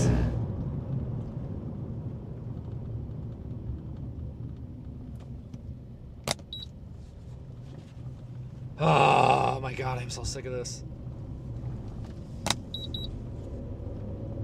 We were supposed to turn back there, you piece of shit. Head southwest on US 54 West. We overshot by like 2 miles. Head northeast on US 54 East. 3 miles. Drive southwest. But no, Continue on US 54 East for 4 miles. I'm actually not paid to say this. Like that's a misconception. I'm not a paid spokesperson. We partner, yes, it's a business agreement, but we partner with Radar Omega to do this project. I'm not paid to say anything good about this place at all. But I say good things about it because I like seeing the user base increase because it's good for our project. But I think it's also good as a whole because there is a pretty good community behind this. And even in our Discord server, we've got a lot of people supporting. We got people that come in there like, hey, how do I do this on Radar Omega? And then somebody can answer for them. So, appreciate all you folks that do watch in the app. And of course, we're always open to suggestions on things to do with Project Weather Eye. Don, some of you guys know Don. He rides with a lot for hurricanes and stuff. And he wants to do sensors on these so we can get weather data into the app along with the video feed. And I think it's fantastic. The amount of money that it costs our project, as in, like Project Weather Eye. Hold on a second. I got to plug my camera back in. The amount of money that it costs Project Weather Eye to put data on the units, like pressure, dew point, humidity, temperature, the amount of money it costs to do that is negligible. It's very small. Very small. The sensors are actually quite cheap. It's a very, very cheap thing to do. It's more of a development thing. So I'm actually working on building an API so we can send out data. We're going to have pressure, temperature, all that stuff available as an option on all of these remote devices probably by the end of May, if not sooner. I say option because it has to be in a separate enclosure because it can't be in the main enclosure because it'll be false because it's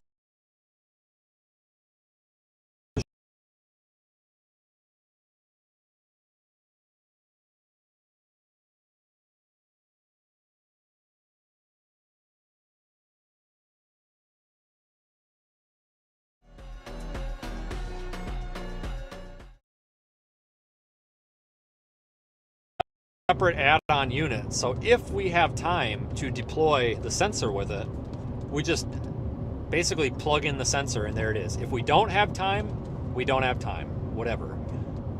But if we have, as long as we have time, we're going to get data on these so we can see pressure drops and stuff when they get hit by tornadoes. It's going to be really cool. So I'm excited. I know we've got a lot of feedback on that. I saw a lot of that on Twitter the other night. Guys, we took a direct hit from an over a mile wide tornado in Iowa the other night. Direct hit. Really cool video. If you go on our website, you'll find it. Click on blog, and then it's one of the blog entries. Radar Omega also tweeted out a time lapse out there. It was actually pretty cool too, so you might be able to find it on that account. But I saw a lot of feedback on Twitter where a lot of guys and girls are like, hey, this is really cool, but can you put like a barometer on here so we can see the pressure? Like, can you put some data on here? And it's like, yes, absolutely. That's the plan, because I think that'd be really cool also. So we're getting there. But if you guys have suggestions for us, well, I'm open to them. This is a really neat project. I'm actually pretty excited for it. It's been a long time in development, because there's a lot that goes into this, folks. Each one of these, because we have 3 different devices. We have our rapid deployment devices, which is what I've got in the vehicle. It's a small enclosure, weighs about 4 pounds. It can be attached to a pole, a post, a sign, a railing, a guardrail, anything like that in about 20 seconds. Unless you're Aiden with his piece of shit strap that, and I say that jokingly, oh my God, that poor guy. I was surprised he didn't have a mental breakdown. He had a strap that was malfunctioning the other night. But anyway, but they're rapidly deployable, and they have a shorter battery life. They last for about 10 hours, and they're not made for long streaming. They're made to go put out. I almost had a mental breakdown. I totally knew he was watching.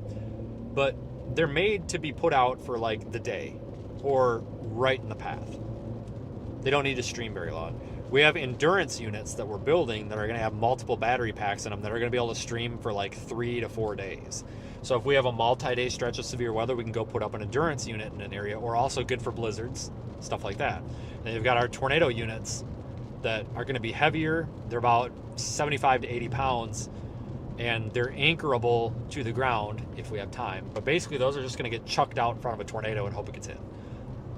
In a quarter mile, use the right lane to take the ramp to Lebanon. The equipment, the streaming equipment, and the data collection equipment in them is all the same. The only thing that differs is the deployment method.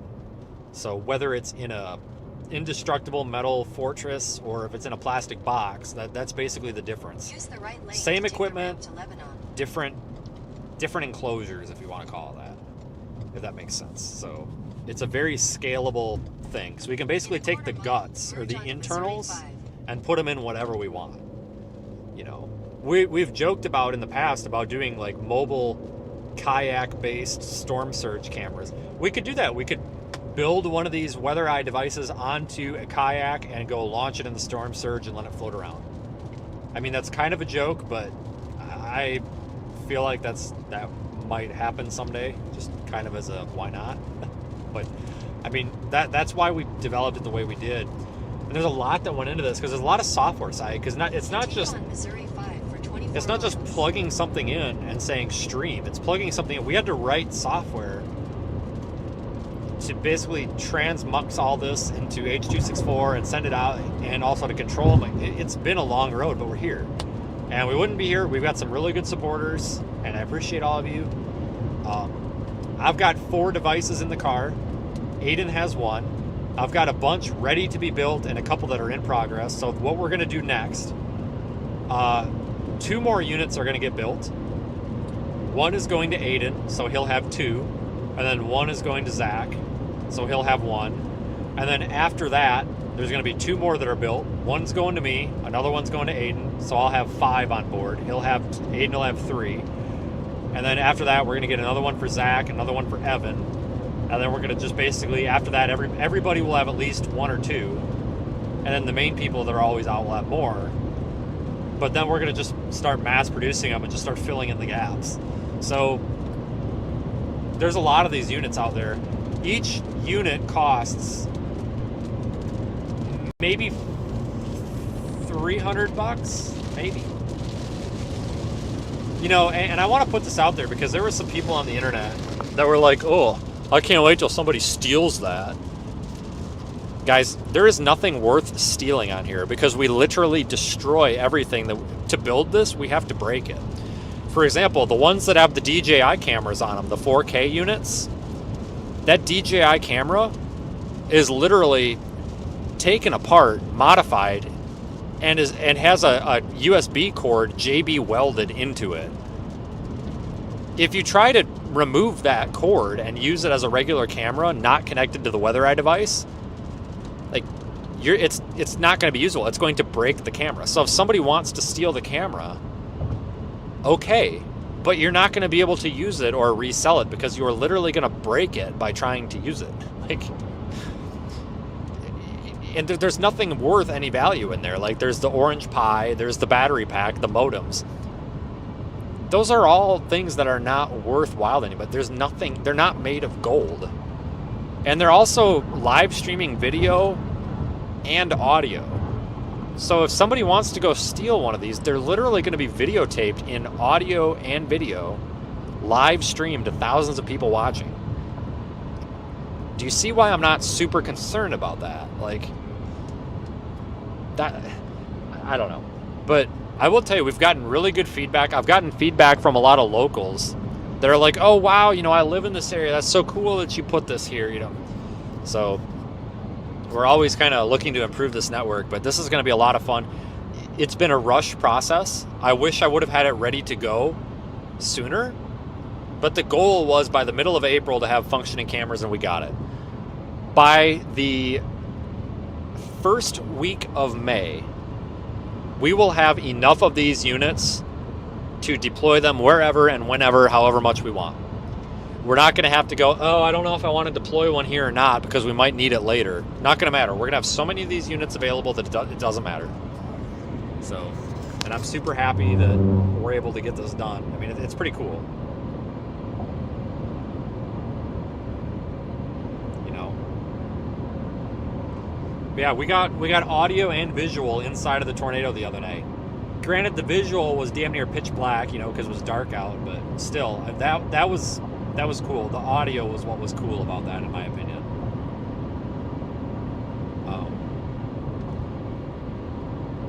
We're dropping south to get in front of this line, this squall line, I guess. But I'm just thrilled that we've got all this stuff actually coming together. But yeah, if you go to projectweathereye.com and then click on blog up at the top,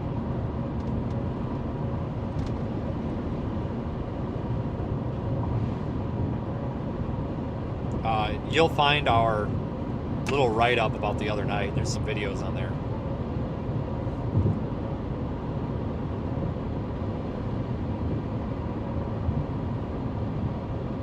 But that's how it's viewable. I mean, obviously, if you're watching the live stream, we're gonna, you know, our producers, our staff, and me, you know, we're gonna show the cameras on live stream, but you're gonna have a better experience by just using the Radar Omega app, honestly. That's just what I would do.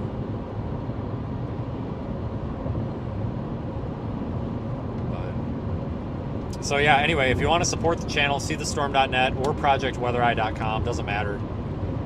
You know, you'll find our social media there.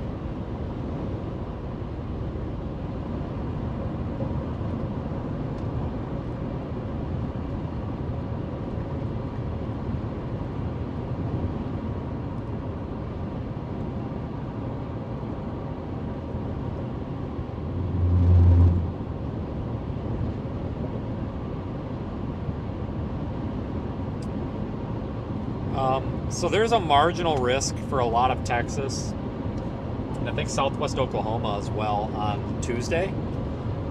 So we're not done chasing right now, but that's probably going to be our next live stream. And then I'm going to spend some time. We don't really have any risks on the map for Tuesday through the rest of the week, but we probably will. This time of the year, there's a lot of very difficult to forecast events, and they just kind of pop up the day before. So I think we're going to see a lot of storms in Texas this week. I think we're going to be in Texas a lot. So I'm going to stay out for a couple of extra days because we need to. It's that time of the year where you forecast these events much more than 24 hours prior. So I think it's going to be a busy week.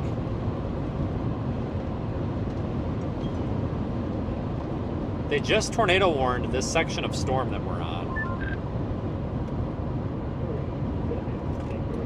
I just got a click, but I imagine you were telling me about the TOR. Yeah. And also the day 3 got upgraded to slight for western Texas. Does it or does it not include Fort Stockton? And I believe it does. Alright, well if it does, then we just have to go there. And they also added a day 3 of marginal for Iowa. Doesn't look too bad either. I might do that. That's probably going to actually be the target.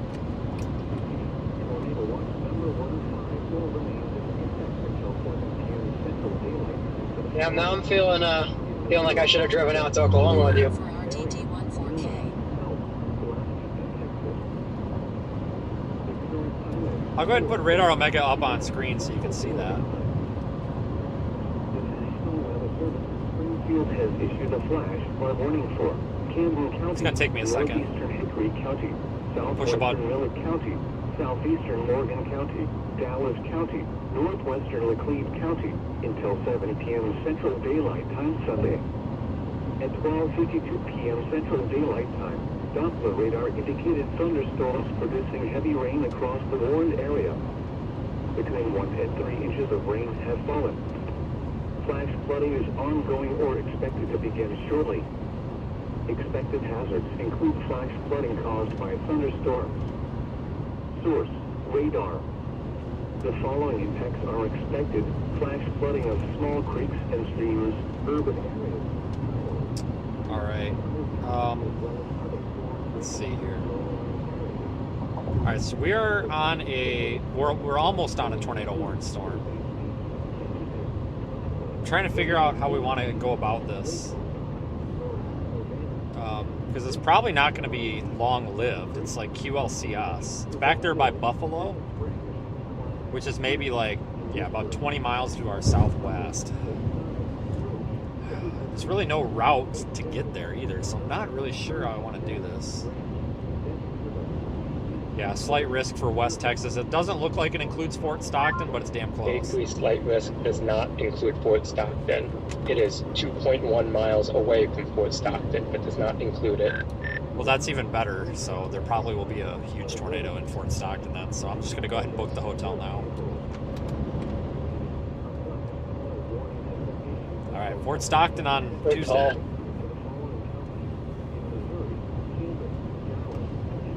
You had something else besides Radar Omega that you liked a while ago? It was probably Pickle 3. Was it Pickle 3? Pickle 3 died. They just couldn't fund it or something, but that was a good radar app. That was way before Radar Omega, but that was a good app. That filled a void because the only other app at the time was Radar Scope, and Radar Scope didn't have the features needed for like mobile storm tracking, and Pickle 3 did.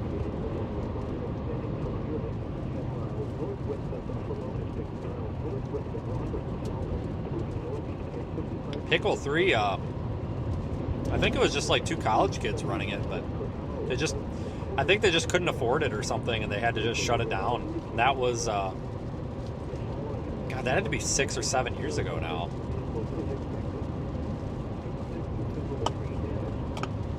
That was too bad because that really was a good application.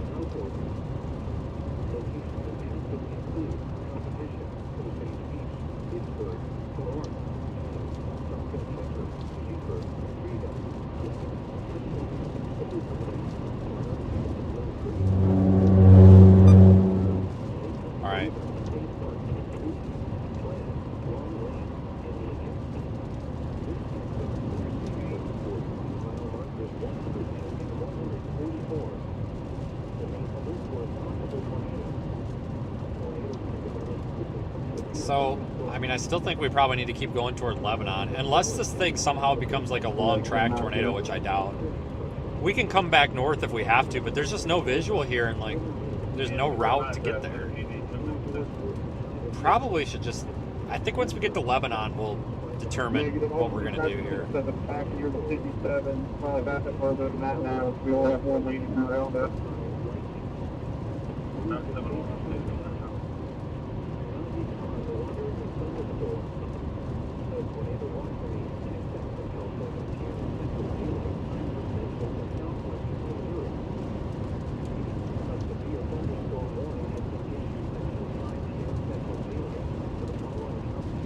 19 frost. Wrong, that's what I'm 1403, frost.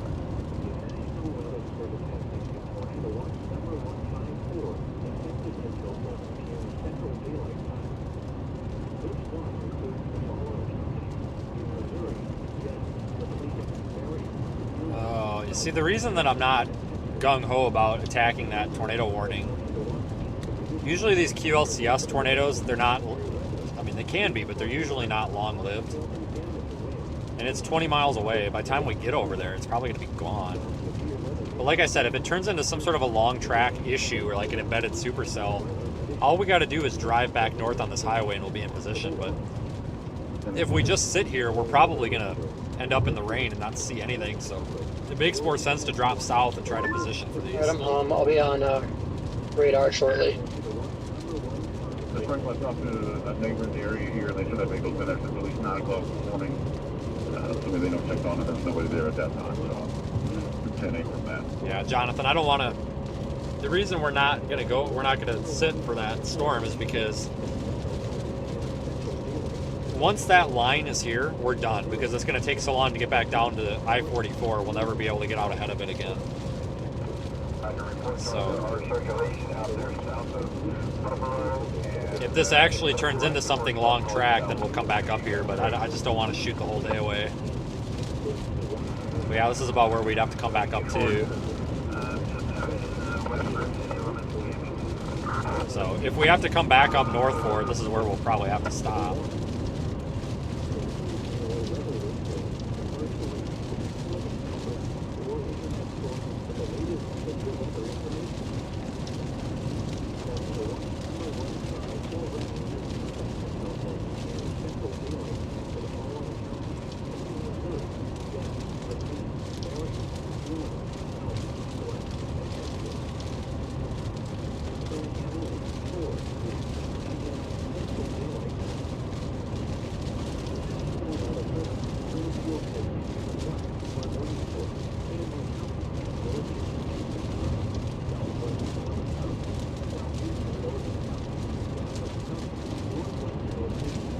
New tornado warning issued, but I don't think it's for here. I got the push notification, but I can't find the polygon. Where's it at? I still only show 2. It might have just, you know, it might have just been an update to one of the warnings. I think that's what it was. I think they just updated one of the warnings. Yeah, no, not that one. Oh no, it is a new one. It's down there by Hot Springs, Arkansas. Southwest of Little Rock, Arkansas. It's down there by Hot Springs, Arkansas.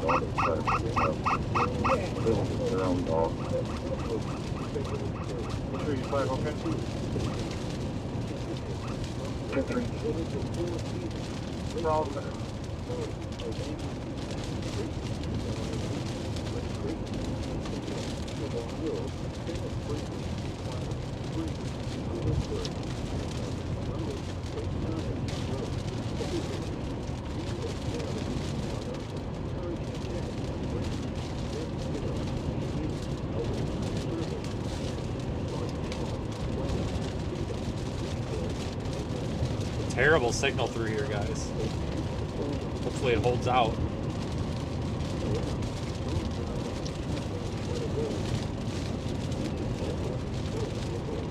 Central 284, can you be advised that you're announced clinical drive call and you can review the program now at the end.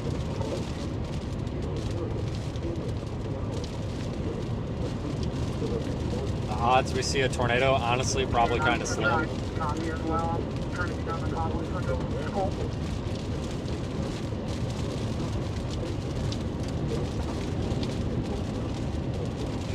Central, be advised, I do have Billy Barber open.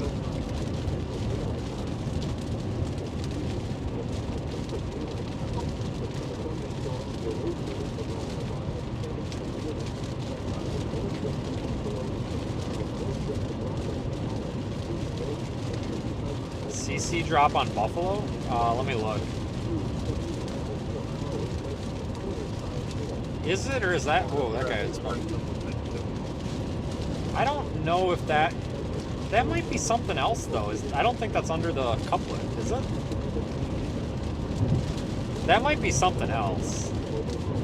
Give that a couple more scans. It's hard to tell what that is associated with. Give that another scan or two.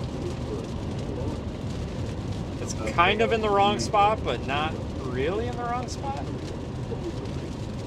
Yeah, give it a scan. 30, tag 07, Tom, George, 6 Mary. But it does have a warning for up to 70-mile-an-hour winds.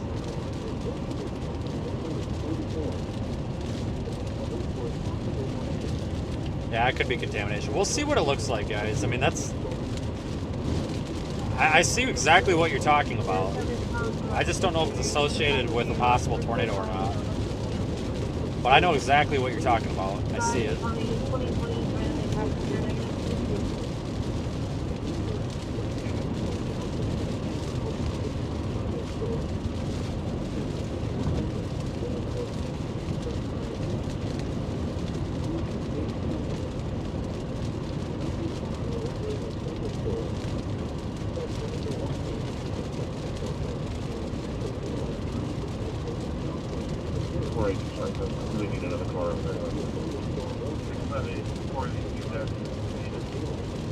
Right now, I'm just kind of watching this to see if I think it's going to be long track or not. Because like I said, if it turns out to be something, you know, long track, well, we'll go ahead and run a deployment on it.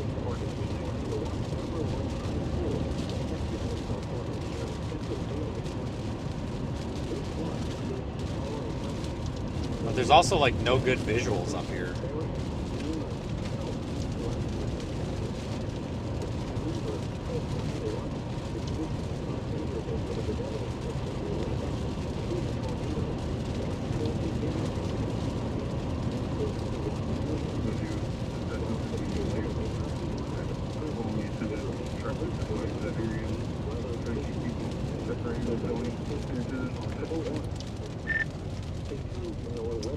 I'm gonna go ahead and put a unit here, just in case anything does come through here. It's gonna be number 2, and honestly, if somebody wants to just go ahead and get number 2 going, you're welcome to, because it's riding in the back of the car right now. Actually, no, don't. I need to change a setting on it, so don't. Just hang on. I'm stupid. Hold on. Copy that.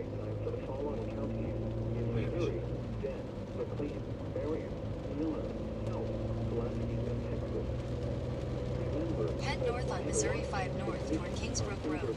In a quarter mile, turn left toward Missouri 5 South.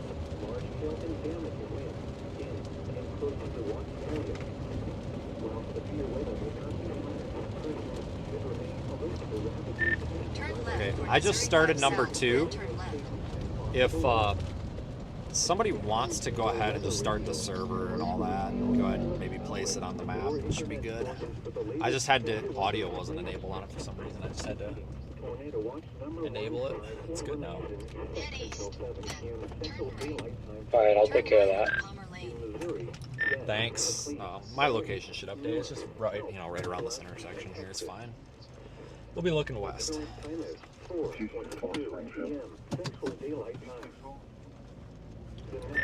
And actually, if somebody gets to it on my server, you can go ahead and just do live plus RDD2. Actually, never mind, I've got it up. I'll do that. So I'll take care of that. Never mind. Sorry. Dallas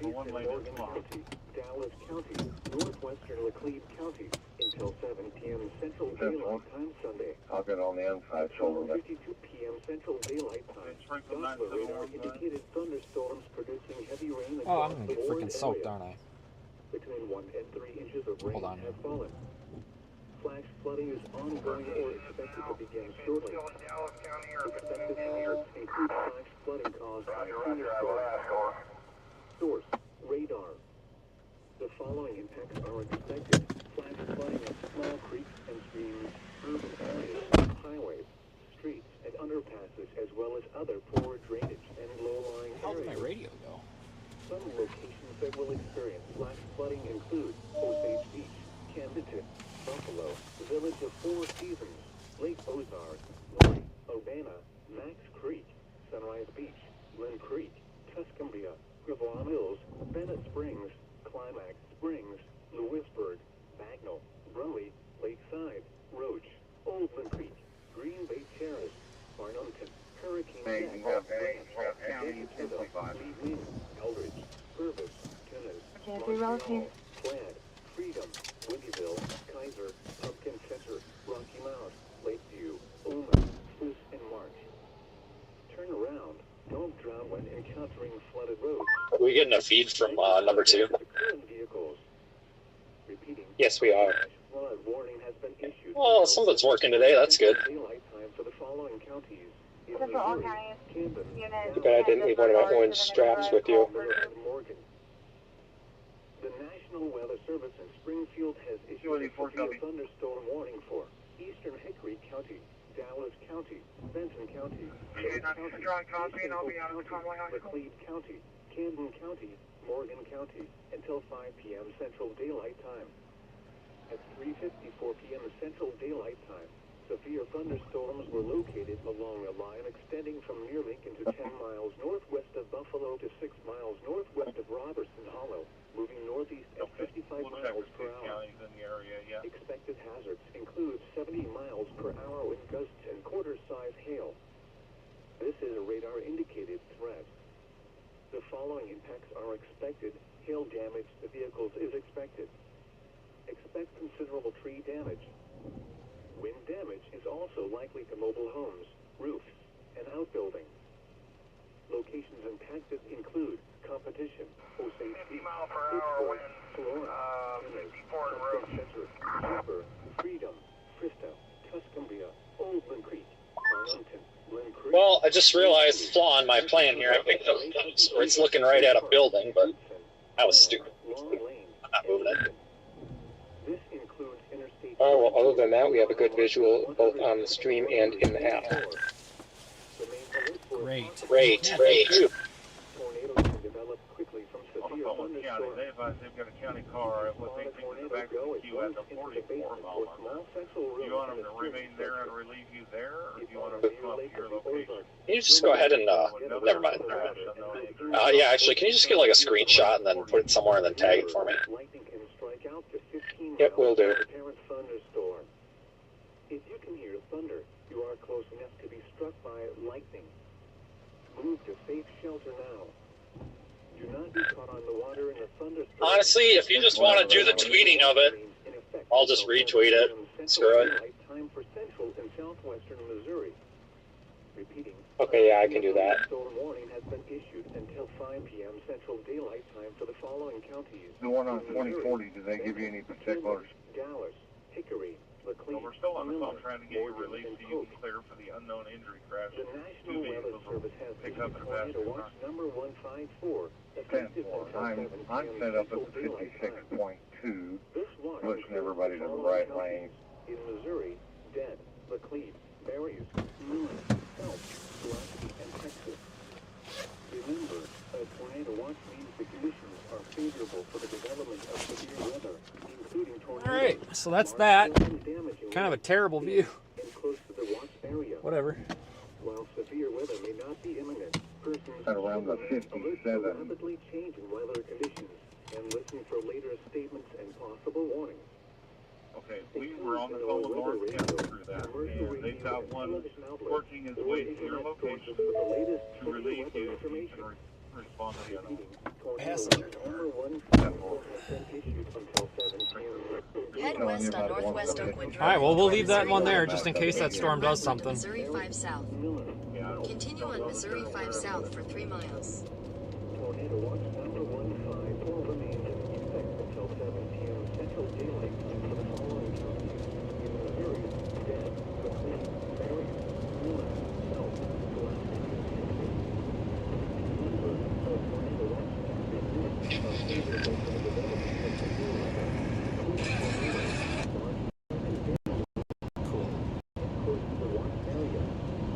While severe weather may not be imminent, persons All right, so on the YouTube stream, I went ahead and full screened number 2 there. Looks great. Fantastic view. Little warning has been dropped.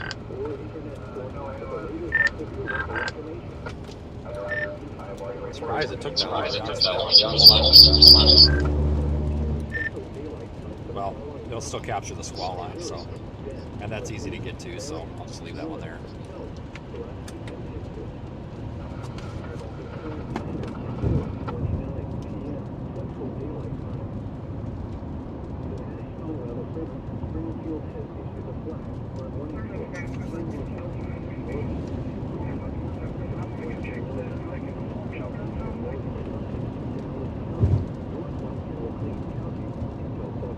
Guys, there's nothing wrong with the location on the camera, guys. The API with my location, because I can't hammer my own API or it's going to cost me $1,000 in data. The API that updates the location on the stream runs every 120 seconds. So, you know, we start, it's always going to, there's always, when we start stuff, it's always going to be that, you know, potential 2-minute delay for things to boot up. So everything's working as expected. Everything's fine. That slight delay is intentional. Otherwise, we're going to bog down our own servers, pulling the location constantly. I mean, there's things we could get around it, like having some sort of push, like have the API push it to the streaming server, but it's not worth all that headache. It's just easier to pull every 2 minutes. Man, that looks great. That looks fantastic, actually. Holy cow. There should be audio on that too. You should have audio in the Radar Omega app on that unit.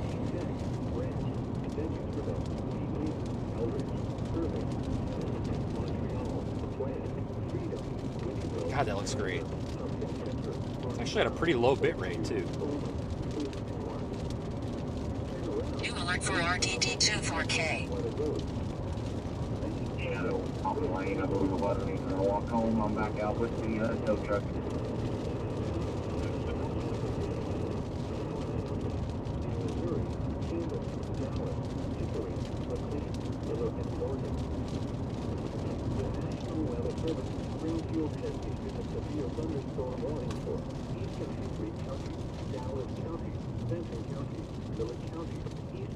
Here we go, folks. Until 5 p.m. Central Daylight Time. Severe thunderstorms were located along a line extending from nearly... We gotta start figuring out what we're gonna do. Are we gonna just get on 44 and send it, or do we want to go down to 60? Probably can't get to 60. Or down 60 that fast. This is a radar indicated request. The following tests are expected. Hail damage to the vehicle is expected. Expect considerable tree damage. In 600 feet, turn left onto Washington Avenue. Turn left onto Washington Avenue. Locations intended include Composition, Osage Beach, Pittsburgh, Florence. Alright, I'm really not sure what to do myself. I really don't want to get on 44 and track this all the way to Memphis Continue on at any Washington point. Avenue for 1.5 miles. Because I do need to get moving, because, you know, day 3, that's a haul. Your route may be affected by severe thunderstorm warning. I'm almost thinking about trying to get down to the West Plains area, just to find something along 60. It looks like that little circulation down there south of 60 is ramping up. Maybe just play this in this corner of the state, I'm not sure.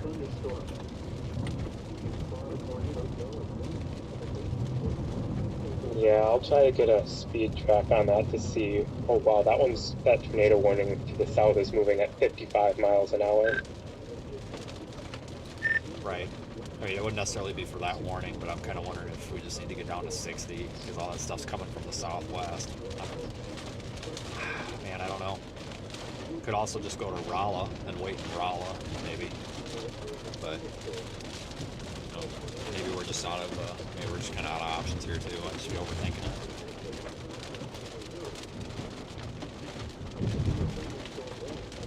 Yeah, I don't think we can get Yeah, I down don't there think fast there's really a bad option here because there's really not many options.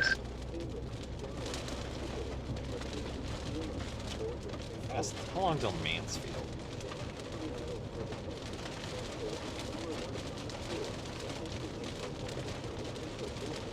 An hour from Mansfield.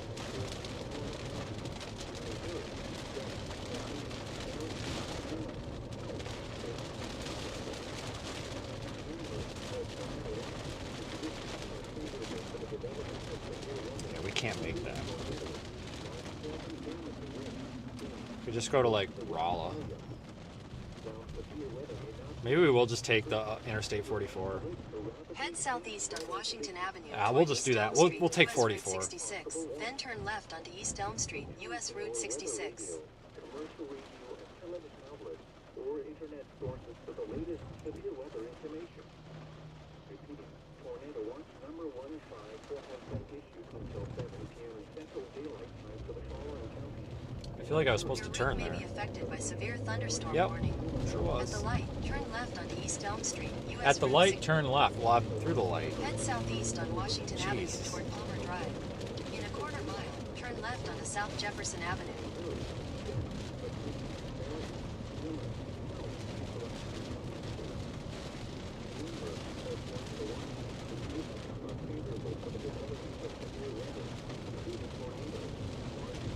It's a little detour here, nothing we're not used to.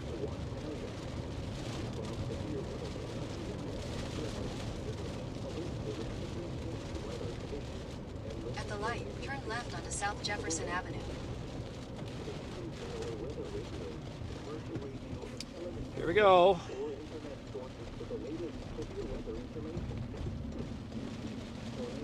In a quarter mile, turn left onto the ramp to I-44 East to Rolla. Let's just go deploy a bunch of cameras. Why not? I'm so over this today. Like I'm just mentally done. Let's just go do something like that takes no brain power. Let's go strap some cameras to some trees and call it a day. F.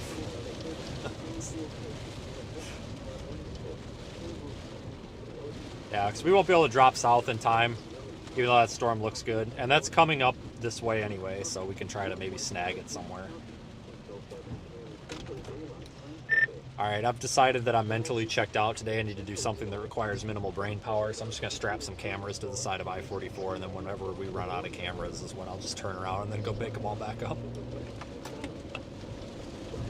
Sounds like a plan. Turn left onto the ramp to I-44 East. Then at some point before you chase again, just verify that number 3 works. Like turn it on and make sure you see the connections on it. I had to switch all the SIM cards, and they transferred them all the existing ones over, but I forgot to tell you to test that one. It should work, but if it doesn't work, I'll make sure I either get cards to you or have you be able to like pick them up on my house when you drive by or something. But I'm 99% sure it works. Just verify that at some point before you go out. In a quarter mile, merge Copy that, onto will do. I-44 East.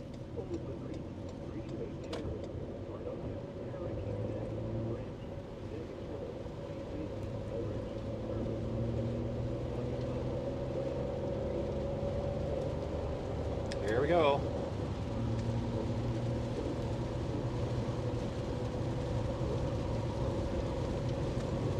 Continue on I-44 East for 55 miles.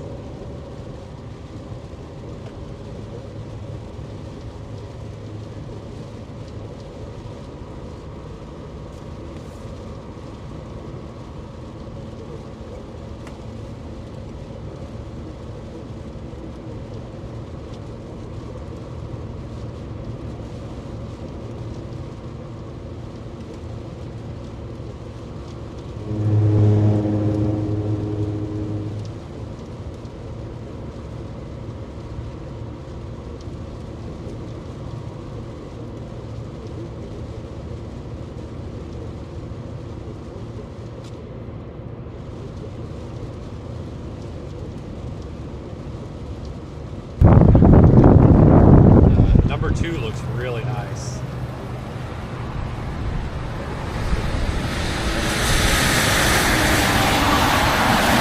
Actually get some audio.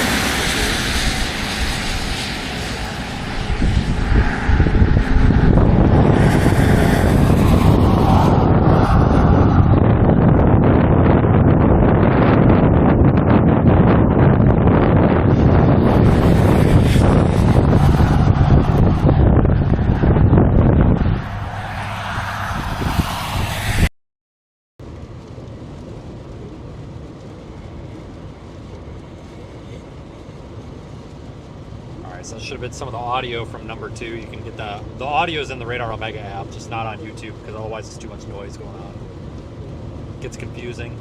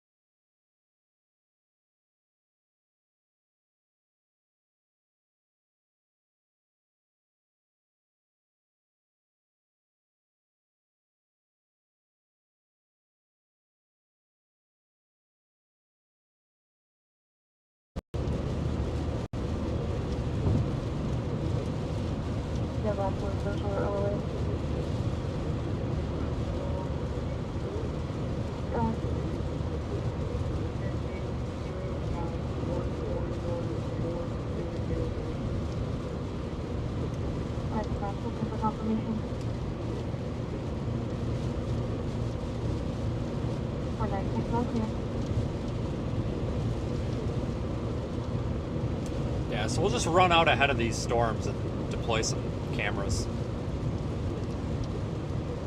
Watch the squall line come through, I guess.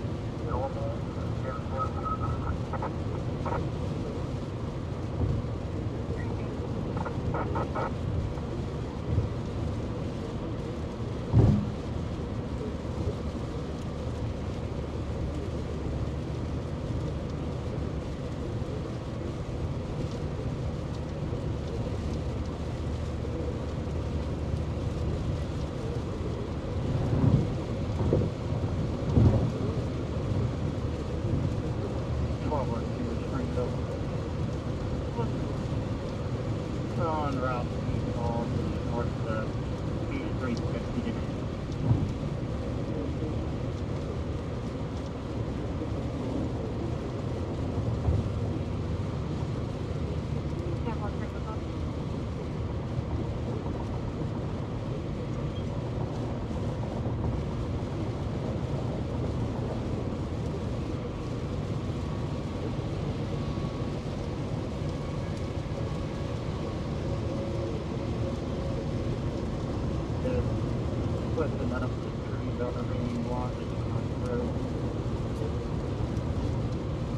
Just confirming how we see Paul just north of East 350th.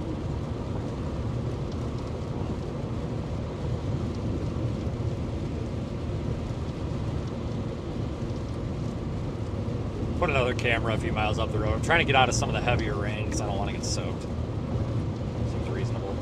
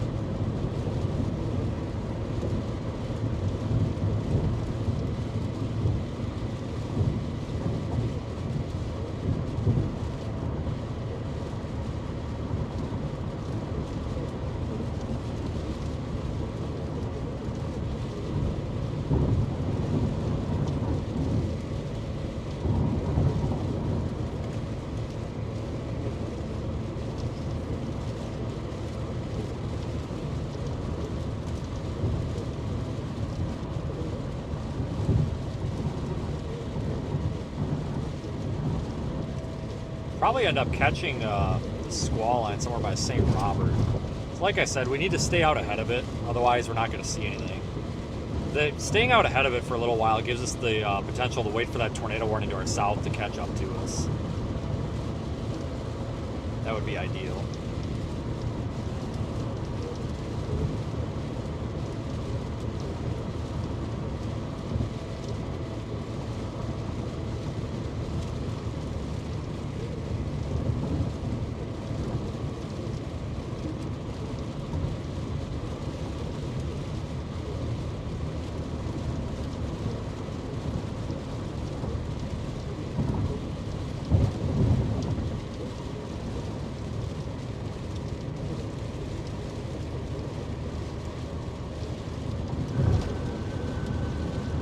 Looks like they're continuing that tornado warning down to our south. It's coming up this way. It's down there by Seymour.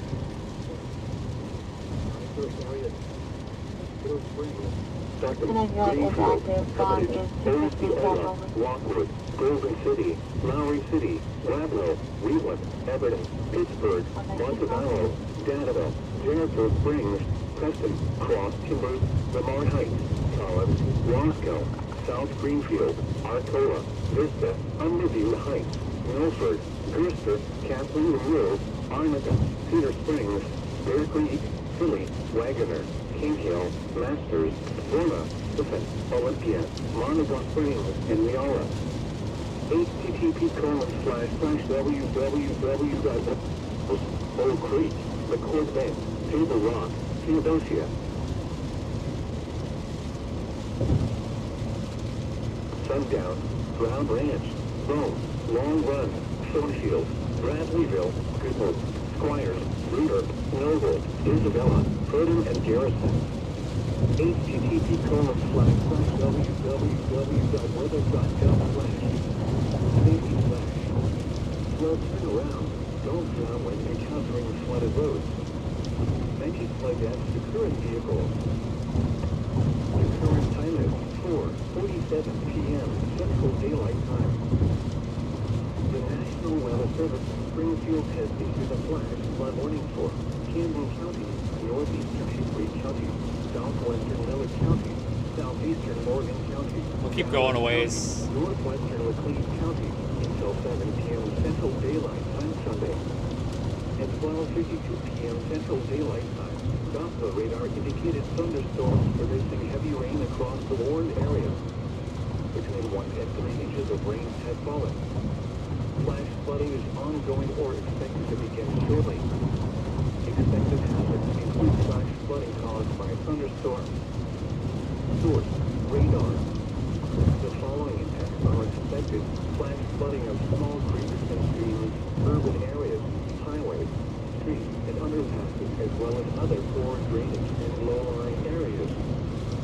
Some locations that will experience flash flooding include Osage Beach, Kansas, Buffalo, Village of Four Seasons, Lake Ozark, Lori, Urbana, Max Creek, Sunrise Beach, Lynn Creek, Tuscumbia, River Hills, Bennett Springs, Climax Springs, Lewisburg, Tangle, Raleigh, Lakeside, Roach, Open Creek, Green Bay Terrace, Farnumton, Hurricane Deck, Branch, Decaturville, Lee Venus, Eldridge, Service, Plymouth, Montreal, Brand, Freedom, Winterville, Kaiser, Pumpkin Center, Rocky Mount, Lakeview, Omen, Boone, and March.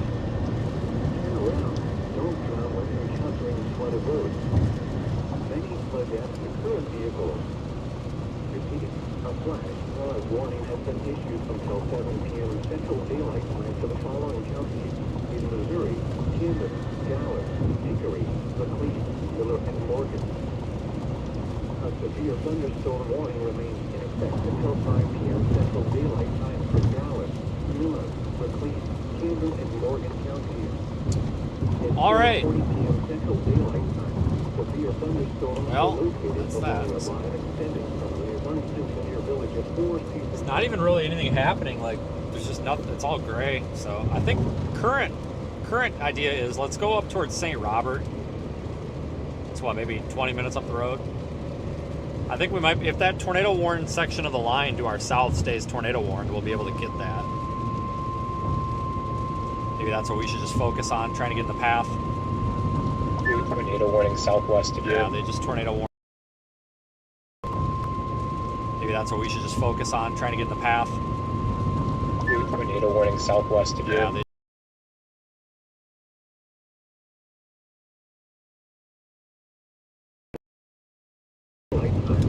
severe thunderstorm capable of producing a tornado was located near Wrangell, or 7 miles east of Marshfield, moving northeast at 55 miles per hour. Expected hazards include tornado. This is a radar-indicated threat. The following impact. I got an exit right here. It's number 145 with a frontage road and poles, so I'm just going to get on the frontage road here. Mobile homes will be damaged or destroyed. The current storm track has it going almost directly over your current location. Storm track.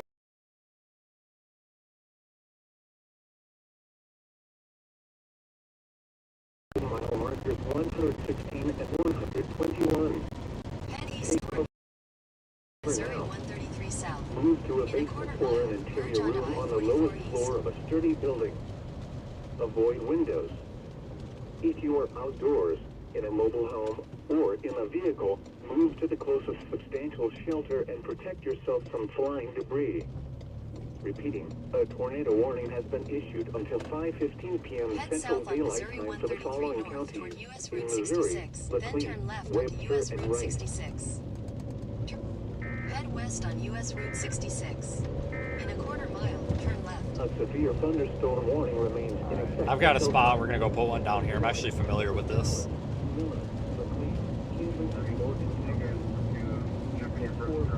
Turn left. And go to Station 4 and stand by there. And a tornado warning has popped up onto the south side of the county. Recording. In a quarter mile, turn left onto Missouri 133 south.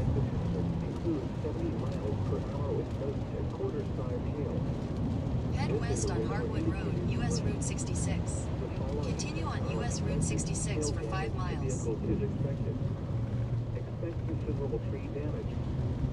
Wind damage is also likely to mobile homes, roofs, and outbuildings. Locations impacted include competition, pumpkin catcher, sleeper, New alert for STS fins. Old Creek, Arnoldton, Glen Creek, Syracuse, Deckersville, Lake of the Ozarks State Park, Plaid, Long Lane, Browie, Lake of the Ozarks, Bagnell, and Eldridge. This includes Interstate 44 between mile markers 110 and Go ahead and bring up 144. live +1 and it'll connect when it connects here. And then you can go ahead and start the number 1 server and just get going. Copy that. I'm powering it on right now, so it'll be any minute. If you spot a tornado, go at once into the basement or small central room in a sturdy structure. If on a near lake of the Ozarks, get away from the water and move indoors or inside a vehicle. Remember, lightning can strike out to 15 miles from the parent thunderstorm. If you can hear thunder, you are close enough to be struck by lightning. Move to safe shelter now. Do not be caught on the water in a thunderstorm. Repeating, a severe thunderstorm. 627, 1653, loud clear. 5 p.m. Central Daylight Time for the following counties in Missouri, Camden, Dallas, McLean, Miller, and Morgan. The National Weather Service in Springfield has issued a tornado warning for northeast and Webster County, northwest and Wright County, southwest and McLean County until 5:15 p.m. Central Daylight Time. At 4:48 p.m. Central Daylight Time, a severe thunderstorm capable of producing a tornado was located near Wrangell, or 7 miles east of Marshfield, moving northeast at 55 miles per hour.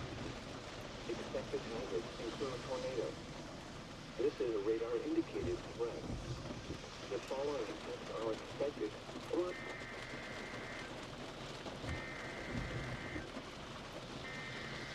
New alert for RDD14K.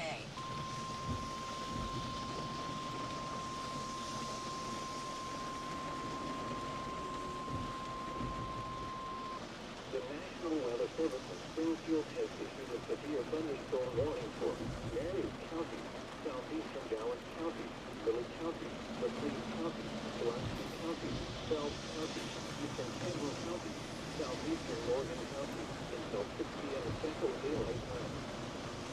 Central Daylight Time, severe thunderstorms were located along the line extending from a good 9 miles south of Hickory Hill to 14 miles northwest of Janesville, moving northeast at 55 miles per hour.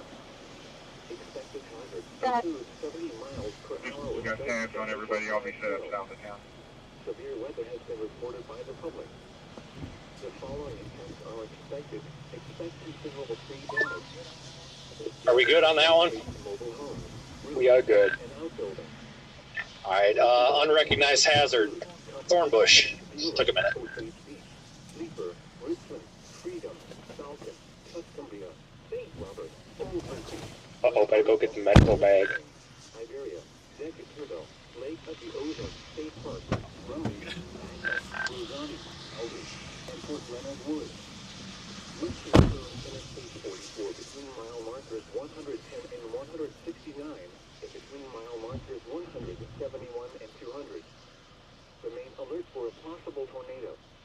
Tornadoes can develop quickly from severe thunderstorms. Officers, National Weather Service now issued a severe thunderstorm warning for Marys, Laclede. Oh, there's a thorn bush. That's why it took so long. I got stuck in the thorn bush. Destination National Weather Service, Springfield. 12 hours, 1656 for all fire. Oh, I gotta start planning for these thorn bushes. 489 thunderstorm warning has been issued until 6 p.m. Central Daylight. 49, 1656, all clear.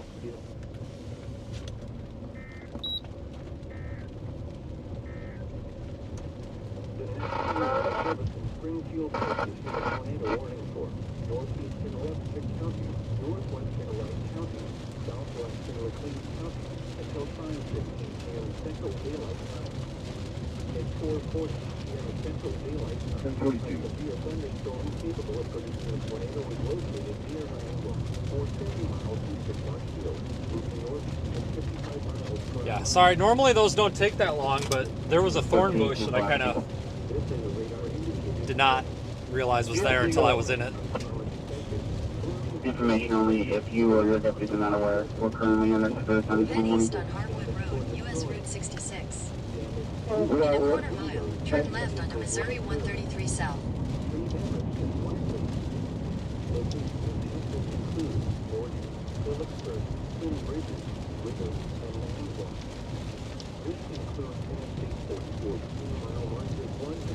Turn left onto Missouri 133 South, then turn right onto the I-44 East ramp. Oh, it's just shit. This is it right here. Damn it. Avoid windows. Oops. If you are outdoors in a mobile home, Turn right onto the I-44 East ramp, then merge onto I-44 East. and protect yourself from flying debris. Repeating, a tornado warning has been issued until 5:15 p.m. Central Daylight Time for the following counties in Missouri: Laclede, Webster, and Wright.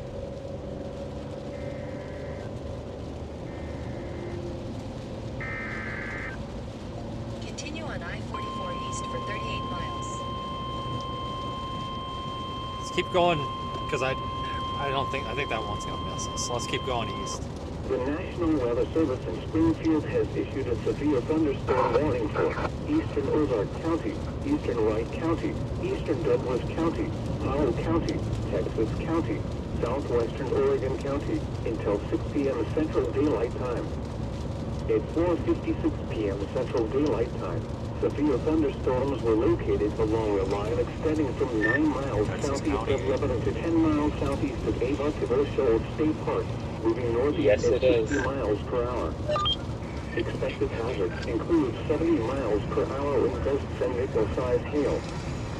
Source: train spotter report of downed trees in Ava at 4:45 p.m. Central Daylight Time. The following impacts are expected. Expect considerable tree damage. Damage is likely to mobile homes, roofs, and outbuildings. Locations impacted include Lanton, Mays, Brooksy, Caulfield, Bakersfield, Success, Hugginsville, New alert for RTD-14K.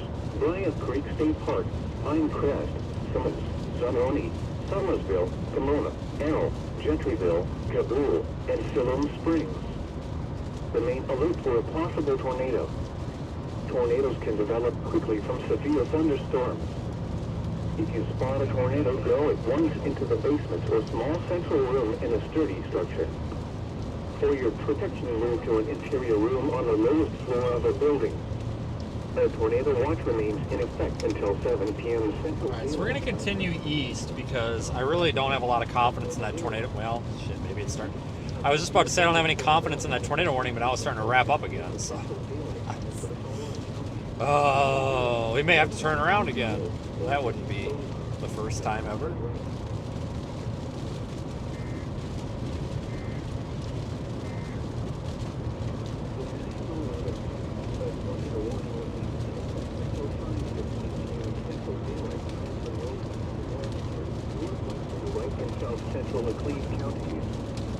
At 5 p.m. Central Daylight Time, a severe thunderstorm capable of producing a tornado was located 9 miles east of Manzwa, or 14 miles northeast of Marshfield, moving northeast at 50 miles per hour.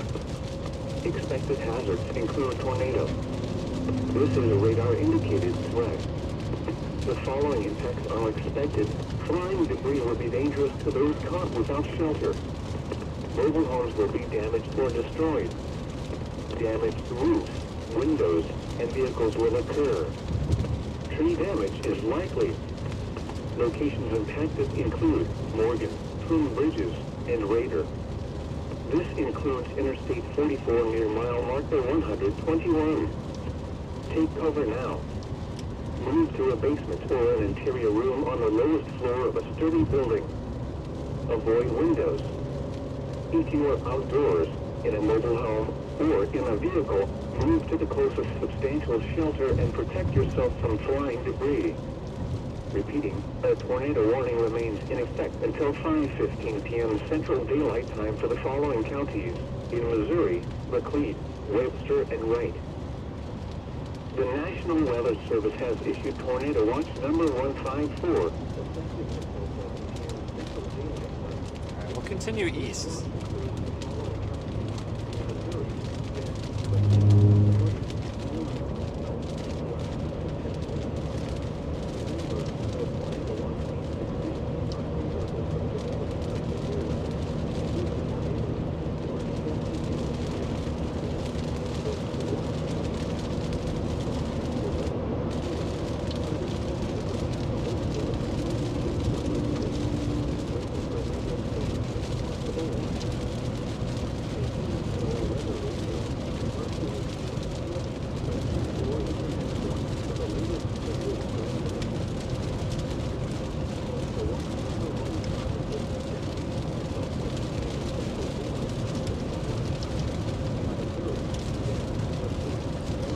Wow, that one south of RDD number 1 looks like maybe it's wrapping up again. I wonder if we're going to have to turn around. Well, no, maybe not. It just looked interesting on reflectivity. Velocity's not that great. Alright, maybe we're okay still. I'm just trying to get us out ahead of this in case these ones to the south do end up producing tornadoes because they're moving northeast, so we have to get east quickly to get in their path. Because there's two that are going to be coming farther east of number 1 there. Alert for RTT3.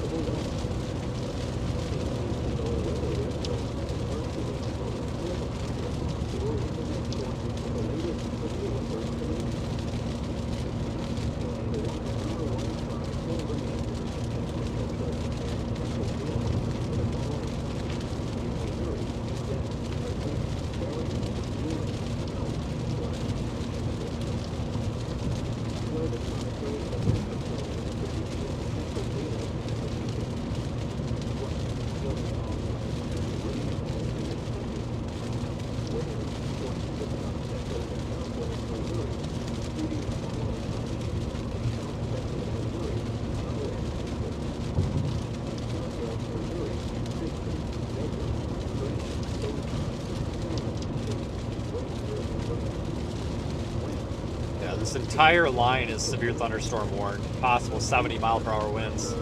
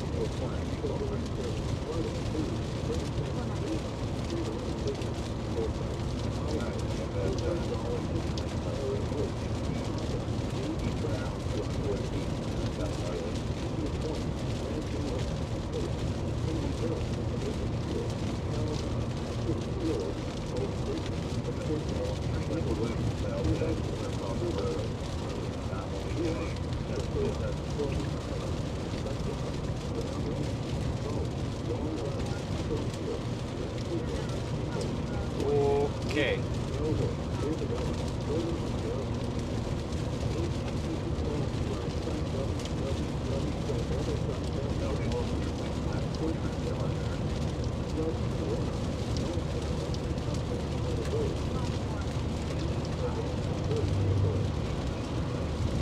A lot of running around today, that's for sure.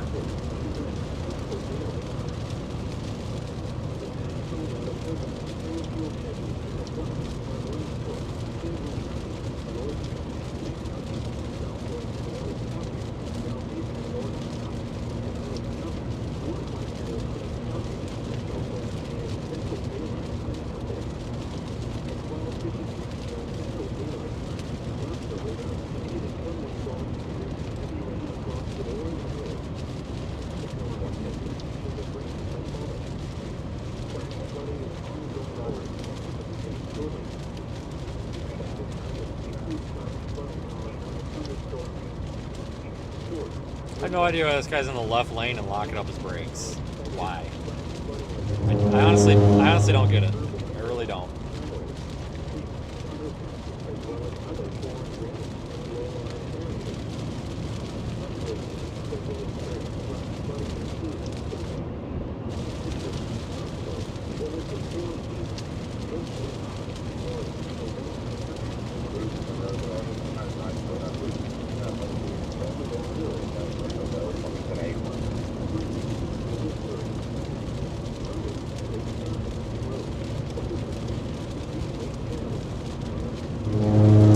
None of these circulations really impress me that much. So I'm not really like entirely sure what we're doing here.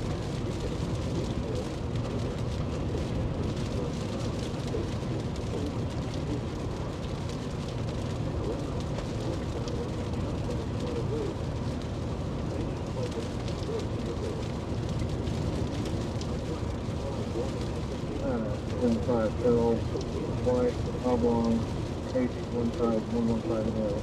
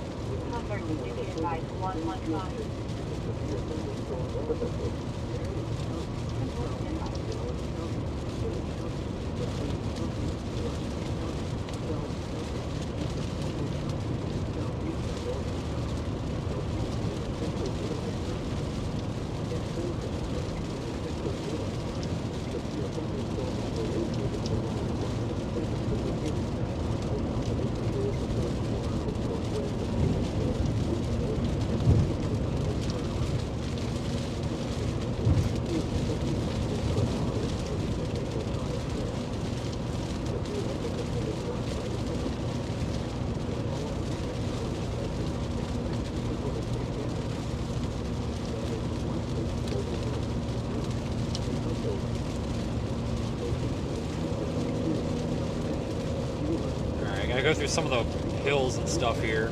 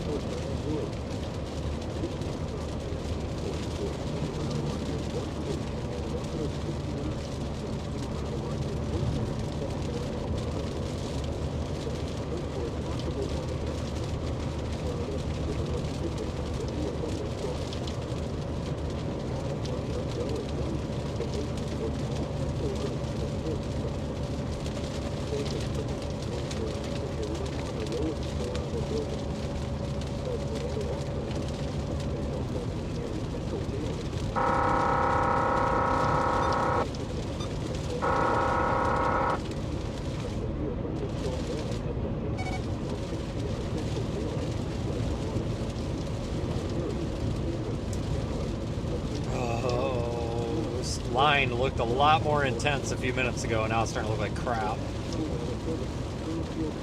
It's dying out on us.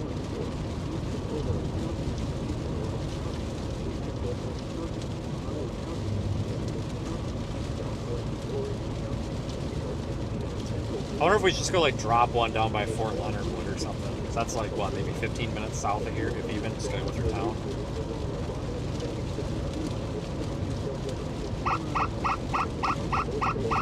Yeah, let's do that.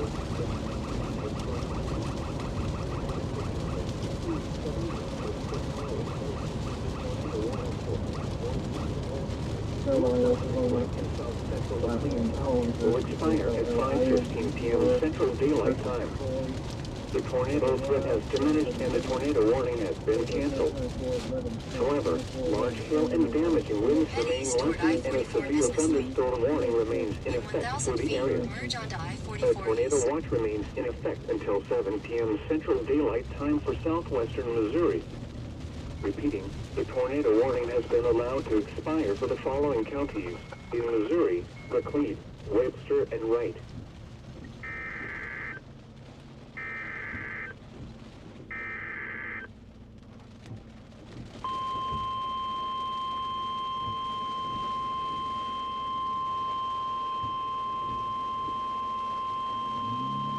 The National Weather Service in Springfield has issued a tornado warning for Head south on southeastern Wright I-44 County, business loop, eastern then turn Douglas right onto County, I-44 northwestern Howell County, southwestern I have a new Texas plan, County, just hang on. until I'll tell you in a minute. 5:35 p.m. May be Central affected by Daylight severe Time. thunderstorm warning. At 5:10 p.m. Central Daylight Time, a severe thunderstorm capable of producing a tornado was located 15 miles south of Norwood, or 16 miles south of Mountain Grove, moving northeast at 55 miles per hour.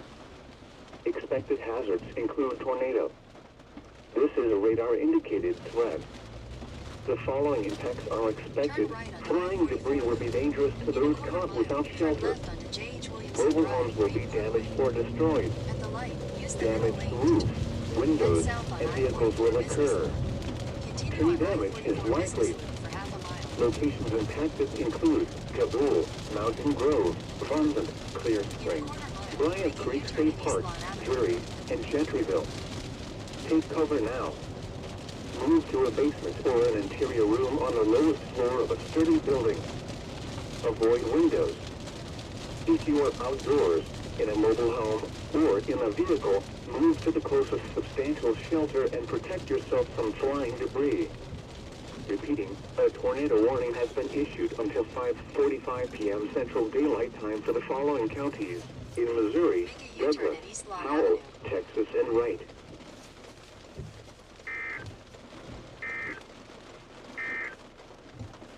The National Weather Service in Springfield has issued a severe thunderstorm warning for eastern Ozark County, eastern Wright County, eastern Douglas County, Howell County, Texas County, southwestern Oregon County, until 6 p.m. Central Daylight Time. I don't know if I can make this At U-turn. 4:56 Continue on p.m. I-44 Central business Daylight loop for Time, half a mile. severe thunderstorms were located along a line extending from 9 miles southeast of Lebanon to 10 miles southeast of Ava to Old Shoals State Park. Okay, so new plan. So we're not going to go drop one by Fort Leonard Wood. We're going to go back on 44 and try to get over by Salem.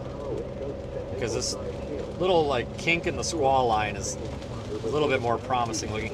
I'm noticing the pattern here. I think as these storms move off to the northeast, I think it's going to be these storms that are a little bit farther down the line. So I think we're better at playing our bets by going to like Rolla and then dropping south and intercepting the line south of Rolla. It almost looks like it's intensifying as it's moving east. Shit, not that one. So for me, it's kind of like, you know, we could go and try to get it now and it's probably garbage, or we could just be a little patient, drive about 20, 30 miles up the road and maybe get it, you know, in better shape here. So let's try that, because right now it's not that great, but it looks like it's trying to intensify. So this will increase our chances of seeing something interesting.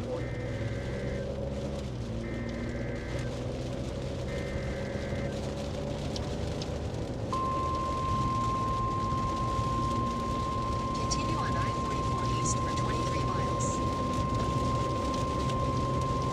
The National National Weather Service in Springfield has issued a tornado warning for northeastern Wright County, southeastern Laclede County, northwestern Texas County until 5:45 p.m. Central Daylight Time.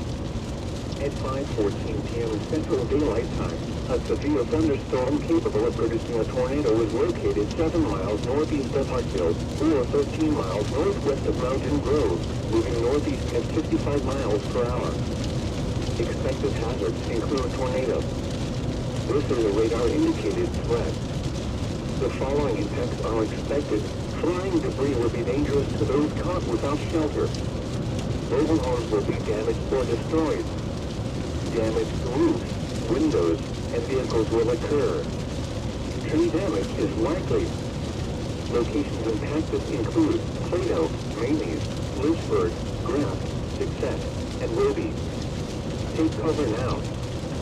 Move to a basement or an interior room on the lowest floor of a sturdy building. Avoid windows. If you are outdoors, in a mobile home, or in a vehicle, move to the closest substantial shelter and protect yourself from flying debris.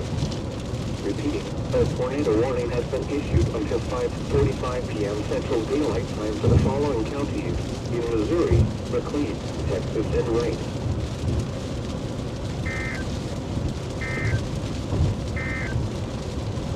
The National Weather Service in Springfield has issued a severe thunderstorm warning for eastern Ozark County, eastern Wright County, eastern Denver County, Howell How is that? Texas County, southwestern Oregon County, until 6 p.m. Central Daylight Time. At 4:56 p.m. Central Daylight Time, severe thunderstorms were located along a line extending from 9 miles southeast of Lebanon to 10 miles southeast of the Arch of Old Shoals State Park, moving northeast at 60 miles. A severe thunderstorm warning remains. Well, this is that hurry up and wait part of the live stream where it feels like you're doing nothing but driving around. That's kind of what we're doing. That's the problem with chasing in an area like this where there's not good terrain. Like you just can't get, a good look at much. It's tough.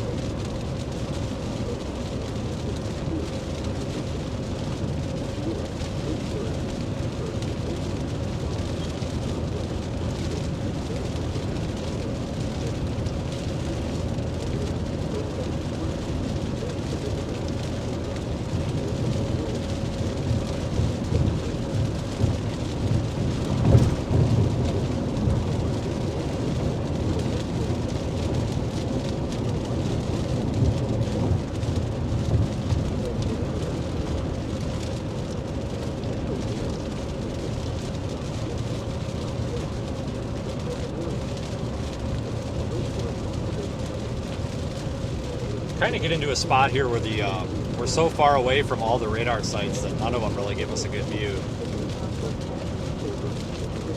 8354 registration to a Maverick Transportation LLC on a 2022 to make his S-Rank for Robert T. Cobb, March 2026 expiration deployment.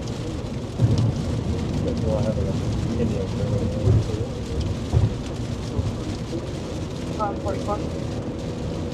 Well, we did it too.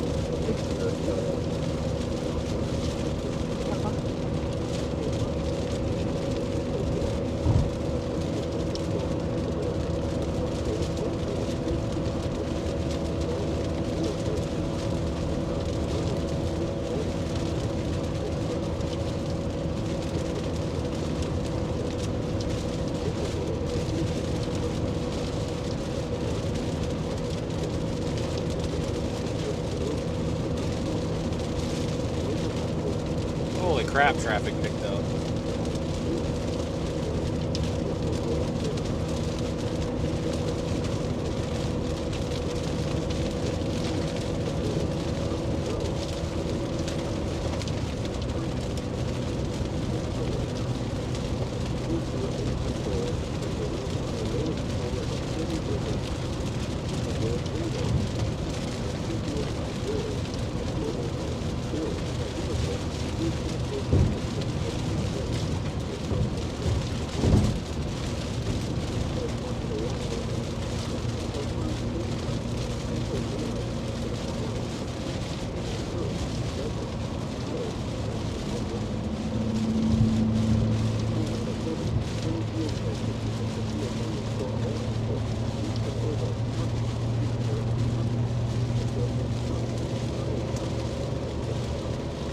to get out of this damn rain.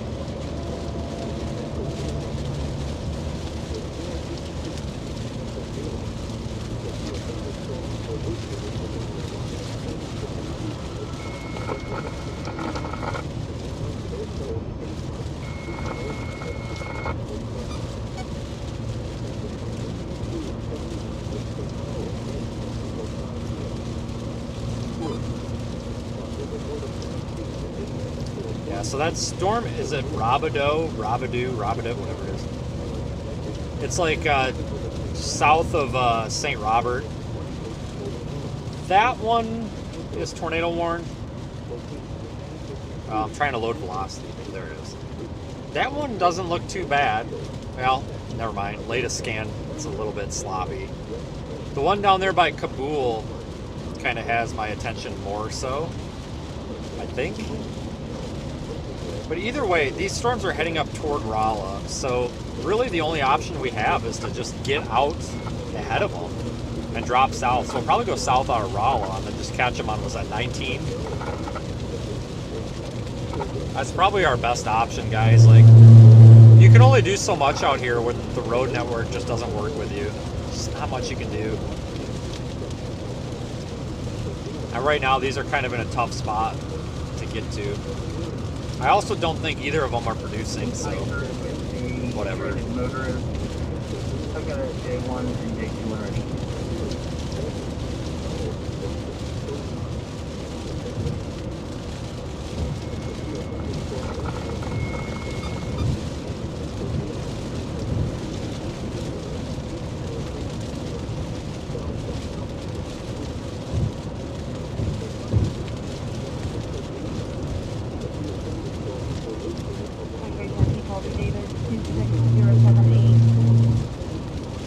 Average Leasing LLC on a 2024 make it January 8 out of T-Com March 2026 Corporation of Plan.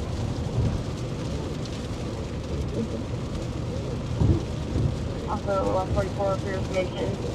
Came with 3 Yeah, we'll just kind of head towards Salem. I think we're only like a half hour away. Okay. 39. We're only 39 minutes away from Salem, so that's fine. We can do that.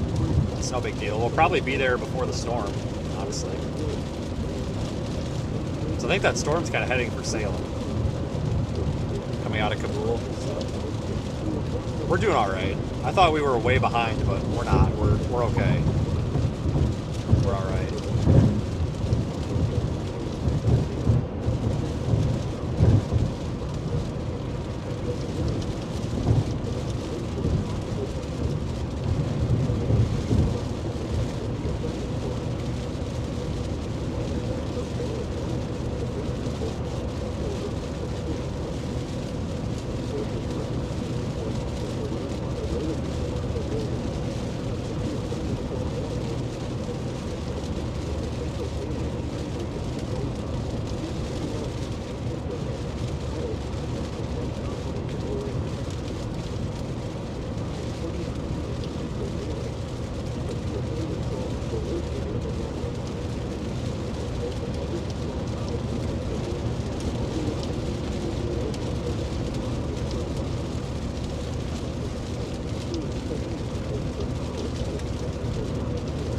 Going up 44, I guess. Oh yeah, 19 sucks. It really does. Yeah, 19 sucks. I don't know any other.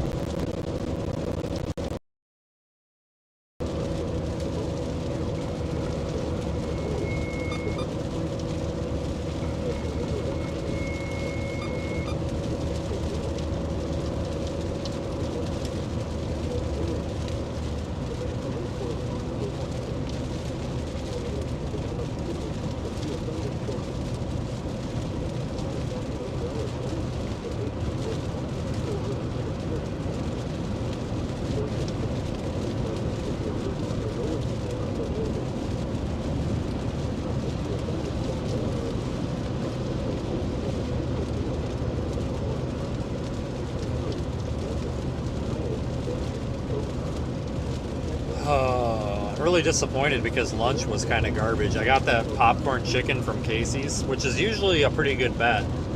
I actually really like that, but it was like cold. So I really got screwed.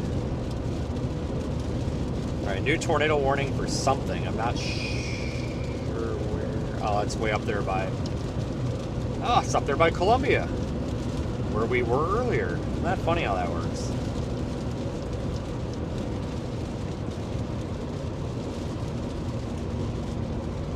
Holy smokes, he's barely freaking crawling. Jesus, dude.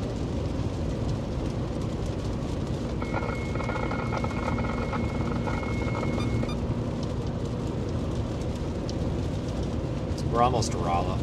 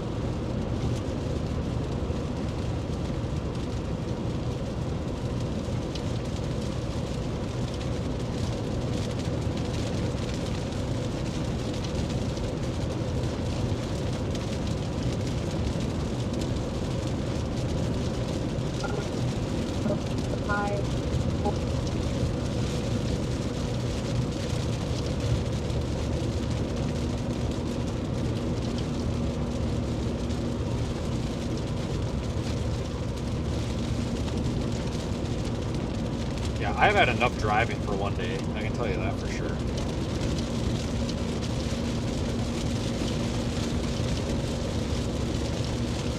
Wireless. Yeah. Very small.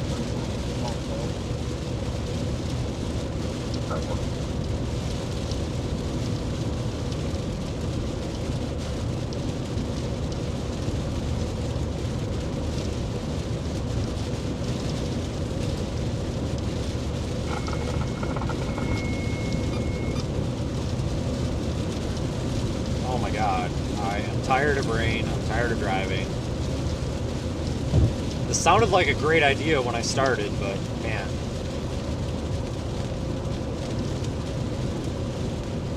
It's almost like the portion of the line that's riding I-44 is kind of crapped out. Definitely got to go south, I think. I don't know, guys. This is just a crapshoot. This is exactly how I thought today was going to go, too. I knew this was going to happen. As soon as we left those storms up north, I'm like, yep, we're going to go all the way down to southern Missouri, and it's going to look really good for like an hour, and then it's just going to crap itself. And then we're going to drive all the way back to Oklahoma City. I knew that's how this was going to go. But I need to get to Oklahoma City or El Reno tomorrow, you know, because I've got my stuff being delivered there to fix the stream. And then we're going to need to get to western Texas. That's going to be a hell of a drive. So as soon as my stuff gets delivered, we're probably going to have to get the hell out of there and go.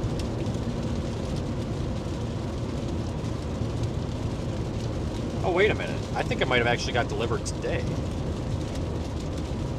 Is that today or tomorrow? They might be waiting for me already.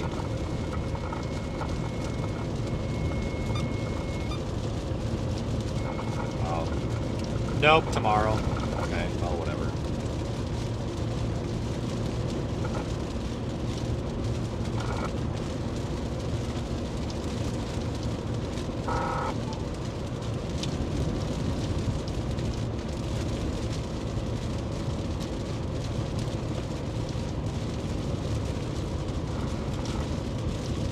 So I'll get to El Reno and then probably have to start driving west.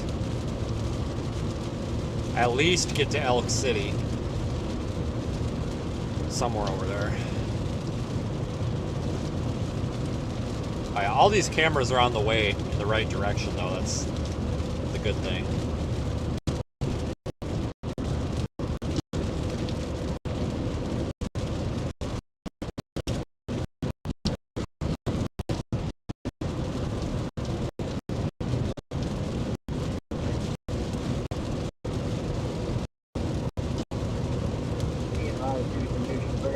Extended ETA. Houston.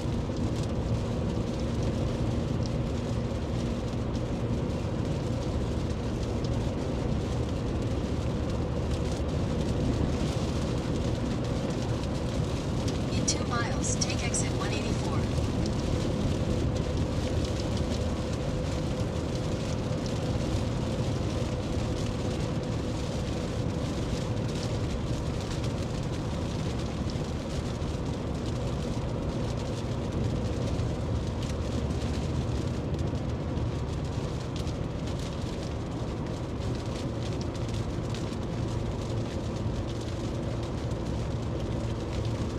Yeah, it won't be a big deal to get those cameras. That's why I'm trying to keep them on, you know, on the interstate here. This last one, I'm not worried about where we put it, so we'll probably just dump it and then come back and get it. Might not even put it out, I don't know. Probably put it up here somewhere by Rolla.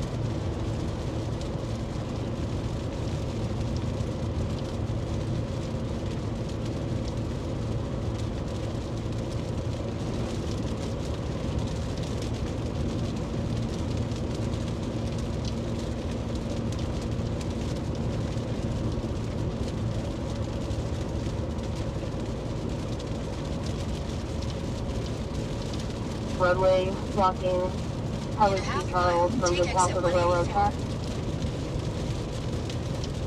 10-1.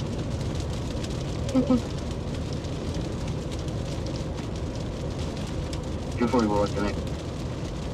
240, 50.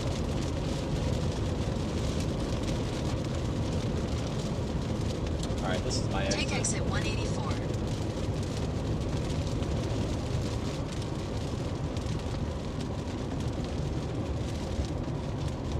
In a quarter mile, at the traffic circle, take the second exit onto Kings Highway.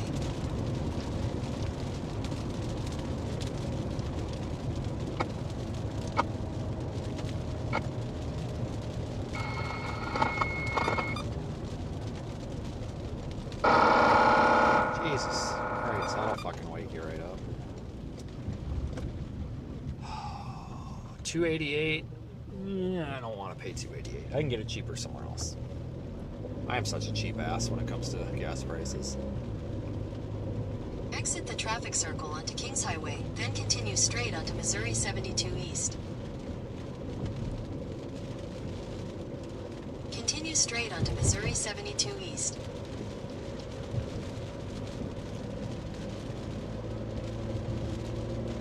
Continue on Missouri 72 East for 26 miles. Street here, just east of Midwest.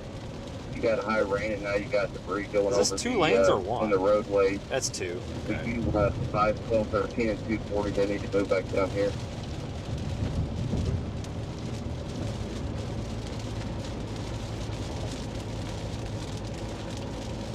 .240 copy direct. 44, 403. Good. I'm on. Just east. Just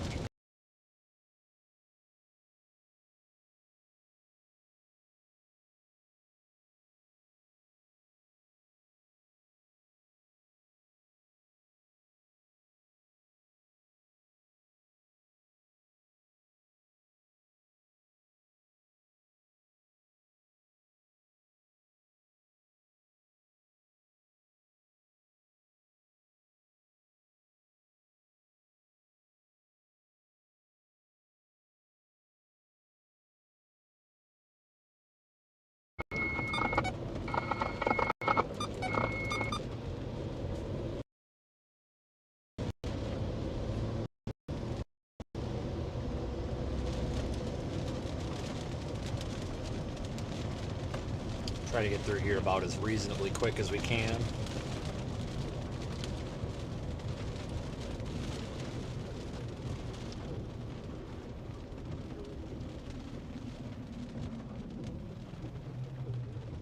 Oh my god, I can't do it. Oh hey, it's alright, we're good. Green light. As I say, God, I can't do another freaking mentally.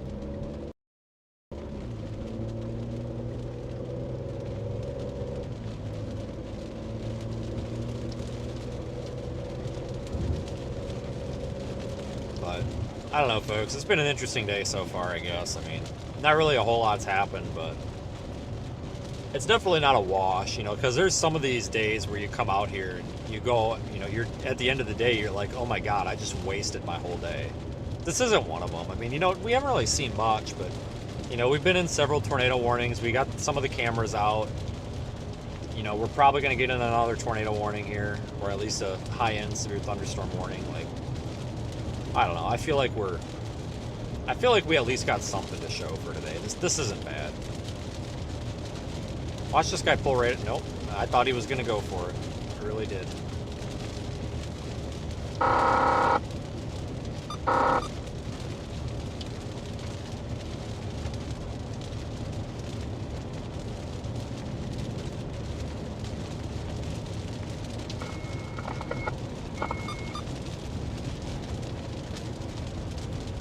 I think we're almost through town. 847, 41.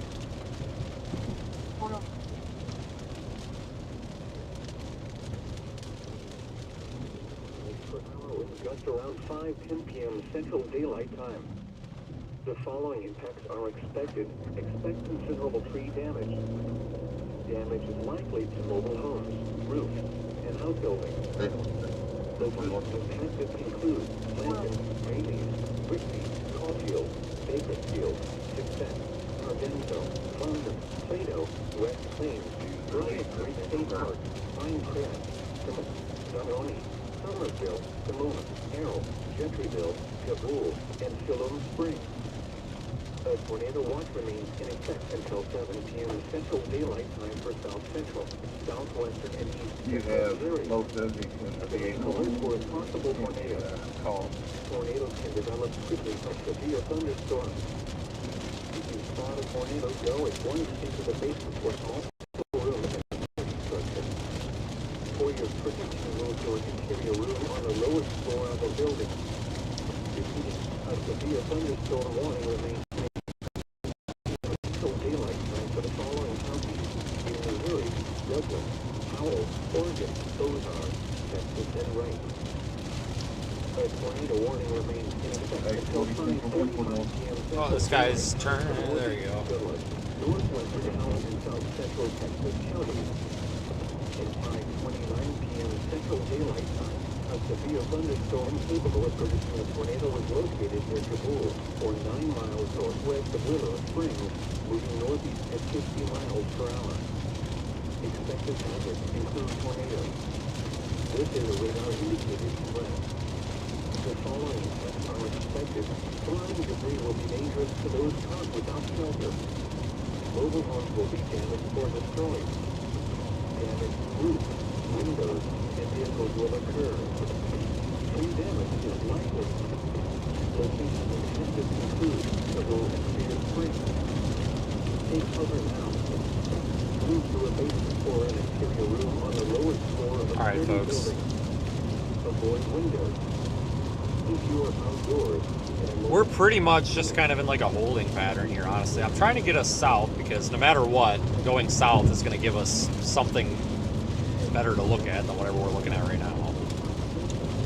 But I don't really have a like, firm target in mind by any means.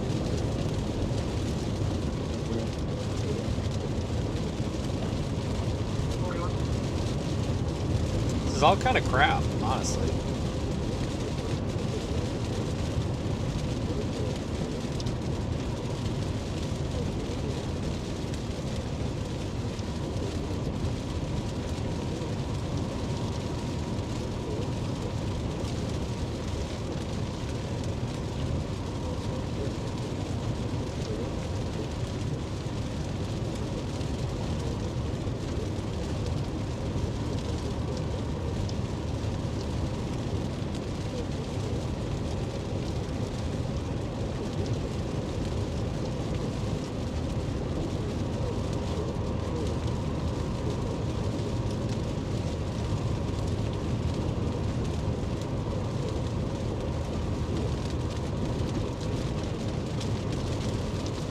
Maybe we'll just put a camera at the next clearing.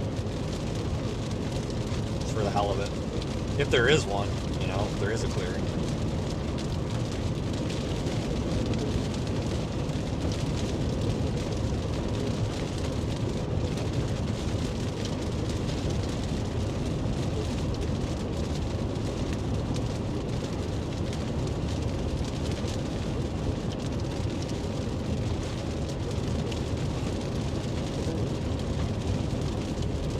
go a little farther south, get out of some of this rain.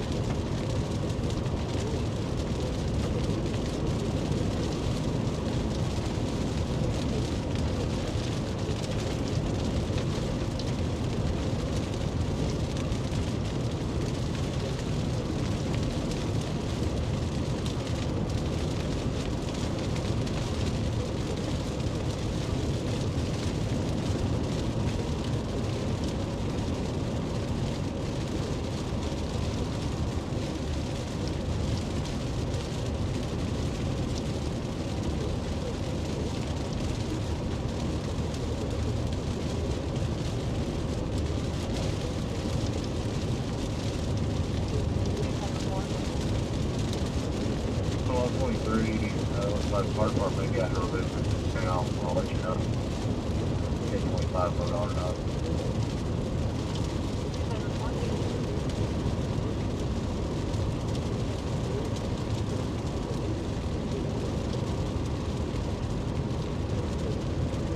Just ain't much for clear spots down here. Looking off to the east there is, but that's the wrong way. You gotta look west. Don't really get much better further down either.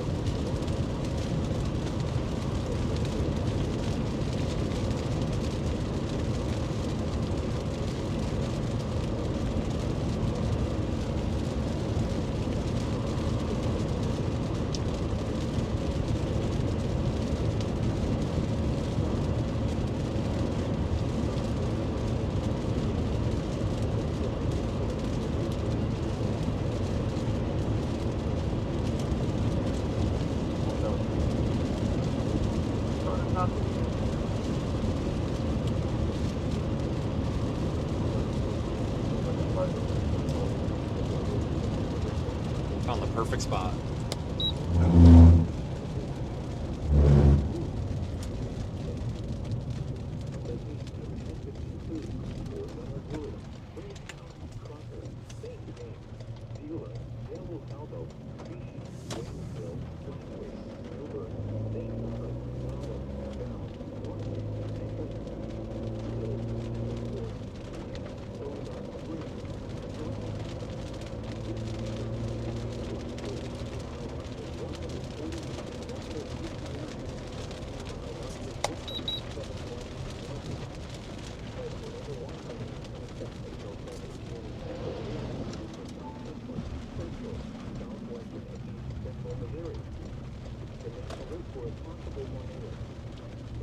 Turn right onto County Road 5200, then turn right. Head west on Haas Road toward County Road 5210. For your protection, move to an interior room on the lowest floor of the building. Repeating, a severe thunderstorm warning remains in effect until 6 p.m. Central Daylight Time for the following counties: in Missouri, Marion, South, and Pulaski. Hang on a second, folks. A tornado warning It's for soaking wet here. northeastern Douglas, northwestern Howell, and south central Texas counties will expire at 5:45 p.m. Central Daylight Time. The storm which prompted the warning has Well, it won't be long, but the fire department has the tree removed. I'm gonna drive on down towards Skyline and see if there's any more.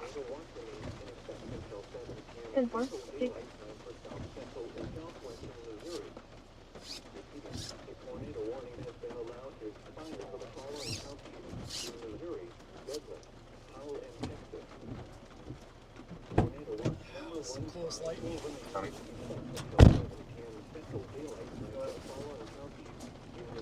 There's 627 at the open.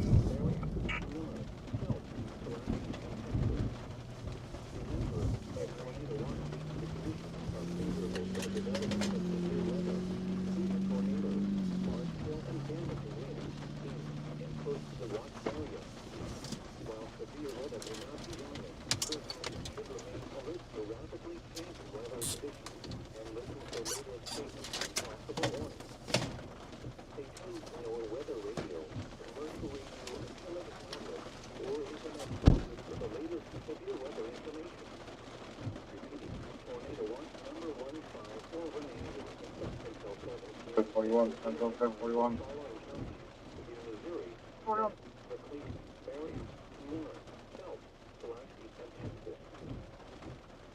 Mild advisory in effect until 9:30 p.m. Central Daylight Time this evening. Flooding caused by excessive rainfall is expected. Where portions of south central and southwest Missouri, including the following counties: in south central Missouri, Howard and Texas. In southwest Missouri, Christian, Redmond, Greene, Ozark, Stone, Tinney, Webster, and Rice. When until 9:30 p.m. Central Daylight Time. Impact: minor flooding in low-lying and forest range. Alright, number 3 should be up now. To 4? Beats the hell out of me. 22 parking lot, Oak Ridge Apartment, 21 White Town, Oak Ridge Apartment. There was a male who used a baseball bat to damage 2 different vehicles. Described as a black male. No, backpack it's of not. black Oh, paint. hold on. I know why it's not. Just hang on. New alert for RTT4. Sure. You have to push the button. There it goes. Okay, thank you. Yes, pushing the button helps, apparently. So that's number 4. It's a little crooked, but hey, whatever. It's there. 25 away. I'll do better next time. Go ahead.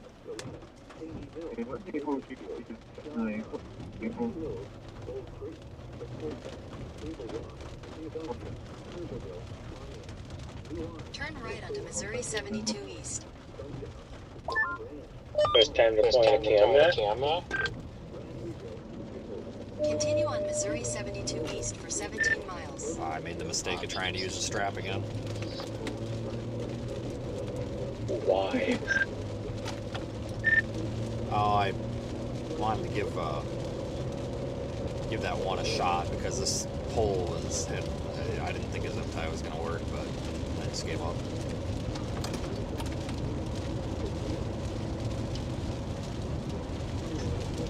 That's about right.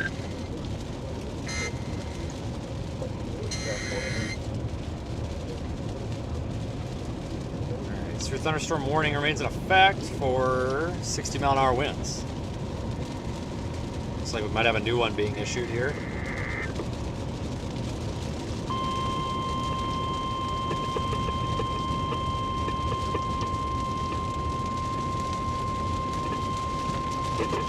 The National Weather Service in Springfield has issued a severe thunderstorm warning for Marion County, southeastern Ozark County, Shannon County, Dent County, Howard County, eastern Pulaski County, eastern Texas County, Phelps County, until 6:45 p.m. Central Daylight Time.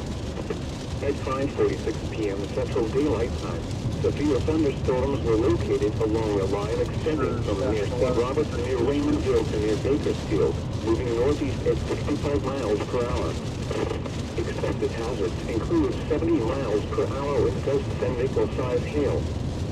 This is a radar-indicated threat. The following impacts are expected. Expect considerable tree damage. Damage is likely to mobile homes, roofs, and outbuildings.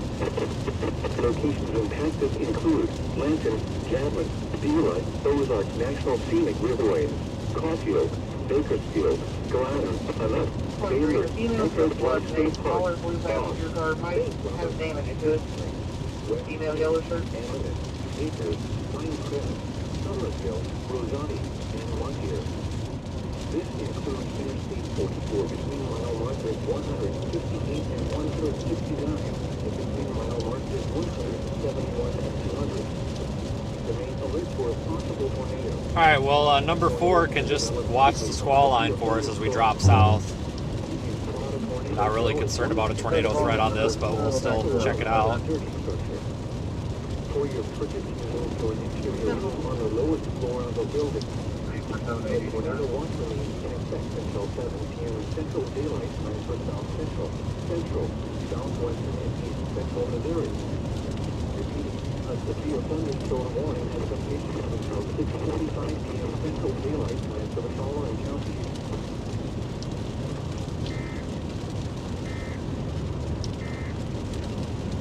The National Weather Service in Springfield has issued a flood warning for Campbell County, northeastern Hickory County, southwestern Lily County, southeastern Northern County, Dallas County, northwestern McLean County, until until 7 p.m. Central Daylight Time Sunday.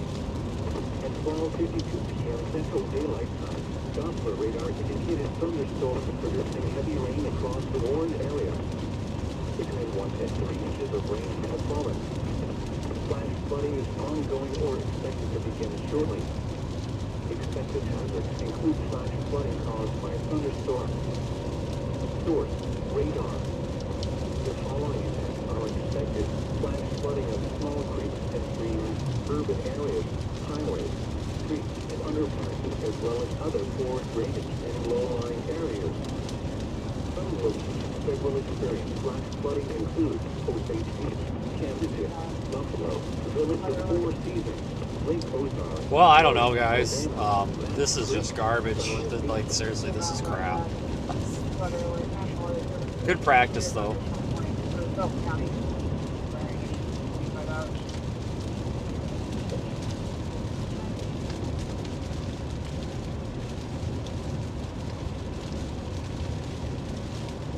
Go down towards Salem and reevaluate, honestly. I don't even know.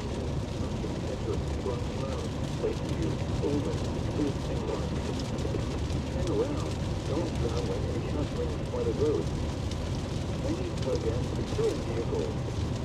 Repeating, a flag or a warning has been issued until 7 p.m. Central Daylight Time for the following counties: in Missouri, Kansas, Dallas, Hickory, McLean, Phillips, and Morgan. The National Weather Service in Springfield has issued a severe thunderstorm warning for various counties: southeastern Ozark County, Shannon County, Dent County, Howell County, eastern Pulaski County, eastern Texas County, South County, until 6:45 p.m. Central Daylight Time. At 5:46 p.m. Central Daylight Time, severe thunderstorms were located along a line extending from near St. Robert near Raymondville near Bakersfield.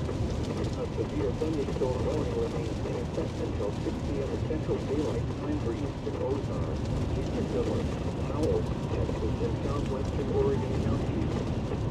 At 5:52 p.m. Central Daylight Time, severe thunderstorms were located along a line extending from near Doolittle to near Raymondville to west. What do you guys think? Moving northeast at 60 miles per hour. Expected hazards include This is garbage, I think. Severe weather has been reported by the public. The following events are expected: considerable tree damage. Damage is likely to mobile homes, roofs, and outbuildings. Locations of hazards include Lanton, Huggins, Tecumseh, Buttersville, This thing really just shit the bed. Bakersfield, Utah, Brainsville, Denver, Yukon, Ruby, Clear Spring, Licking, Solo, Plano, West Plains, Pine Crest, and Hillings. A tornado watch remains in effect until 7 p.m. Central Daylight Time for South Central, Southwestern, and East Central Missouri. Warriors project to move to an interior room on the lowest floor of a building. Repeating, a severe thunderstorm warning I think you just go to site spin. There's probably going to be something there at 2 o'clock in the morning. Well, honestly, it's very possible that that should have been the target. And I kind of thought about that this morning. I was almost like, I wonder if it just makes more sense to sit over here and just wait, but I figured it'd all be after dark. And I tell you what, day 3 is a haul, because shit, that's way over there. So I was kind of like, well, if we can get done early today, then that's probably better. But I actually did think about that, just staying over there where there's more roads. Severe thunderstorms were located along a line extending from near St. Robert to near Raymondville to near Bakersfield, moving northeast at 65 miles per hour. Expected hazards include 70 miles per hour of smoke and missile-sized hail. This is a radar indicated threat. The following events are expected. Expect considerable tree damage. Damage is likely to mobile homes, roofs, and outbuildings.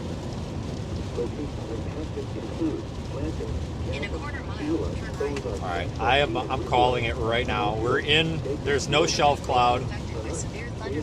We got ripped off. There has not been a shelf cloud. We've been ripped off. There's nothing to look at. This sucks. I'm turning around. I'm over it. This is crap. Turn right. The squall line is here. This is literally the squall line. This. This kind of sucks. So I'm giving up. I give up. This is crap. Head southwest on State Highway FF toward Missouri 72 East, then turn right onto Missouri 72 West. I think Continue for 17 miles. For Christ's sake, shut up. Beautiful. I think that tomorrow, or not tomorrow, Tuesday is going to be a better day. We got that slight risk for West Texas. Those are always good days out there. I've never had a crappy day out there.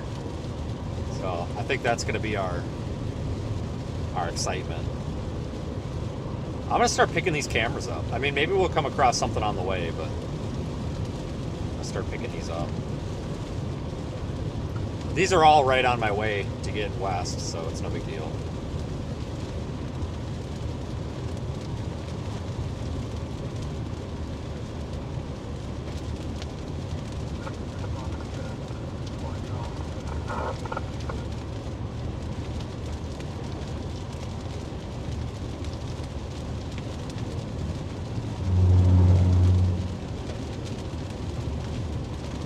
Both on Chevrolet.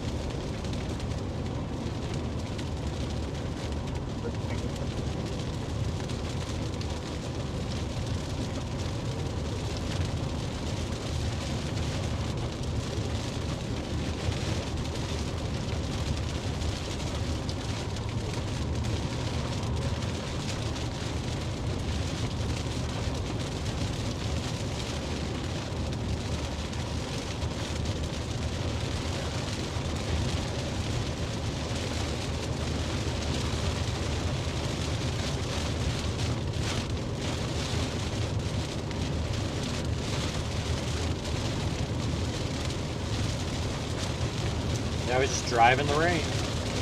The good news is the back of the squall line's almost here, so we'll be out of this rain soon.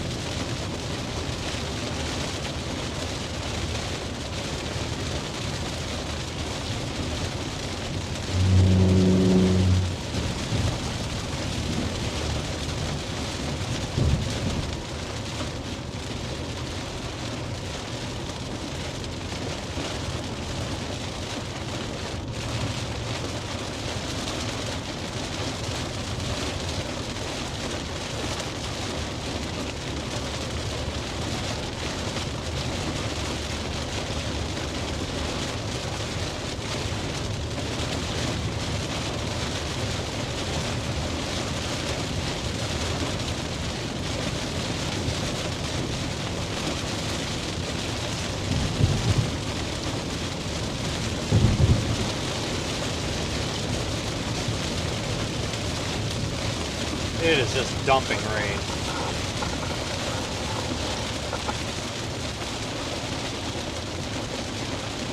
Probably gonna get soaked trying to get this camera.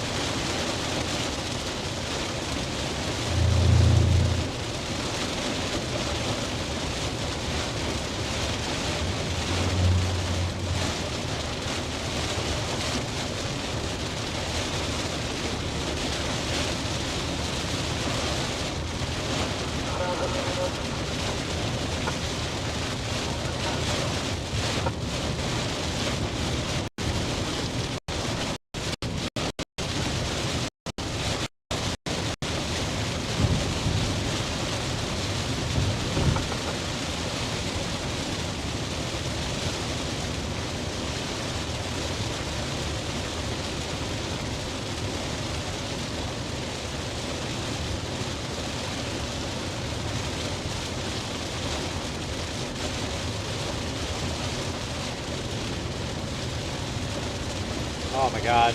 I'm just so sick and tired of rain. Like, I hate driving in the rain. Gotta get out of this shit.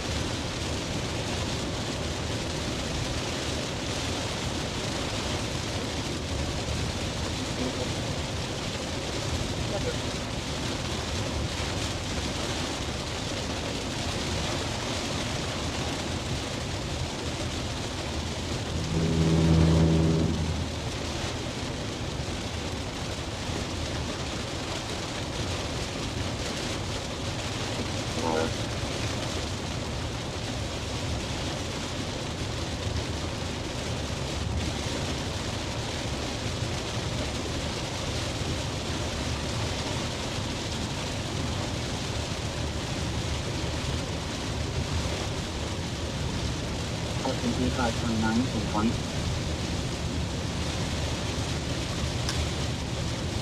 Redeploy next week.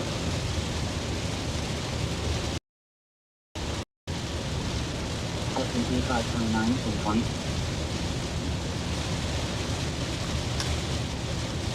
Redeploy next week.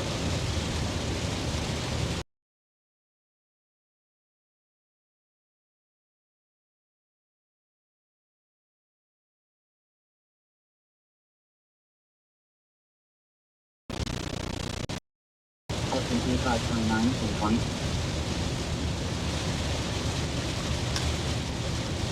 Redeploy next week.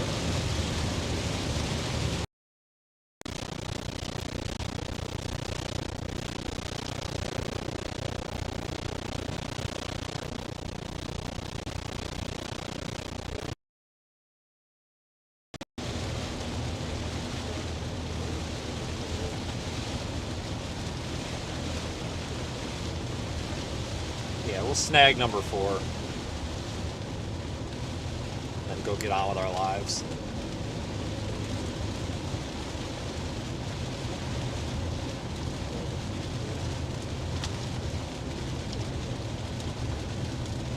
See, the goal is going to be getting this unit without getting soaked.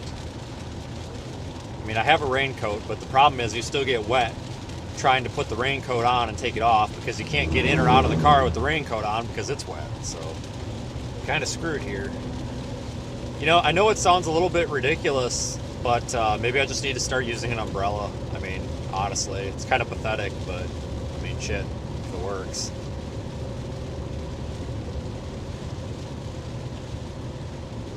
I really just can't get soaking wet in the car because it never dries out, and I'm just constantly sitting on a wet seat.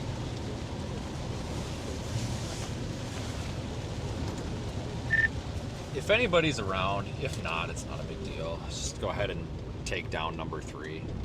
If not, no big deal. Or number 4, whatever the hell this is. Alright, and the way to get the camera without getting wet is to back up to the camera, open the back hatch, and just crawl through the back of the vehicle. I've thought about it. 600 feet, turn right onto County Road 5210. Oh, fuck, I can't get in my raincoat, damn it.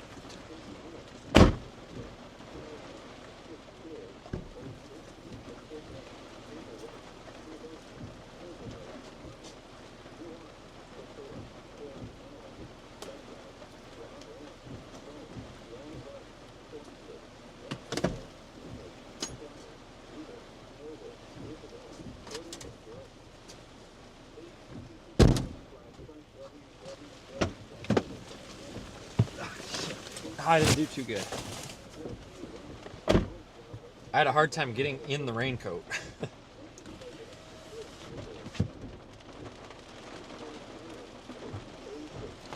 Alright, we'll go get number 2. 740. Let's get out of here. 7. Well, thank you to whatever power company has this utility pole, because it worked out great. For that car and for that part of it. We're going to need to move that.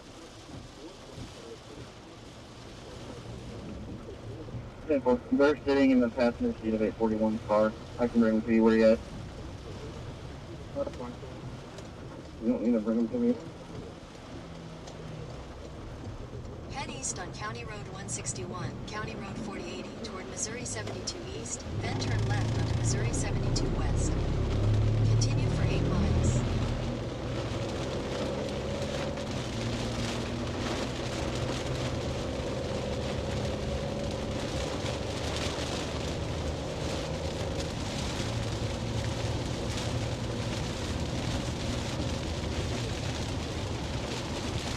Back through Rolla. I guess.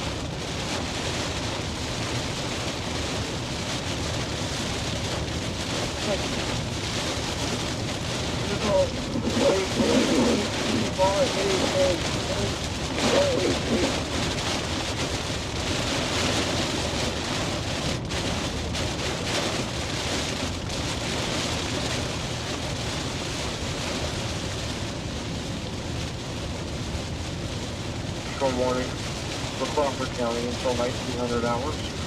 Destination National Weather Service St. Louis. For all at 1808. For all places. Just absolutely no structure, no nothing to see here. How about the news?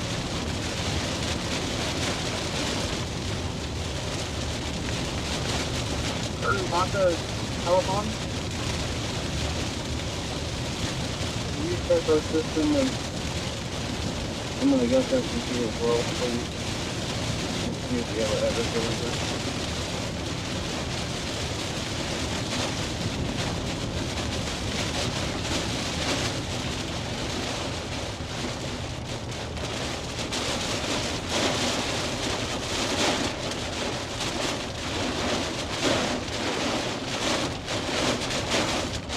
God, it's just dumping rain. That's only one. Can you check that one quick?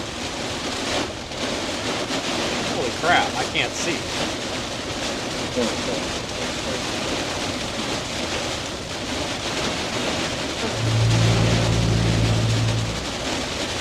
Wow.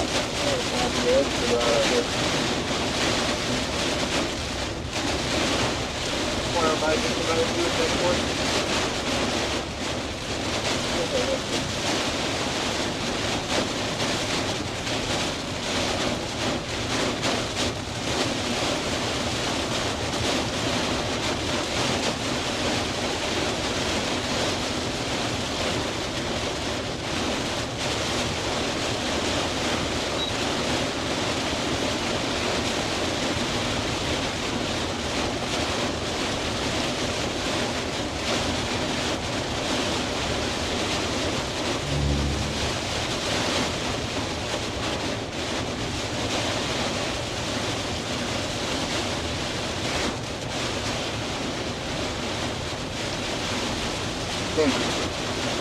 I'll give an address where we are at. Every time we have it, we can't wait to call.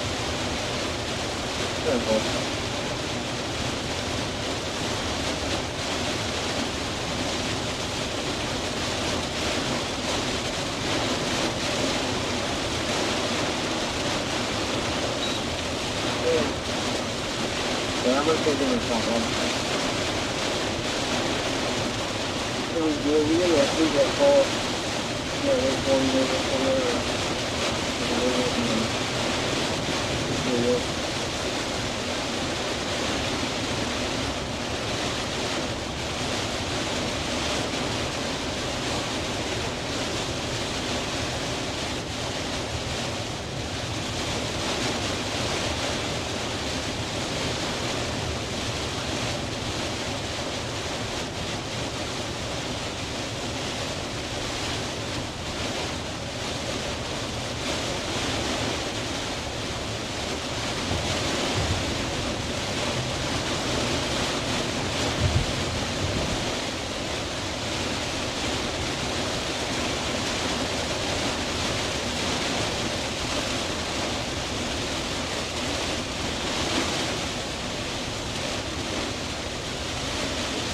Oh man, we should almost be out of this rain.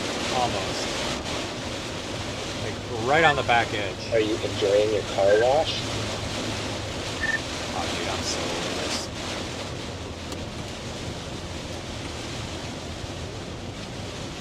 I know the feeling. You just want the rain to stop for like 10 minutes so you can at least get, like just drive normal. God, thankfully I think it's finally dying off.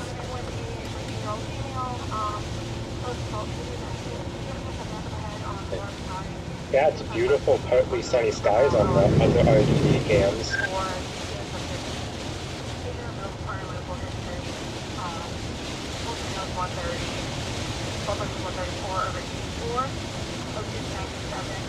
Respiration about 15.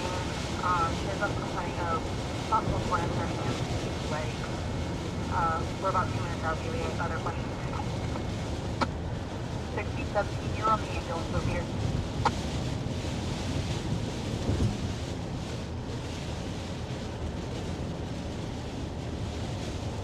Oh, finally, the rain is stopping.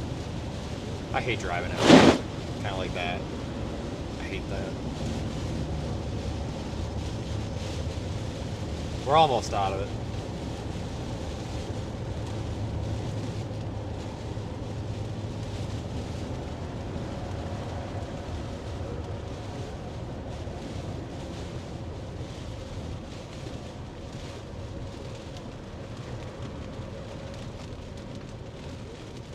Just in time for the red light. Alright guys, well, we'll get back on 44 and I'll come up with a plan. I don't doubt that there's going to be continued tornado threat all the way, you know, to the I-55 corridor to our east, but I just really feel like we're kind of, I don't know, there's just no real way to keep up with it. It's definitely not really robust, but I wouldn't be surprised if there's a tornado again somewhere.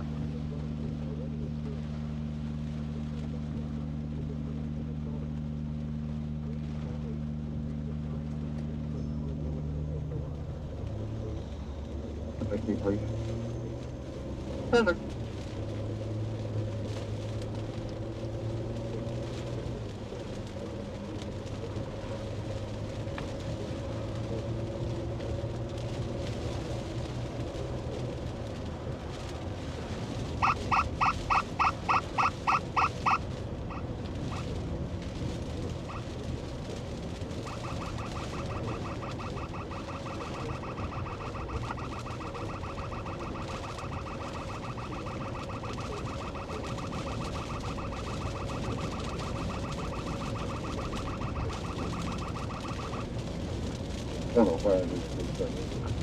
The sky's kind of pretty. Person with the last name, Dave. I believe I just found, I'm going to knock on all the doors, and I think I'm okay with you. No, sorry, I'm not fine with you. Okay, I appreciate you looking. I've located them. A little bit of road flooding there.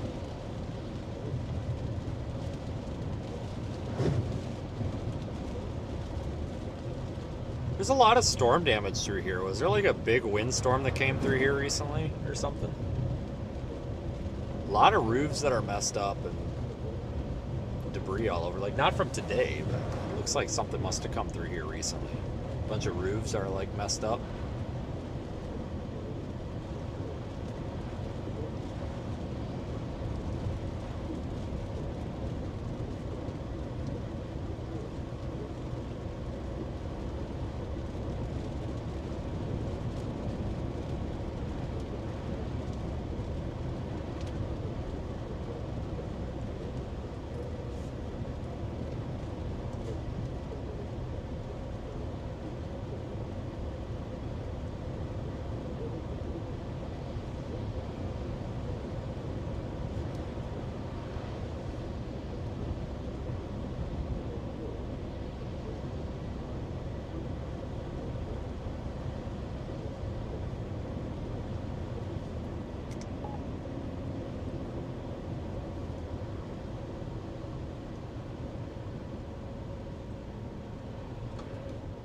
It's kind of nice to be wrapping this up, though, at a decent time. Like, I really don't like these nights where we're out until 10, 11, 12 o'clock at night, because it makes it really tough to try to get into position or do anything for the next day. It's such a hassle, because like even just trying to get checked into a hotel, like half the time they're not at the desk at that time of day, and it's you gotta sit and wait. Yeah, that's like the last thing you want to do at 1 o'clock in the morning.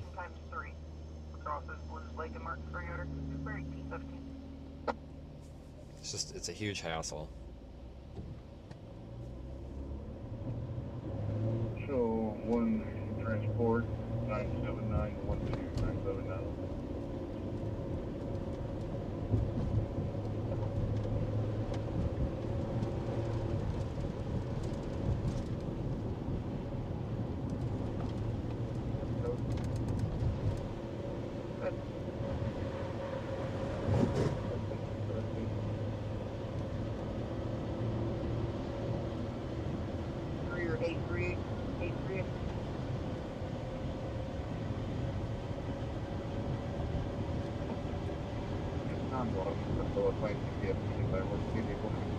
In a quarter mile, at the traffic circle, take the second exit and stay on Kings Highway.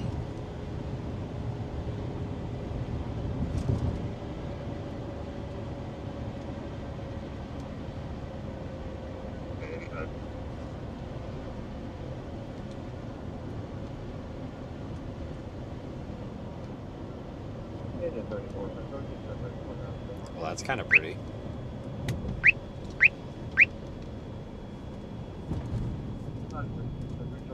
Second exit? Is that what it said? Exit the traffic circle onto Kings Highway. Oh, must be this one then. In 600 feet at the traffic circle, take the third exit onto the I-44 West ramp to Springfield.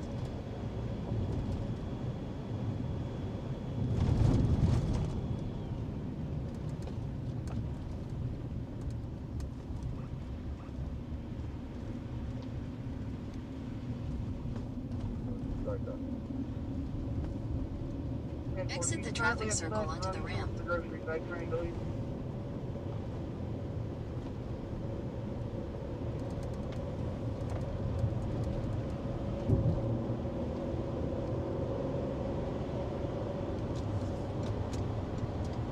Why are you slamming on your brakes? Oh my god. God damn it, you about got me rear-ended, buddy. Holy shit. Oh, that car behind me about fucking hit me. God, dumbass. 272 miles. Like, I get it. I get that there's water there, but just... at the end of the interstate on-ramp, like, if you're gonna do that, like, slow down ahead of time. Jesus, god dang, this car behind me about smoked me. Fuck. It's literally like an inch of water. Oh my goodness. Watch out, those puddles will get you.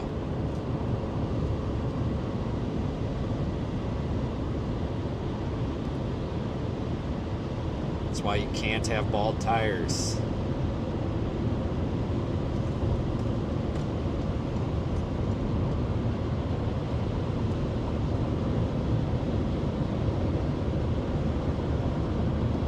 Well, the sunset's kind of pretty.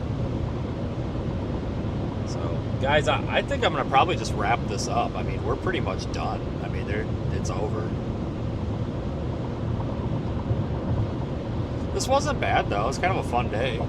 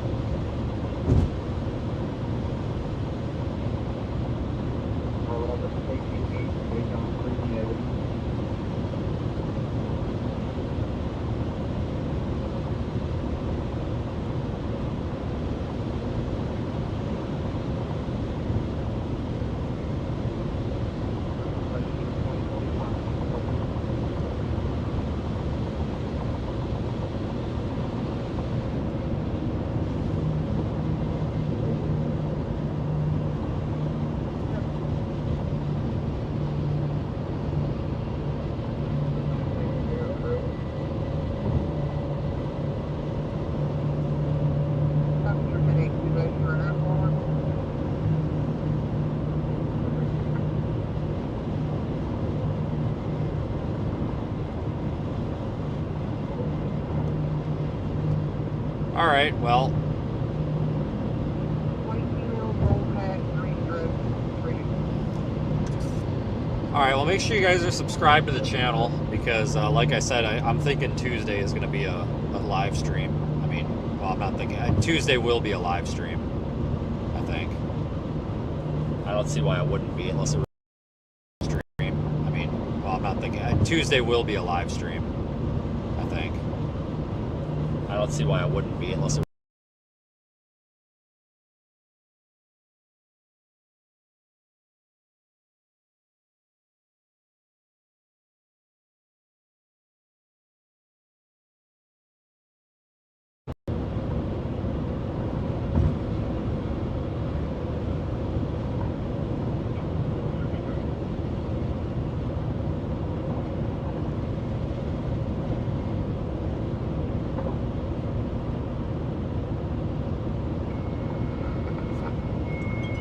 I'm gonna get out of here, folks. This has been fun, though. I mean, we really didn't have much happen, but I mean that's okay. We could have went away with, we could have got away with missing this one. Let's put it that way. I mean, I wouldn't have had any hurt feelings if I would have missed it, but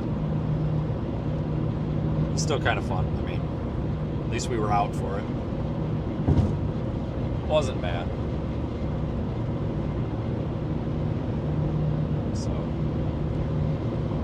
Appreciate all the support today, folks. We'll be back in a couple of days,